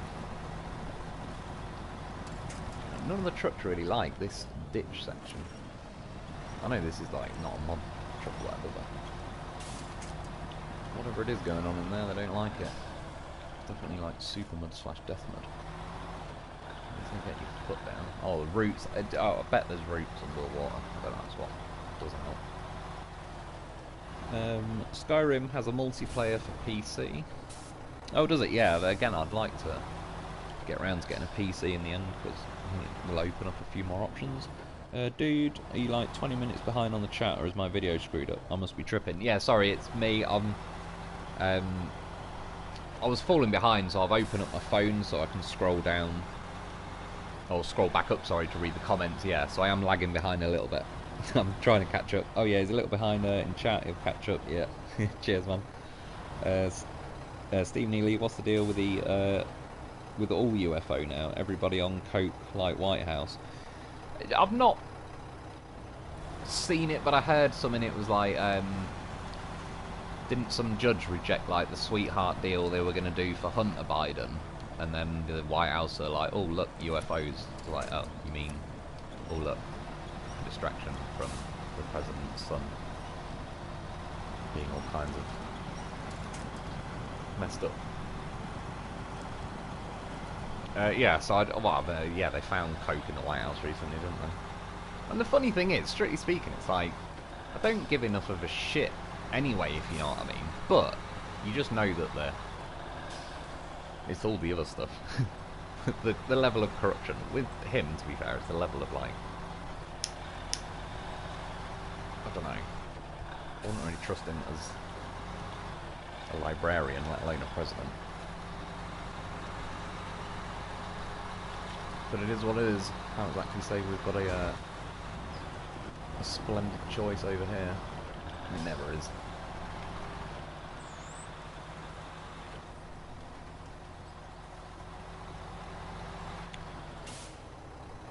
Oh lol, I kept trying to fast forward to catch up. Yeah, no, sorry man, I'd say I don't normally fall this far behind on the comments, so it's even confusing me a little bit. But it's all good. We're getting there. Resident Evil has been getting better and better. Yeah, Joe, I used to love that game as a kid. That was like a horror game, and then dogs first come flying through the window. Back on, it might have been the original Resident Evil, that one. And then, yeah, I kind of went off it for a little while, but then I heard... Was it Resident Evil 7? They kind of revamped it a little bit, and I've heard things kind of improved after that. I totally understand the GTA Online, don't kill me or I'll haunt you till the end of Days Rage. Yeah, it was just there was some principles involved on that one. It was like, had I got on the game and sort of been like, okay guys, you know, you can kill me, I'm going to kill you kind of thing. Not that I mean as in they need my permission, but yeah, I just wanted to go there and try that spin the wheel, and he shot me, and it was like, you overly violent bastard. Yeah, now I will haunt you. And I did. But it cost me the entire GTA Online experience. Because like I said, I genuinely was like, I'm not going back on there, because what if he's as stubborn as I would be? And like, what if he's still on there next week, just waiting for me? And that's what I would have done. It's a good job he came out the casino, because I genuinely, like... But yeah, I wouldn't have easily been able to let that one go. Just on principle. It doesn't... Again, I don't actually give a shit that he killed me. But I do. But yeah, it was just funny, because in playing, like, the single player, I'll go to, like, the Vine Woods or whatever it is, nick a Bugatti, and just do laps of that freeway. I just really like doing laps of the freeway, basically. And yeah, it turns out it paid off, because when he chased me, it was like, thank God I know this lap. I just know, even when you get little awkward corners and you go through the tunnels near the north of the map, I know which side of the road to hit so you can make the corner at high speeds, all sorts, and yeah, it just... I'm going to have to get a load out. Yeah, it paid off.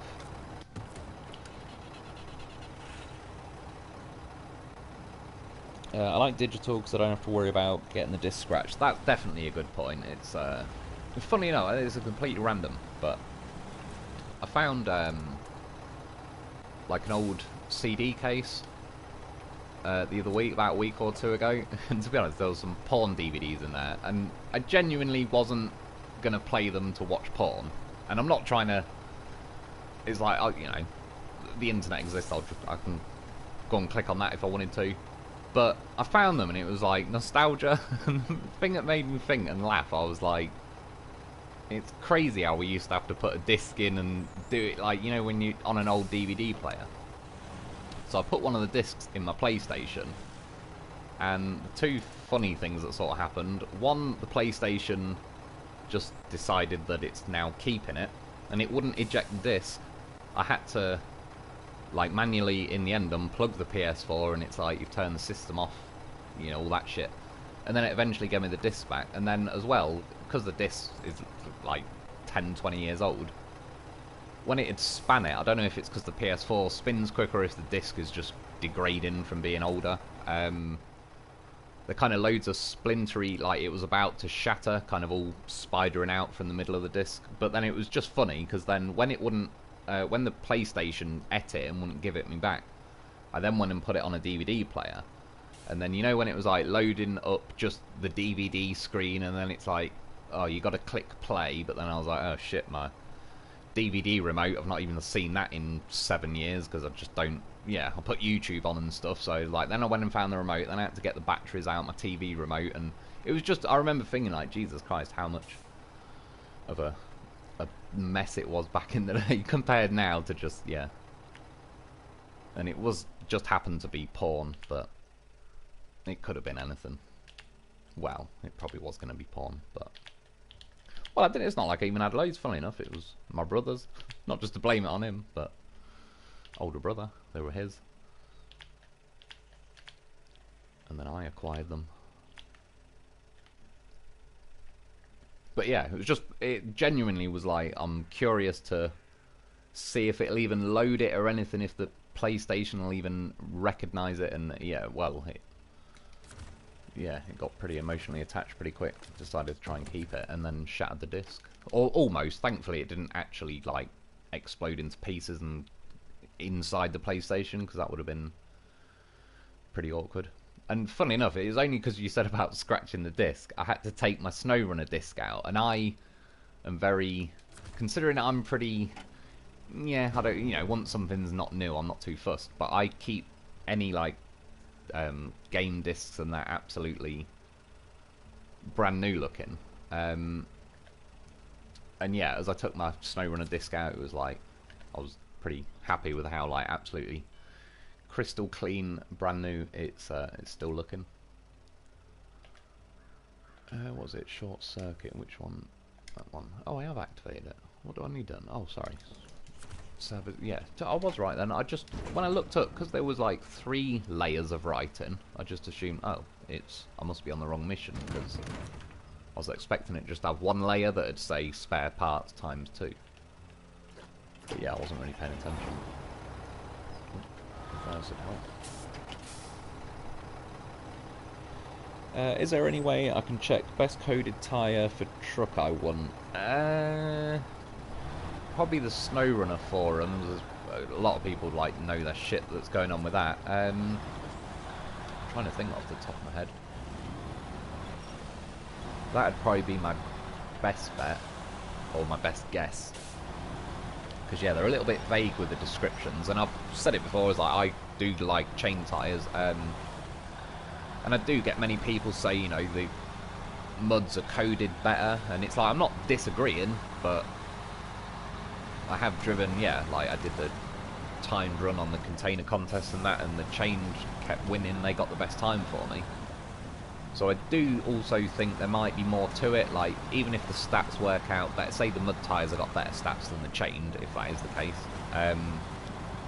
but there might be some other maths and coding that then gets factored in afterwards, like say for example if the, just say that muds had 10 stats, whatever that means, and the chained had 8, but you know, if there's something that's like dividing by 4 because they're muds, but it divides it by 2 if they're chained, so now it comes out to like 2.5 for the muds, but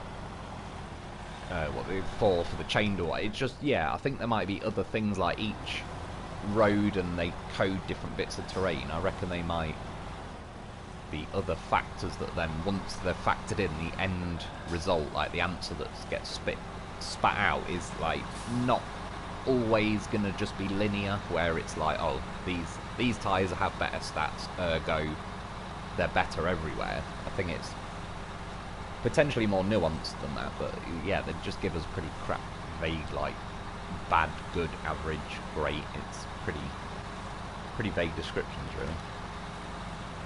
It'd be a lot better if they just gave us the stats, like actual numbers.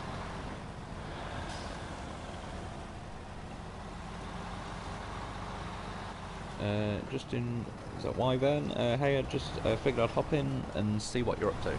Yeah, appreciate it, dude. We're on the Mac Defence, on Duncan Bay, doing short circuit mission, or contract, which fixes these 2 posts that they're not actually terrible. I've driven over them slow, and they're actually not trollish like previous phases, where even if you're driving over them at 1 mile an hour, they'll just randomly delete your suspension. They've not actually done that to me on this phase, but I did get what was that? I got the step deck trailer I brought along here the other day of the week or whatever, and that got beached on one of these posts. Scotty, Skyrim is by far the best old Elder Scrolls game. I could imagine it is, to be honest. I've heard good things about it, and yeah, it's certainly one I'd be interested in getting at some point, just because. Yeah, I thought I was supposed to move the post that way. Oh, unless maybe because I've not finished the mission yet. Yeah, I have heard good things. I've also just not in time. I'm just going to go back and get another one because. Do you know what? It probably won't go smoothly. I'm just going to give it a go for like the concept of what I'd do, but because it's a live stream, I'm not going to sit here like doing it for 20 minutes. I'll just flip the Mac Defence and go and get another one. But oh shit! Line up on the reverse there. It's not really. Sort of need the back of it. Yeah, look at his bumper on it. We sort of want to winch off. Yeah. Oh shit.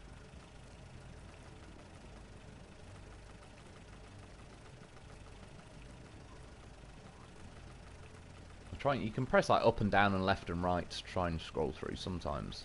If you know you've got a lot of scrolling to do left or right. Press up or down and it might jump you across, but I don't really get too much look in that case. So now his wheel's braked, he should flick that back in. I was just thinking I could try and be cheeky, yeah, and get it done in one. I mean, there you go, I'm glad it did work. There's a goddamn horse, get yourself a loaf. I don't have a crane with me, so...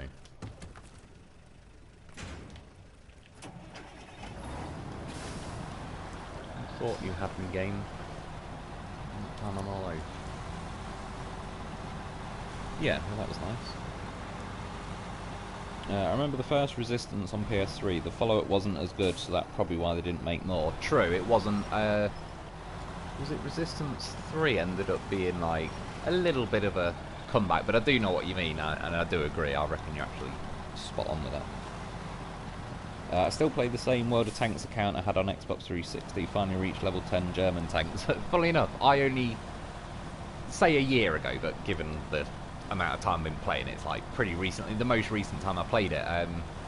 For some stupid reason, well, it made more sense back in the day. I started, like, I bought every, you know, level 1 tank and then level 2, etc. And back then there was only, like, the 4 countries, but there wasn't that many tanks per country.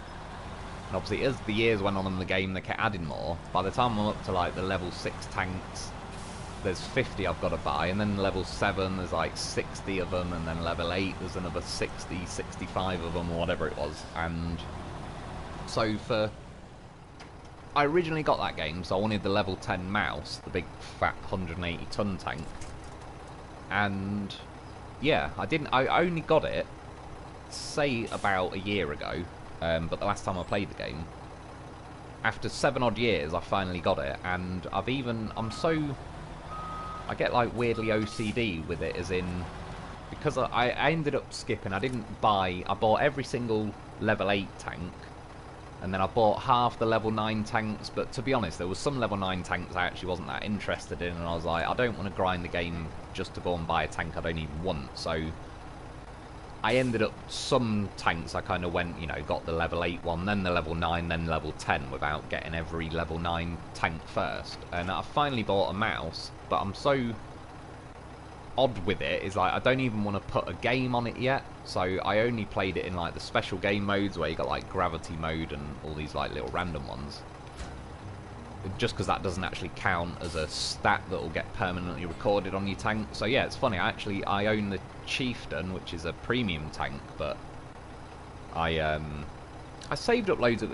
Every day you could watch videos and save up gold, and I saved up gold for ages, but then some really good offer come out where it was like Black Friday offer or whatever, and I did spend 20-30 quid on the gold, but I got loads really by comparison, and yeah, bought quite a few, like the premium tier 10, sorry, not level, tier 10 tanks, and yeah, I've got shitloads of tanks on that game.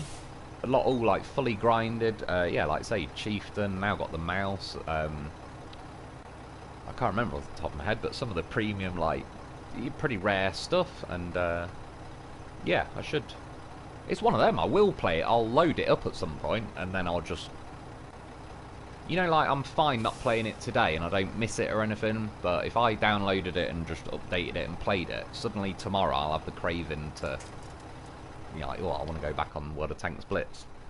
And then, yeah, I'll end up playing it for a few months or whatever, and, you know, eventually you just don't play it one day, and then you stop for a bit. But I like the fact that it's sort of a never-ending game in a way. It killed it a bit, though. I think it was a bit of an overreaction. Obviously, when Russia and that war started, World of Tanks was like a Russian game, but then they pretty much said we're just moving out of Russia and we're not hosting Russians anymore or anything,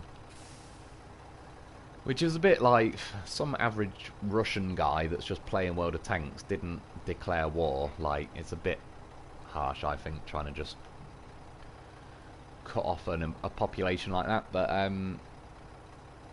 yeah, and then they moved wherever, like, moved their headquarters, but then all the Russians basically flooded onto the European servers, and because they're not necessarily got the quickest connection, because they would normally go on the Russian server, it made the gameplay a little hectic for a while, and I think that's when I sort of like, sod this for a bit, because there was just yeah, each server has their own quirk in a way. The Asia server's quite renowned for being a bit of a kind of mad shit show. Not even in a harsh way, I just mean as in like, there's more people that are, say, just got the game, but they're playing it and it's like averaged out. There's more newer players, whereas the European server was actually, excuse me, quite, not high level to say like that, but there's more people that probably have a rough grasp of the game and kind of know how pissed off people get when you don't play it too well. Yeah, so we kind of got flooded with a lot of noobs from Russia. And then I think that's the, I just, yeah, stopped playing it for a little bit. But again, yeah, so a great game. Like, it's fun. I can't deny that. Let's pick another mission, and then... Oh, yeah. I don't want to do anything too juicy. All that is warehouse access, truck store, and garage slots. National Park. Oh yeah, it is going to mean it's the garage on that one. Okay, we probably won't do that then.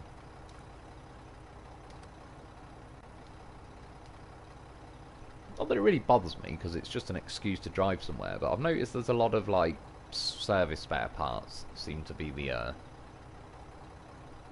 kind of delivery item of choice that they've chose for quite a lot of missions. Warehouse access, that wouldn't be a bad one. Consumables and planks, it can do. Seems a bit of a brief, simple mission, but let's have it. Yeah, I want to get a mod vehicle though again. What's the Dan AGL up to? Well, it should all be one slot, so I need, in theory, 3 slots. I know the normal Dan doesn't. I'm not sure if this will have a 3-slot version. It's kind of got an awkward rear axle and all that. Well, not axle, sorry, like the prop shaft that kind of hogs a bit of room. Yeah, it's not. What else we got? That's got a 3-slot on it. I did have. Where did I put the AGL on? Oh, we have got twice twin steer as well. Sod it. Let's take this out.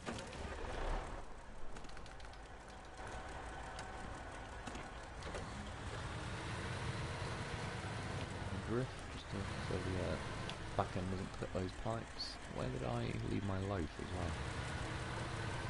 Where have you got to? Where have you been, all my loaf?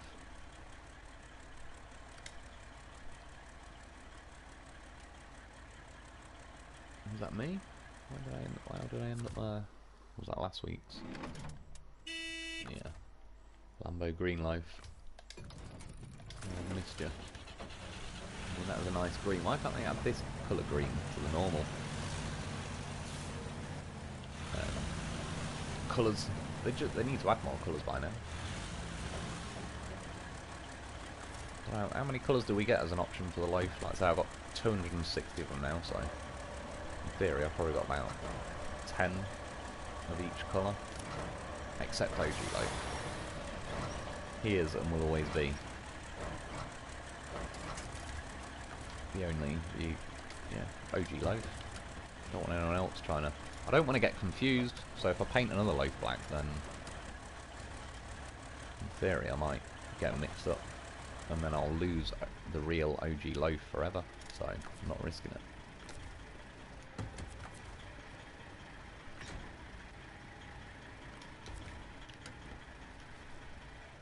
Right. Drop the hammer. Nah, I was going to say I need to put a loaf on that boat though, in the mod playthrough. Really? Really? What did I hit that's bouncy? Oh, that, okay. I thought it clipped the corner of that Portaloo thing and I was like, oh my god. Harsh, but fair enough. Some stupid post. Let's be honest, this twin steer probably would have flattened that post in real life.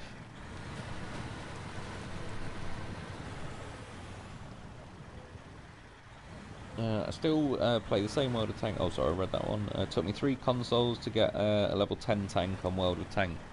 Yeah, it's funny enough, it's on my second phone to get that, and strictly speaking, I do milk the shit out of each phone. Like, I had an iPhone 4 for about 7 years, and then I've got my iPhone 7, or 7 Plus.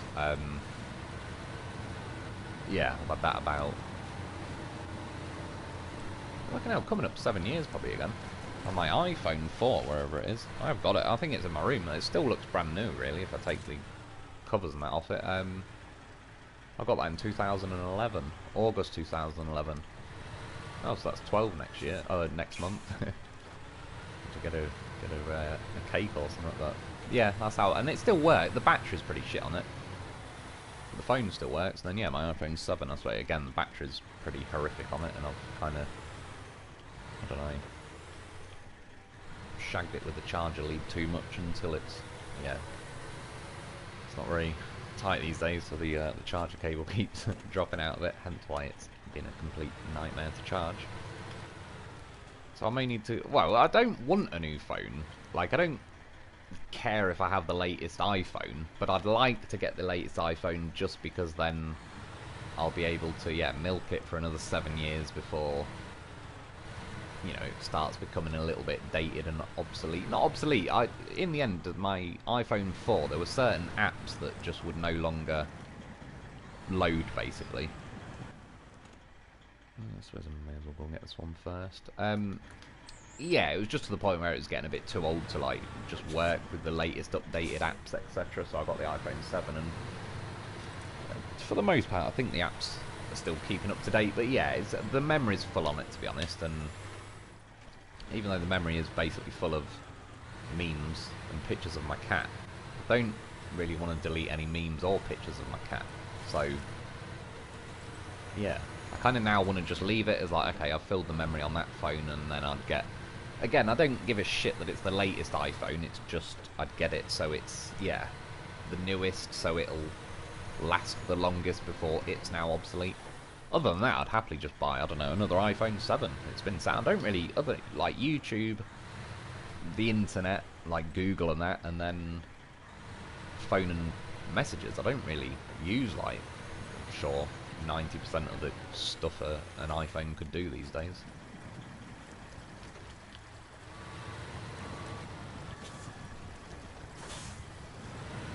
Yeah, with Biden in office, we're messed up. Yeah, it's definitely not the best example.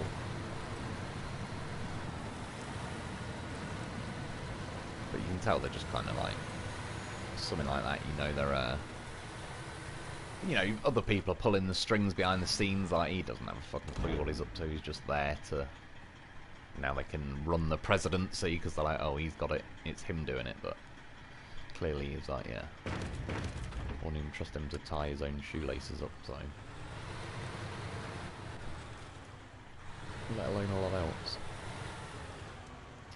else.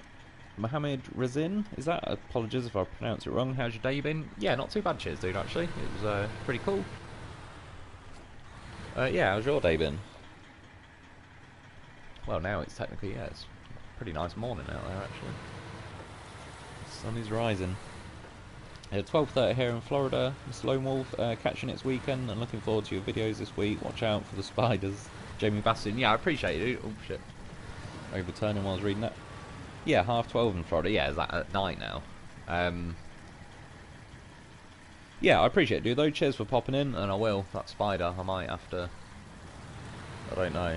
I will actually. I know I normally say, oh, I'll put a photo on, and then when I go to upload something on YouTube, it's kind of like I sort of think, do I really want to bother everyone with this fucking random photo? But I might actually put a picture of the spider with the eggs, just so you can see, like, yeah, it's a little ball of eggs it's holding. It's actually, like I said, they look a bit bigger than most spider eggs I've seen.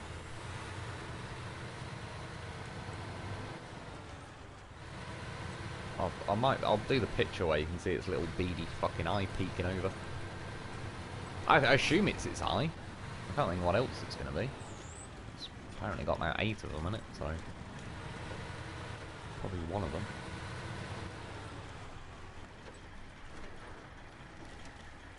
yeah, Bible and like, get away from her, you bitch. Was Sigourney Weaver. Sigourney Weber. Sabidi Weber.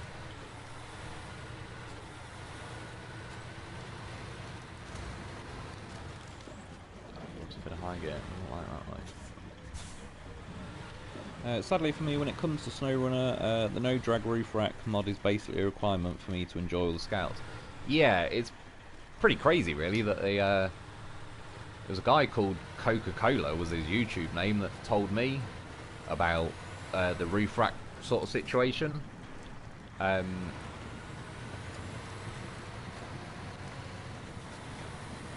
Yeah, just I was putting roof racks on because it was just, you know, the option was there and I didn't think it'd have that much of an effect. And yeah, he was the one who said like some of them are really bad, like remove the roof rack and you can drive around a lot freer.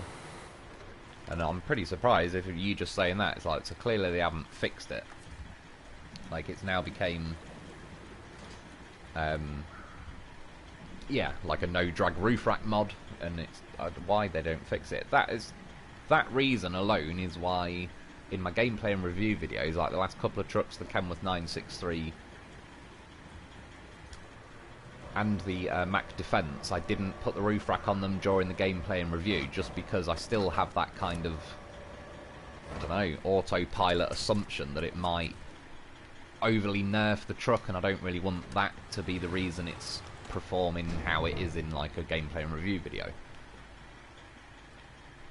Not that it's the end of the world, but it'd be nice, you know, if I could choose to bump that cargo along one. I know I can like load it like that and get the crane and blah blah blah, but in fact, yeah, I'm gonna have to say that. Yeah, just it'd be nice if we had the option just to load it over there in the first place.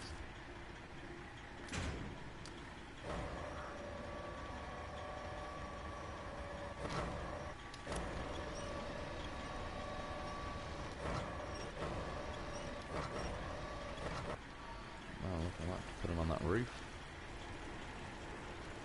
In fact, get back here away. Try and sneak off. This crane goes crazy. When you've got it up in the air like this, it really doesn't like it. To be honest, I'll just take it like this so it's not a flying life. First time I've flown one. I was gonna say, it might tip me over though. Oh, it got me good. Still have no regrets. Have we got, yeah, I was gonna say I should have a like auto winch. Why is it not offering me that lamp post thing that's right there? Alright. It's just henceforth and panic fire winches. I've just got to third base with that car. Not sure if it's too happy about it, but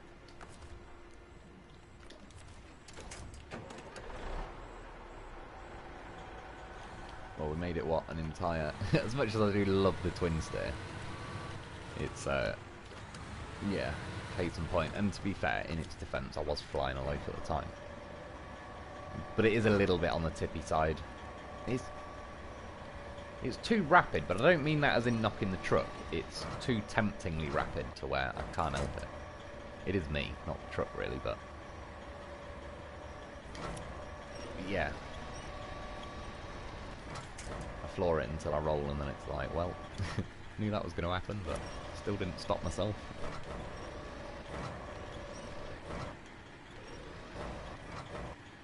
Albert, I usually take a scout fuel trailer with me. That does. It's good.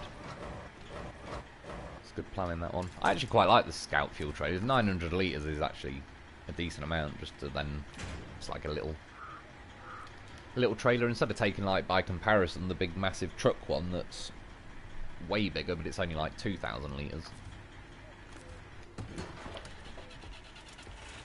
Are you a Formula 1 fan? There is a race tomorrow.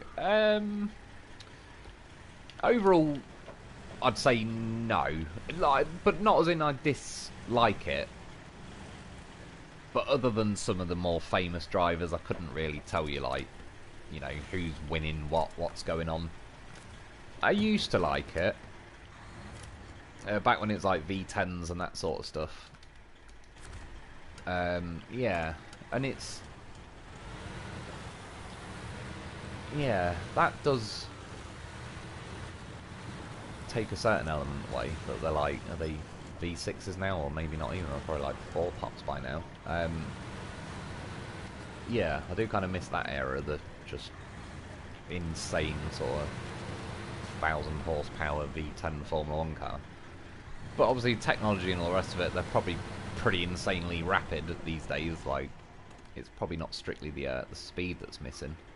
It's just all a little bit sterilized these days compared to how it used to be. But that's the point I'm making, is like, I'm not knocking it. Anyone who is a fan, it's like, yeah, the nostalgic view I have of what it used to be like doesn't really, I don't know. I'm aware it's still a good sport, like, and when you actually watch, you know, like the Spa track, is it Spa? Where they got that weird corner where that guy died a couple of years ago, and someone just died on there recently, actually. When you actually watch a Formula 1 car go through that versus like even other GT1 cars and that, it gives you an idea of just like those Formula 1 cars are rapid just because they're so grippy and, you know, a lot of downforce and all that. But yeah, there's just something about the sound I miss. And I suppose, to be honest, part of it, I haven't really got like proper TV as such. I've just got Amazon and Netflix and that sort of stuff now, because I don't really watch it a lot anyway. So yeah, half the time I've not even got whatever channel or thing it is I'm supposed to be subscribed to even watch it. Back when I was younger, there was like 4 channels or 5 eventually on TV, and yeah, chances are they were going to put it on one of them. So I'd often see it then, sort of, you know, Michael Schumacher, Villeneuve, Damon Hill. Yeah, all that sort of era, really. And these days, I don't know. I know there's is it Charles Leclerc or something? There's oh, I can't remember his name. He's just been signed. Daniel Ricciardo. He seems pretty sound. Just seems pretty funny as a guy, anyway. But yeah, I don't know a hell of a lot about it these days. But I like racing. I like cars and that sort of stuff. So it's certainly, yeah, it's not a million miles from what I do enjoy.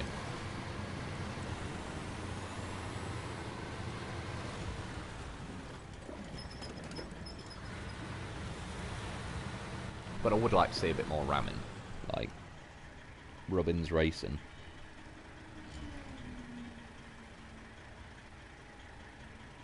Firefly has a good video on tyres.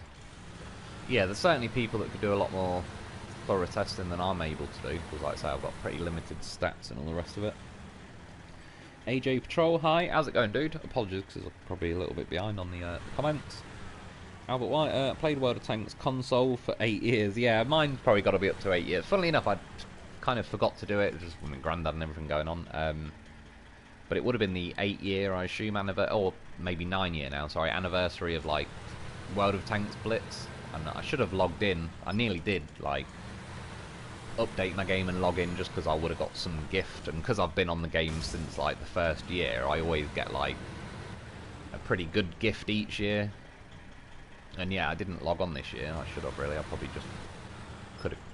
I probably would have got given like a pretty decent free tank, because I'm, yeah, been like on it since before the first anniversary.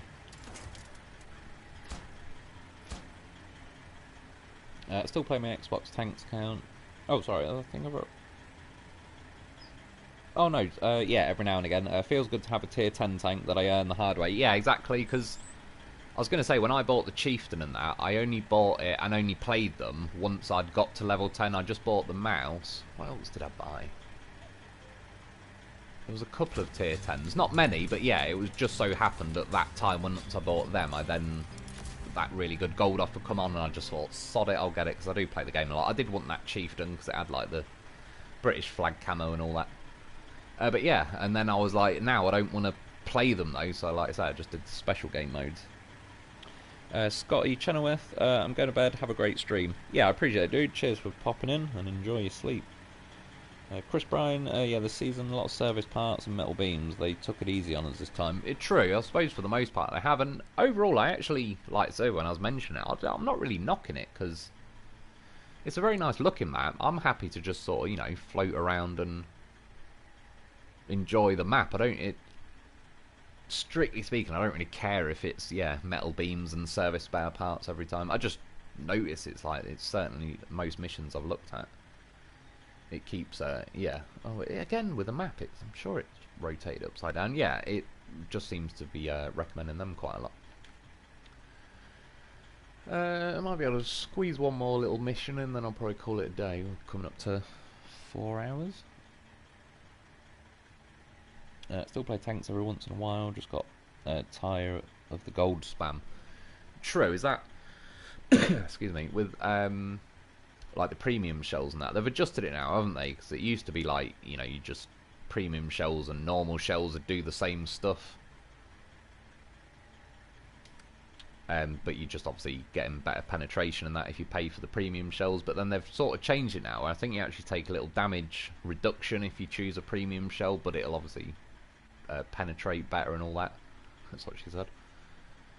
And overall, I think, yeah, I don't really mind the gold spam as such, because at least on my phone, I was always able to buy premium shells with money, which I didn't do a lot, and I'd mostly fire the normal shells, but yeah.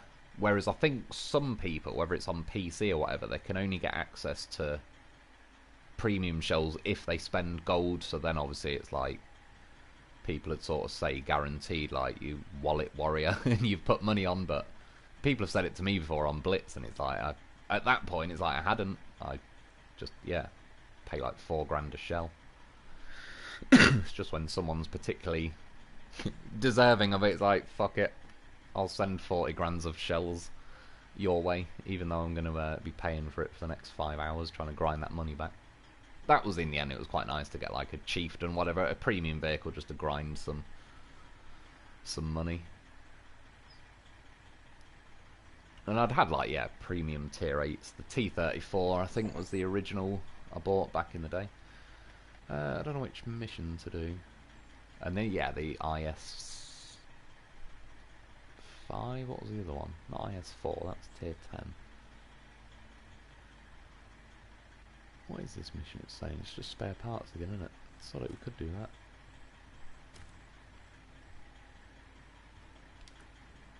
I can't remember. IS-6, that was it, the premium, like, tier 8. Which was beast mode back in the day. It's kind of been power crept and that these days. There's a bit of a... oh, there was anyway, a bit of Russian bias going on with the tanks in Blitz.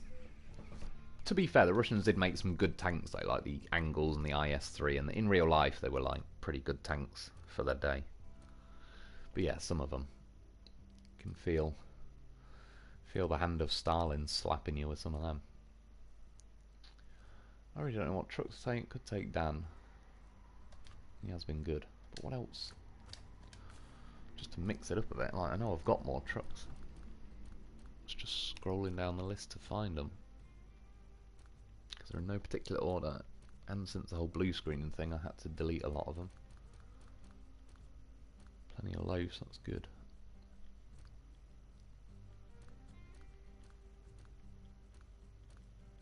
I might just go with Dan, because again, I could sit here scrolling for ages, but have no real way of knowing what I've got, where it is. Well, it's only 2 service spare parts. It's not a bit of trailer.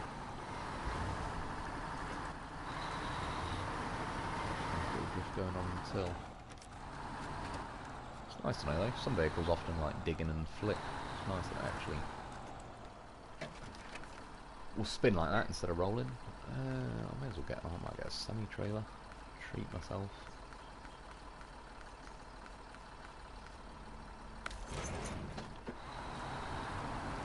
I'm getting a loaf. It's just the rules. Well, you seen? I mean, I took the loaf with me for the. What do you call it? Mac defense mission, and it helped me flick the cargo back in. So there is some method to it. Scared the shit out of that trailer. Well, no, I don't want to split them up. I've decided. Where's another loaf? I was going to say, there's no way I've only got one on here.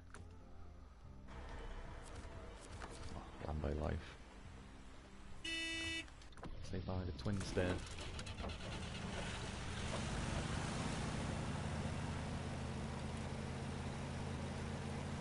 Hey. Completely pointless. I wonder if you can jump these pipes. I need to know now. Not for any reason in particular. No, I don't know. Well, let's find out, that's what I mean. Like, why even sit there saying to myself, I wonder if I can? You just gotta... Oh, he doesn't, he hits it. Oh, wait there. Oh, this one's not got raisable suspension. Fuck it, I'm doing it. I mean, like, even, I don't know, even taller. Crawler flexi, probably. That's the one. It's got pipe jumping written all over it. I'm going to change it to daytime. Yeah, just then I'll know. I don't have to. Too hitboxy. And he did. He styled it out. Credit where it's due.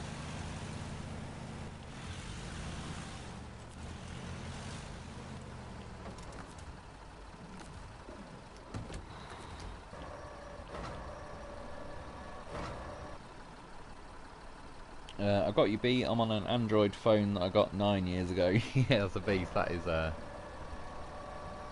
a pretty long one. That's what she said.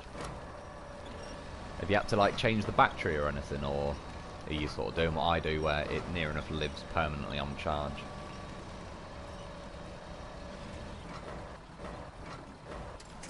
Which tonight, to be honest, I was just yeah, I didn't even get back here until like 2.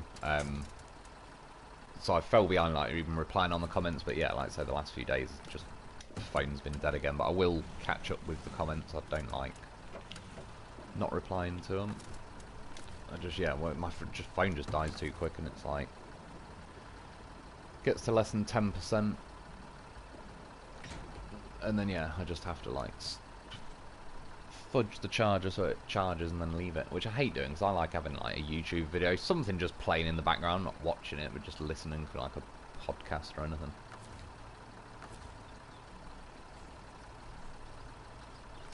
But yeah, I was just saying, like, tonight I didn't even get time so far. It's 1 AM here in Georgia. What is it now here? Coming at 20 past 6 in the morning. 2 after 12 here in Tennessee. That must be your twin stair with the big tyres and low suspension. Oh, it could possibly have been, actually, yeah, because I did have one of them, which, yeah, it was one of them where, like, you could, I got it as a glitch, and they've patched it out of the game now, so it's kind of one of them. It is like a rare truck these days.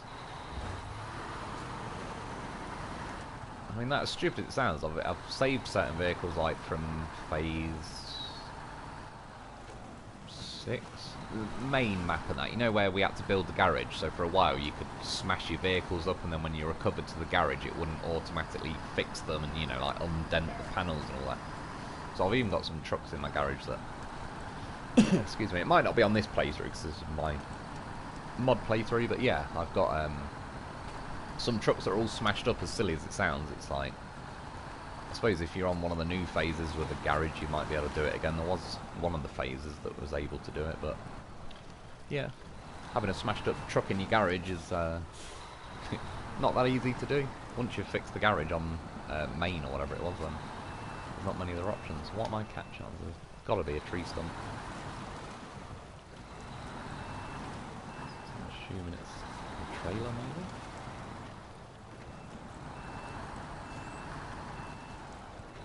And again, there's only SnowRunner devs watching. Why? Especially when they do that, like, stash it in a tree, so like a little bush. So that's one thing I always liked about Dan, though, is about as submarine truck as you can get. Went pretty deep there, but because his snorkels are at the back, they actually look like they sit low, but when you're going in the water, it's like, if you imagine you're on an angle, like your nose is going in first, so they actually end up being like the tallest part of your vehicle, really. Yeah, shit. What do I need? Oh, just 2 of them.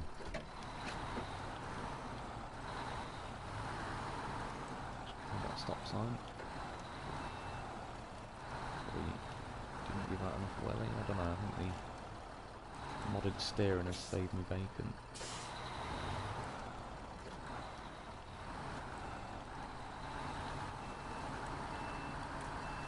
There we go. It's not horrifically terrible for me.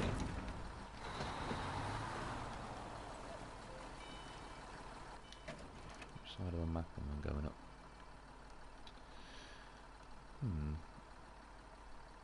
Well, I can't really go that way. How the hell did... Oh yeah, my loaf went round that way.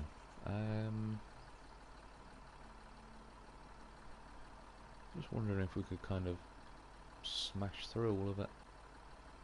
Which I'm going to try.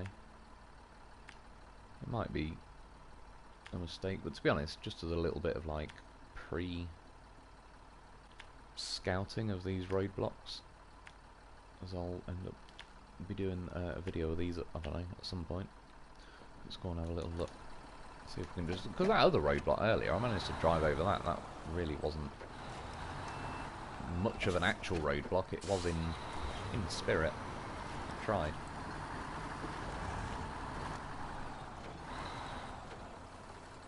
It's midnight in Kansas. Jacob's hat. Try Tetra Force. Do you mean, yeah, now? To be fair, if there's a little mission afterwards, I think I could crack one of them out. I'm sure... I don't know if I've got a mod version on, or not though, off the top of my head. If not though, that's the sort of vehicle I should crack out soon anyway, on like my normal playthrough anyway, because I think it's actually been a little while since I got one of them out, the Tetra Force. That one... Armo, yo, what's up, Mr. Lone Wolf? Yeah, I'm not too bad, cheers, dude. How are you doing? Sorry. Not looking where I'm going. That's what I'm doing. Distinct Ogre. I guess it's a mod, but have you seen the thing that looks like a loaf, but it's got 8 tiny Tiger tires on it? Yeah, I have. Yeah. I did use it ages ago. I know exactly which one you mean. I did remember the name of it, but I can't now. Albert White. Yeah, my phone lives on charge. That's mine. I've got a charger cable that's got birthday present ribbon wrapped round it, tied round it, just it happened to be. I needed something I could tie around the cable, but then laid flat on the back of the phone, because then I've got duct tape on the back of my phone, or on the back of the case, to keep the present ribbon taut, which is pulling against the charge cable, so it keeps the charger plugged in, because, like I say, I've just, yeah, shoved the charger in and out too many times, and it's just doesn't fit anymore, doesn't have any grip, just drops out. So yeah, mine just lives on that. Like if I was gonna take my phone into the kitchen now, if I was gonna go and make a coffee and I was listening to something, I unplug like the other end of the charger cable and just have a bloody charger cable dangling off my phone. Which if I was going out, I'll just pull the tape off and go out. I won't take the whole charger cable with me, but yeah. But if I keep pulling the tape off, the tape it doesn't last as long, etc. So it's just easy to unplug the charger. But yeah, long story short, it's a bit of a like bodge job, and it permanently lives bordering on the house phone at this point. But yeah, I need the battery replacing really, because it's like that goes flat pretty quick. At least if I had a brand new battery, I could charge it up, and once it's 100%, it lasts a little while.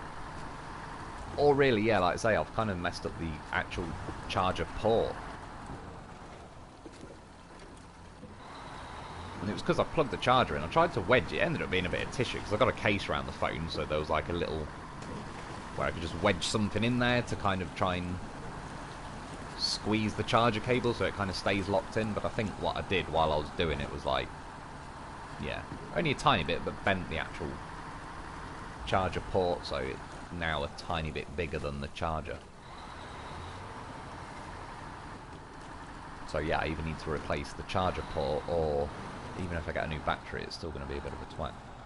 Well, this one's definitely more roadblocky than the other one, but doesn't necessarily. It'd help if the frame rate didn't choose then, because now it had no steering input of fuck all. I was going to try and bump the chin up. If there's something I can winch to up there, then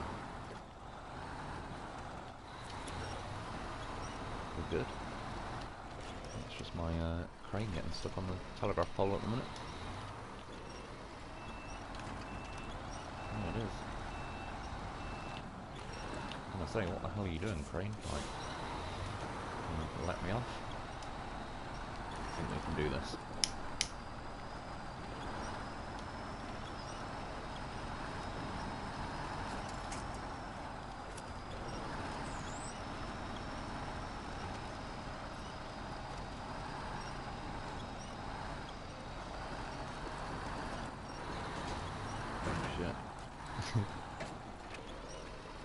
Well, I'm fine, but my cargo's gone. The loaf, don't know what he's doing, but saving that trailer. Oh, now he's gone. He's off to get the cargo. Oh, goddamn horse. I should be able to reach it, so hopefully I'm fine, as long as the crane's not being too much of a troll. I mean, look, even underwater he landed on his wheels. I still, yeah, I'm still glad I came this way. This is the kind of shit I do, and then I can just edit it out. Let's just grab one of those ones, mate.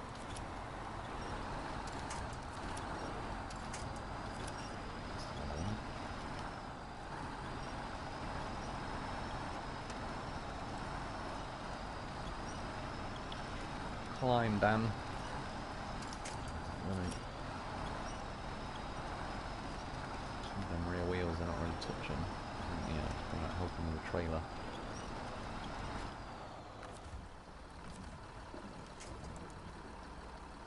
Oh, I thought I had a bit of a longer winch.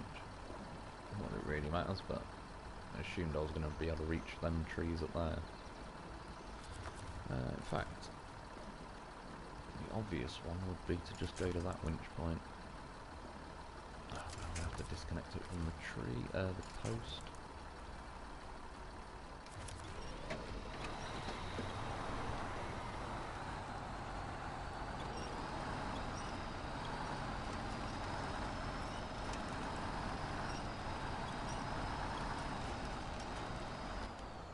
So that's that. Obviously the loaf's not going to be... Sure, out of curiosity, it might be too deep and it might drown the loaf, but... Well, he's got a winch anyway, so... I was going to say, if it'll let me aim the camera up.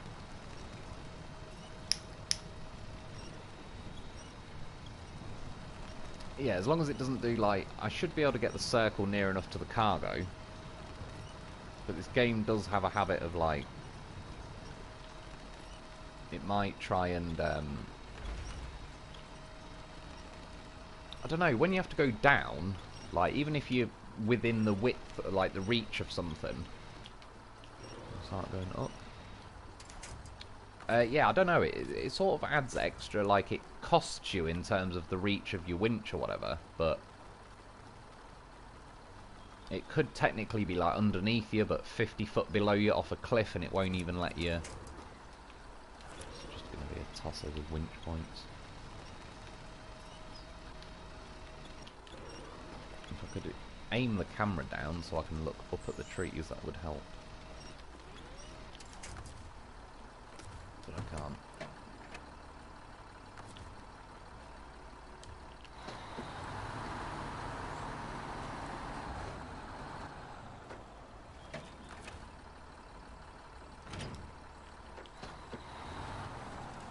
To be fair, as long as the crane doesn't be a troll. Yeah, I do actually, I used to like doing this sort of stuff a lot. It was just then the crane had always let you down by just some kind of bug, or yeah, it's not strong enough to lift, and that's what kind of put me off doing a lot of this stuff, but... It is, I don't know, I do... Burnt many, many hours doing dumb shit like this. And have no regrets. Right, like I say, circle-wise it should be able to reach them.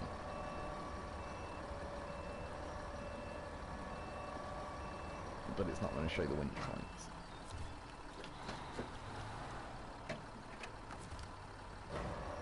See what I mean? Even though they're clearly within the circle, it just has some weird thing in this game where it's also sort of, say you had a 10-meter reach, it's charging me 6 meters just because they're 6 meters below me, so even though the circle is saying like, oh, you got 10-meter reach, it's actually like, yeah. But if they were raised up, say, and were close to the same level as my Dan, it would connect to them, but I think it's been like that in the game for years, and yeah, they should fix it really.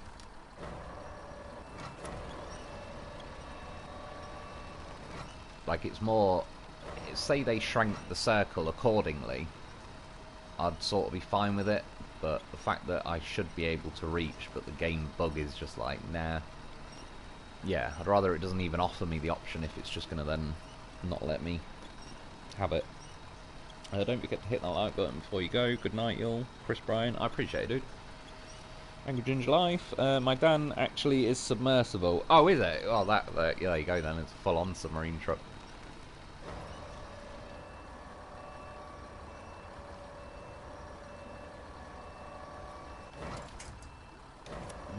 Fucking think about it.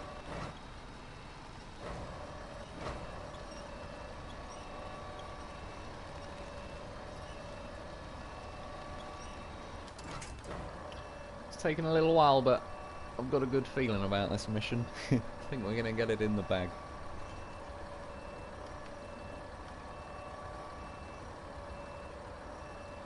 Come on. Really? I had to say it, didn't I?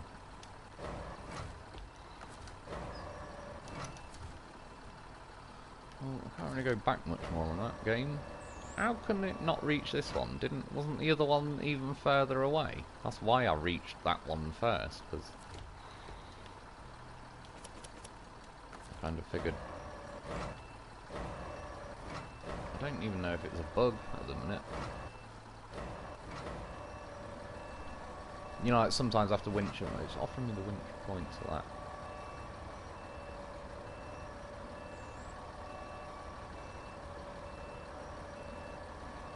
I mean, let's be honest, comfortably within the circle.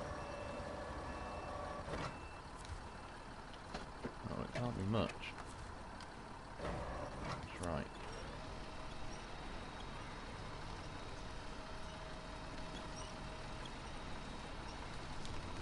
That's mighty fine work from Dan with his little tiptoeing skills down the cliff. I'm liking it.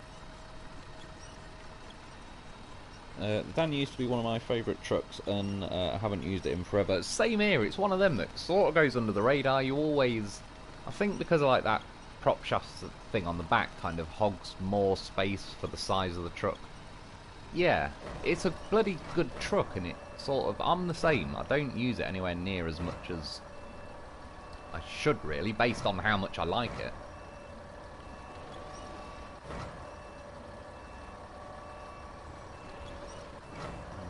To the left, crane.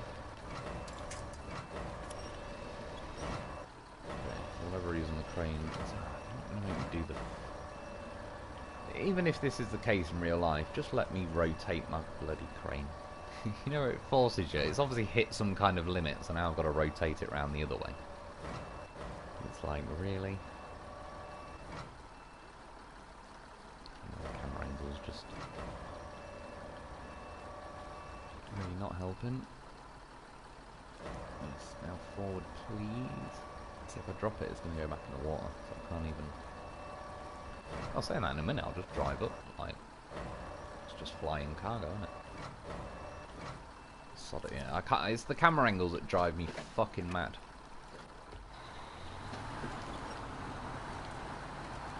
Oh, an absolute unit.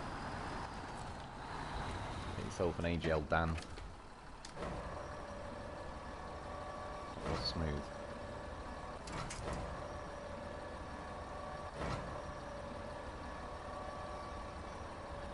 Fucking hell, of course it's... I'm gonna hit that. We're getting there though. Was a little extra, but Well, to be fair, like I say, the fact that Dan pulled it off, overall, I feel better now than if that didn't happen. But it does highlight, yeah, a few. I got the bug with the winch not reaching, even though it says it reaches.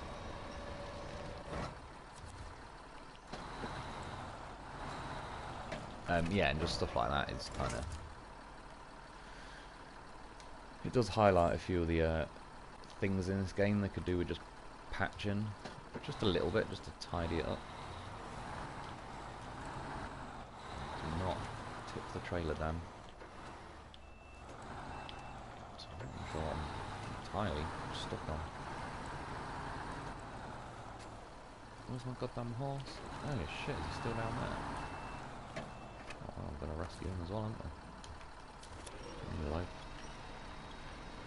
Is that on him? Oh no, probably a lamppost.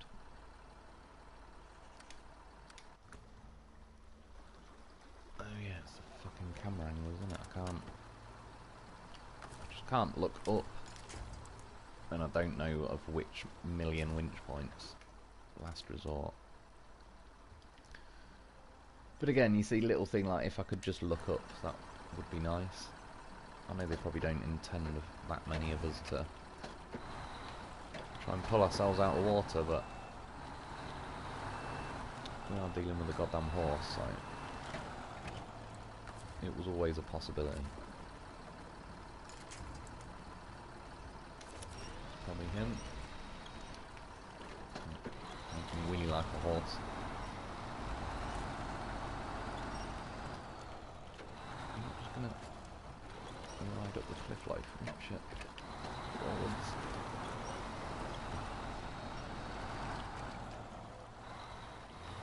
Are we on him? Oh, we are. This way, low.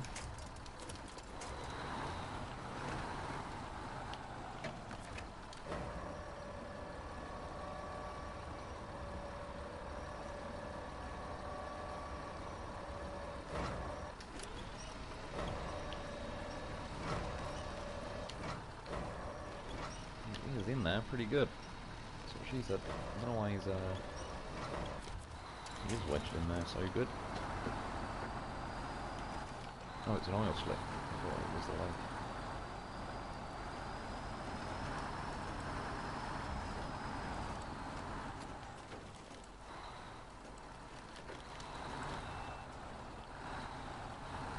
So I'm getting them out now just out of principle, but the game is trying to not let me.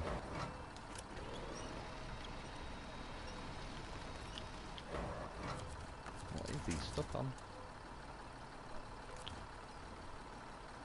No, crane.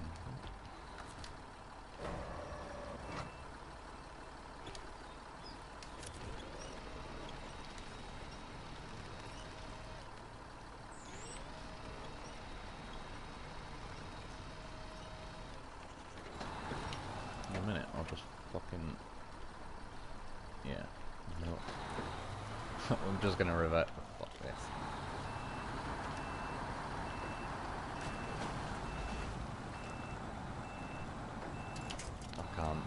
I'm enjoying this, it's the camera angles and shit. I can't fucking stand it when it keeps doing that shit. This is submarine truck, we'll get him the old fashioned way. Get, like, is he glitched into the cliff?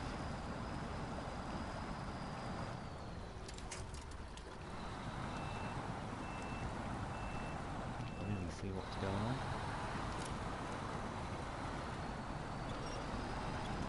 Give me back my loaf. I can't even see the entire back of the truck. You have to wait for the water to settle.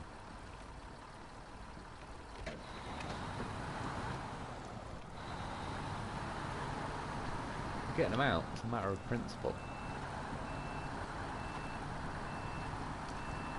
Not just a matter of principle, I also want to test the game as in it's like, right, what is he stuck on?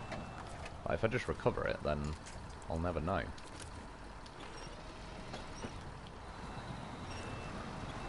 But he's in there pretty good, because if I'm winched to him and I'm pulling forward, popped out. Yeah, then if it's literally dragging my a modded dam along the seafloor, like rather than pulling it towards me, then it must have been wedged pretty good. AGL though, yeah, cheers for a submersible truck because it paid off pretty bloody good this time. I think in the end the only other option, but it'd be awkward, I'd have to switch the loaf, and if his winch is long enough, try and aim to them trees over there and pull him out that way. I think when I tried to winch up to something up there, I must have just like got him wedged so good under them rocks that he was an even better anchor point than he realised. That was me, by the way. I let off the accelerator, it wasn't. Dan giving up. Frame rate, you really do pick your fucking moments. Or saving Hogsy.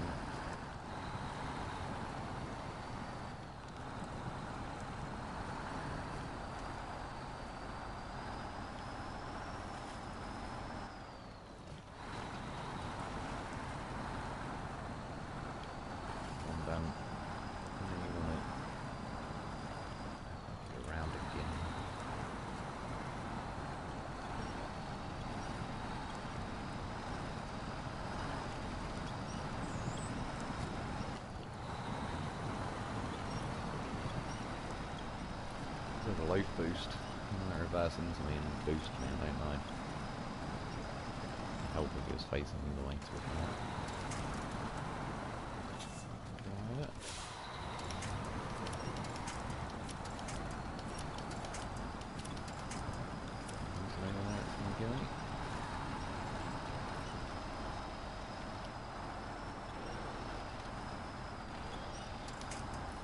I should clear it by now.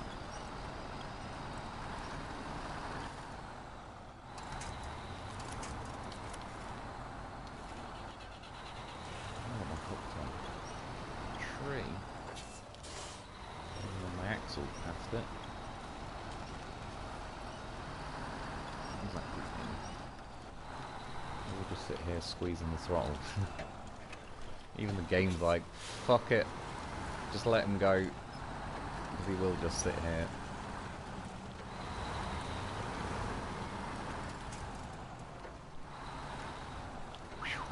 Well, nailed it, didn't I? Probably even a shortcut. It was that quick.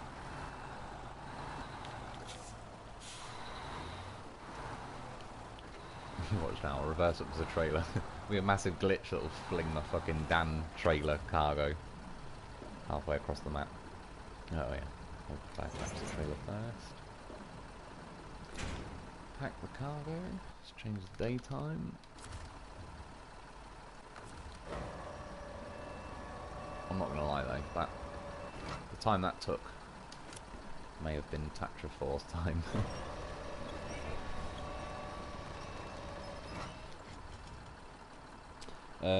AGL, same as my Tatra, and yeah, true, I remember actually testing that one being a submarine truck, but yeah, no, cheers, that definitely paid off big time that time.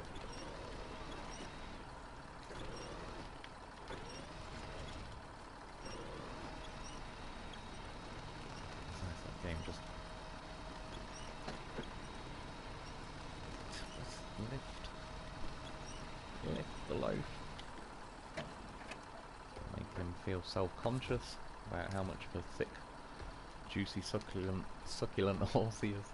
What's it doing? I'm probably hitting wrong buttons at times, but I'm telling you, it's lift. For the love of God, why is it not lifting? Holy shit! This game has tried to squeeze in every last little fucking thing that could happen. Get in there.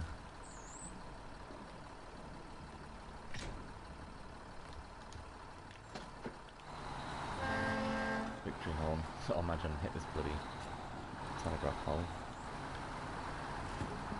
Well, it cleared that, which is nice, because like I said, the step deck the other week didn't. Not the same I'm just going to get a checkpoint. Yeah, not the exact same post, but probably sits about the same height. So yeah, I'm assuming we're going to have to lay logs down here. Which is fine, but as you can see, it drives over there, not a problem, so that's not particularly urgent on the list of missions I want to get done next. I assume there's probably then going to be a mission maybe to fix all these posts, like I just did that short circuit. I wonder if they do call it like short circuit 2. I would. I don't think short circuit, the film has a copyright of the word short and circuit, so it's probably doable. I had a girlfriend like that, too high mileage and not enough traction. Didn't work out between us. You get them.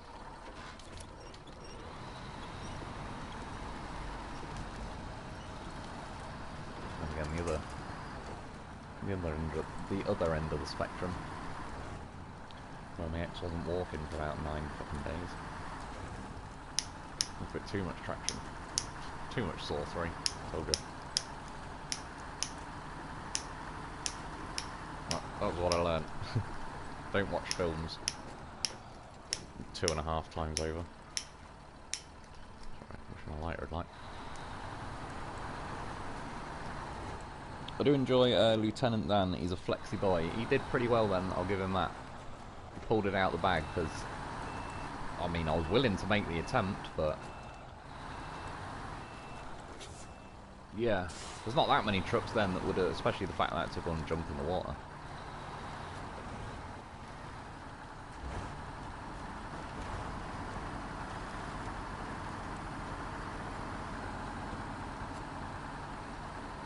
And I know this is like the AGL version, but even the normal version in game, you know, relative to like all the other in-game trucks, it's yeah, it is a good truck.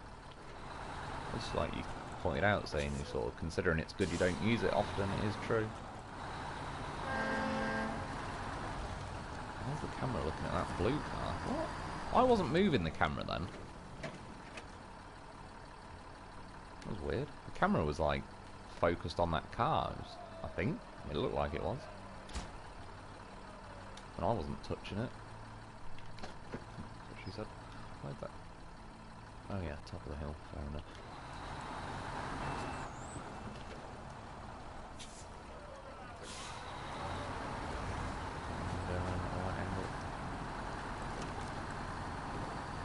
I mean, I could go up that fat steep hill, but I'm probably going to come flying down that in a minute. Horse overboard, he was. To go in for the rescue. Again, if it hadn't have worked that way, I would have, yeah, tried firing. I don't know, it depends what winch I've got on this loaf though.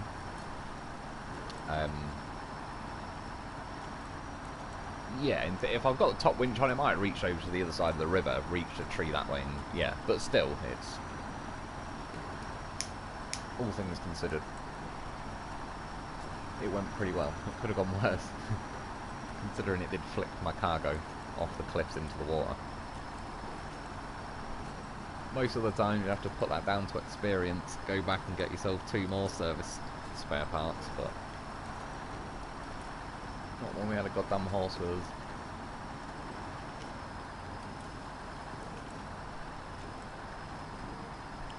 Has anyone noticed that all the Russian trucks leak oil?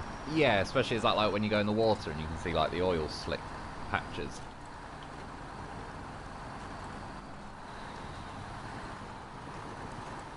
I heard Canada recently banned loaf fishing. They are an endangered species. Well, it's goddamn professional. It'll make them an endangered species if he needs to. Should be free loaf for everyone. Imagine that, seeing a loaf swimming upstream with a salmon would be a sight to behold. Well, loaf's not stupid. He'll just say to the fish, can we not just have sex here, downriver?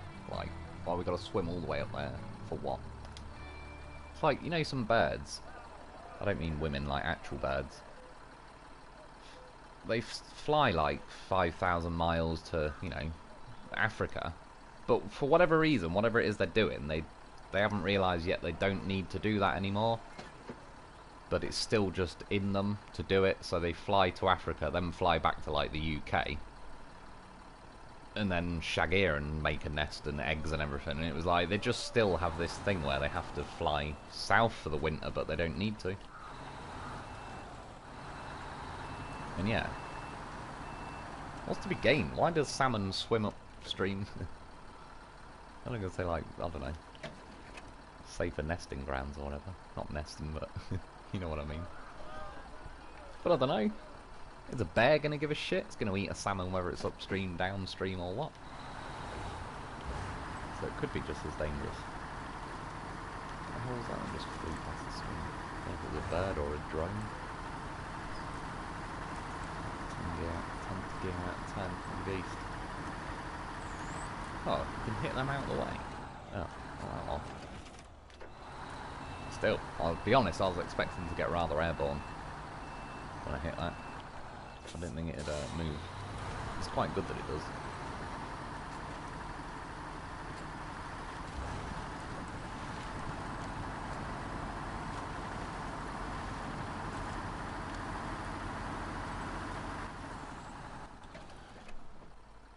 Well, probably not going to go back that way.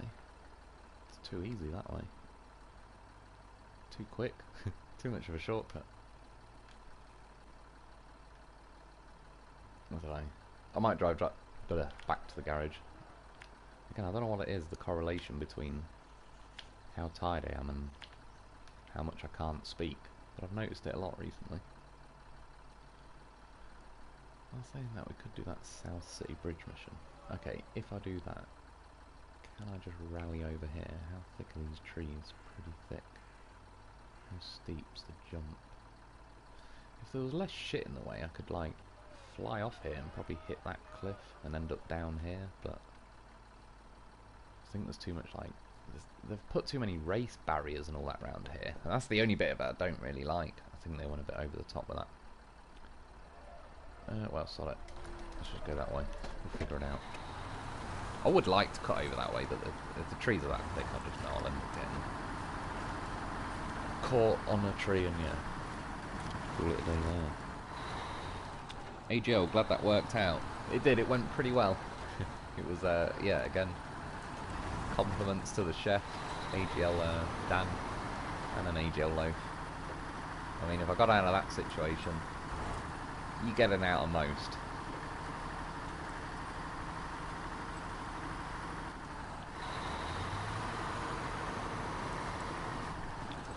Yeah, horse of a vehicle, Doom plays, he certainly is.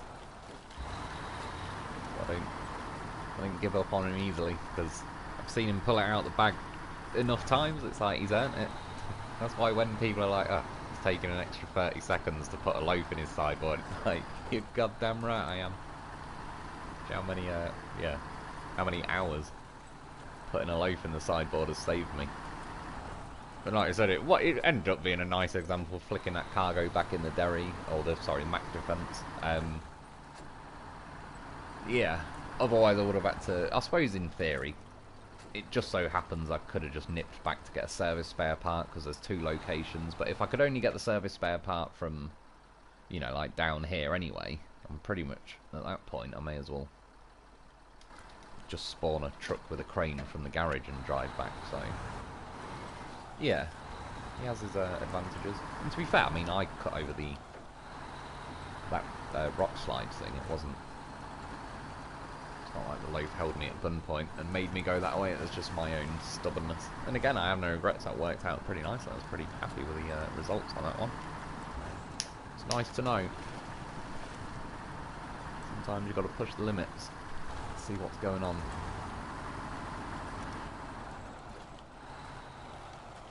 And yeah, with a loaf, well, you know the meaning of the word limits.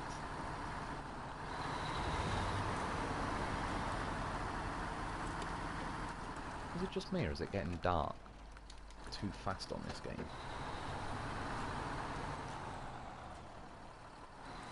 Well, it's back to Erskine River for me. You'll be good. Distinct Ogre. Yeah, I appreciate it, dude. Cheers for popping in, and yeah, enjoy. Bit of, yeah, Erskine River Phase 4. It's a bit of a juicy one, that one. Yeah, oof. Erska is probably my least favourite map in the game. I actually like the rest of them are, especially Chinokomensk, but F Erska River, such a troll map. Excuse me. Yeah, the Erska River. I know what you mean. At first I liked it, and then when I played Cosmodrome and like Chinokomensk in comparison, I was then like, yeah, I like these maps more than Erska. And then yeah, Erska did have some trollish bits. There's a bit where you can cut across where there's a big pylon, and it's like beyond death mud. It was ridiculous. I remember there's a, if I say the term loosely, shortcut through like a little mountain bit, and that ended up being horrifically, painfully slow roads. Don't do it again. Grab something. Yeah, it was actually like a more of a trollish map than it probably even gets called out for. When you actually really think about it. And then there was the icy section that was, yeah, a bit of a mess as well. Like where I ended up taking an Azov iceberg, or the Antarctic probably. Yeah, and just using that as like an icebreaker, and because I got stuck on there for quite a while. Yeah, Bishop Hudson, night yawl, birds chirping. Yeah, to be honest, I'm just going to drive back to the garage and I'm calling it a day myself. Did go on a little bit longer than expected there. I don't know what the crane's doing, but for some reason it's not a fan of lifting.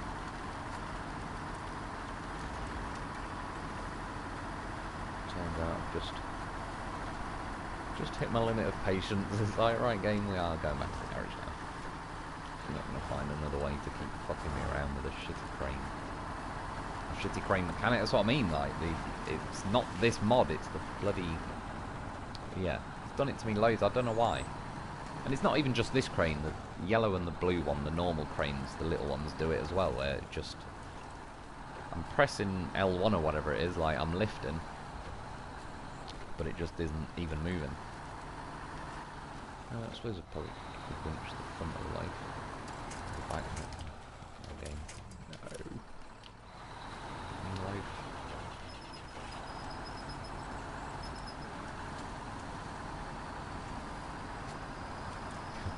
It's a nice thing though, he's well, see if we can bounce him into the trailer. Get less winch length. I've done it before, I've managed to pop him up into the sideboard as well. It's not a... Yeah, it's not strictly like you can choose the exact moment it's going to happen.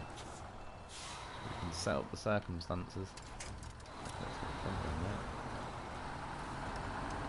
You got to be in it to win it.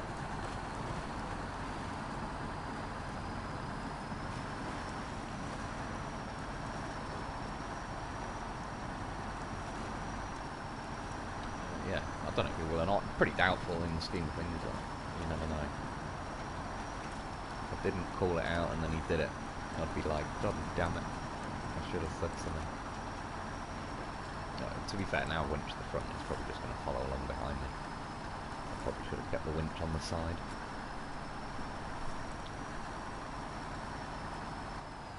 That one ammo, even in the Azov, Antarctic,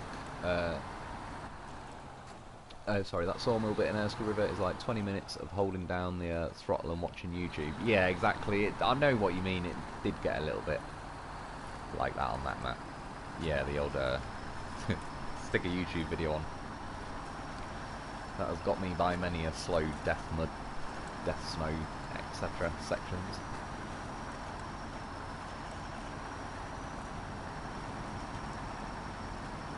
So, a bit of a deep bit there, yeah, I thought it might scuff my chin a bit. To be fair, considering Dan's got a massive chin, he's got a pretty good kind of angle that... Obviously, if you go, like, really down, it's gonna... What's going on here? But yeah, overall, considering he's got, like, a massive chin overhang, it actually... It's pretty good at... kind of hitting rocks and just scraping its way over.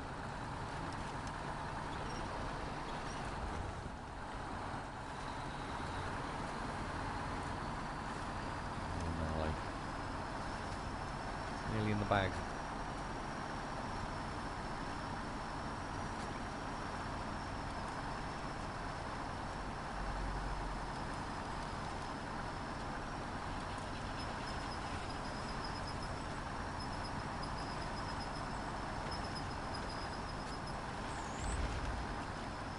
And again, it is a good looking map.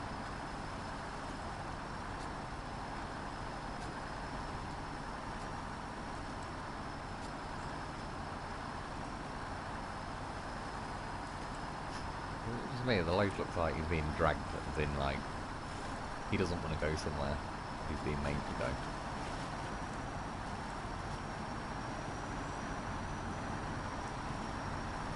That'd be a nice house to have in real life, sat on there. Probably not if floods happen, but take your chances. Be a bloody good view in the meantime.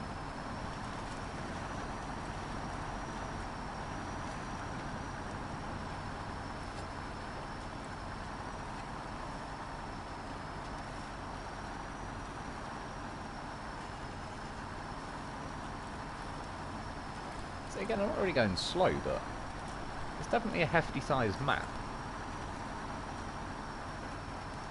I know I'm nearly at the garage, but I just mean, yeah, you don't just nip up and down it in a minute. And considering this is a relatively relaxed road compared to what some of them would be, yeah, no, like I say, I like it, but I keep underestimating how big the map is, and you know when you look and think, oh, 30 seconds I'll be about there and I'll turn left or whatever. And then, yeah, you sort of bring the map back up and it's like, oh, I'm only a third of the way, like, yeah. Even though you're in a truck that's actually, like, keeping a pretty decent pace and all the rest of it. Yeah, well, it got a bit long at the end, that's what she said. But overall, it was good. See, we made it home. Get yourself a loaf. Get yourself a Dan. We got it done. Yeah, I think that's about it for today. As for in the next week, just doing more videos. I honestly don't know myself which one I'm going to pick first and whatnot. I keep umming and ahhing in between. Like, it's probably going to be a mixture of, I want to do the contracts that are unlocking warehouses and important stuff. But then, yeah, there's going to be, to a degree, I might slip the odd, like, roadblock etc video in there just to get them done, because I don't want to do all the contracts before I've cleared the roads. But I gotta be honest, I don't really want to get clogged up with a week's worth of clearing roadblocks before I then get to the more important missions. So yeah, I'll figure it out, but that's what I'll be doing. The game 4.5 hours, it's not blue screen, touch wood, so that seems to be, yeah. And I was praying it was the case. That does seem to be a thing of phase 9, so thankfully that all seems sorted. Yeah, I appreciate everyone popping in. Enjoy your evening, morning, afternoon, whatever it is, whatever time it is where you are. Yeah, enjoy yourselves, and I'll be back soon. Albert White, good night. I appreciate it, dude. Yeah, cheers everyone popping in, and I'll be back soon. Again, can't even remember the buttons because it kept kicking me out via blue screen.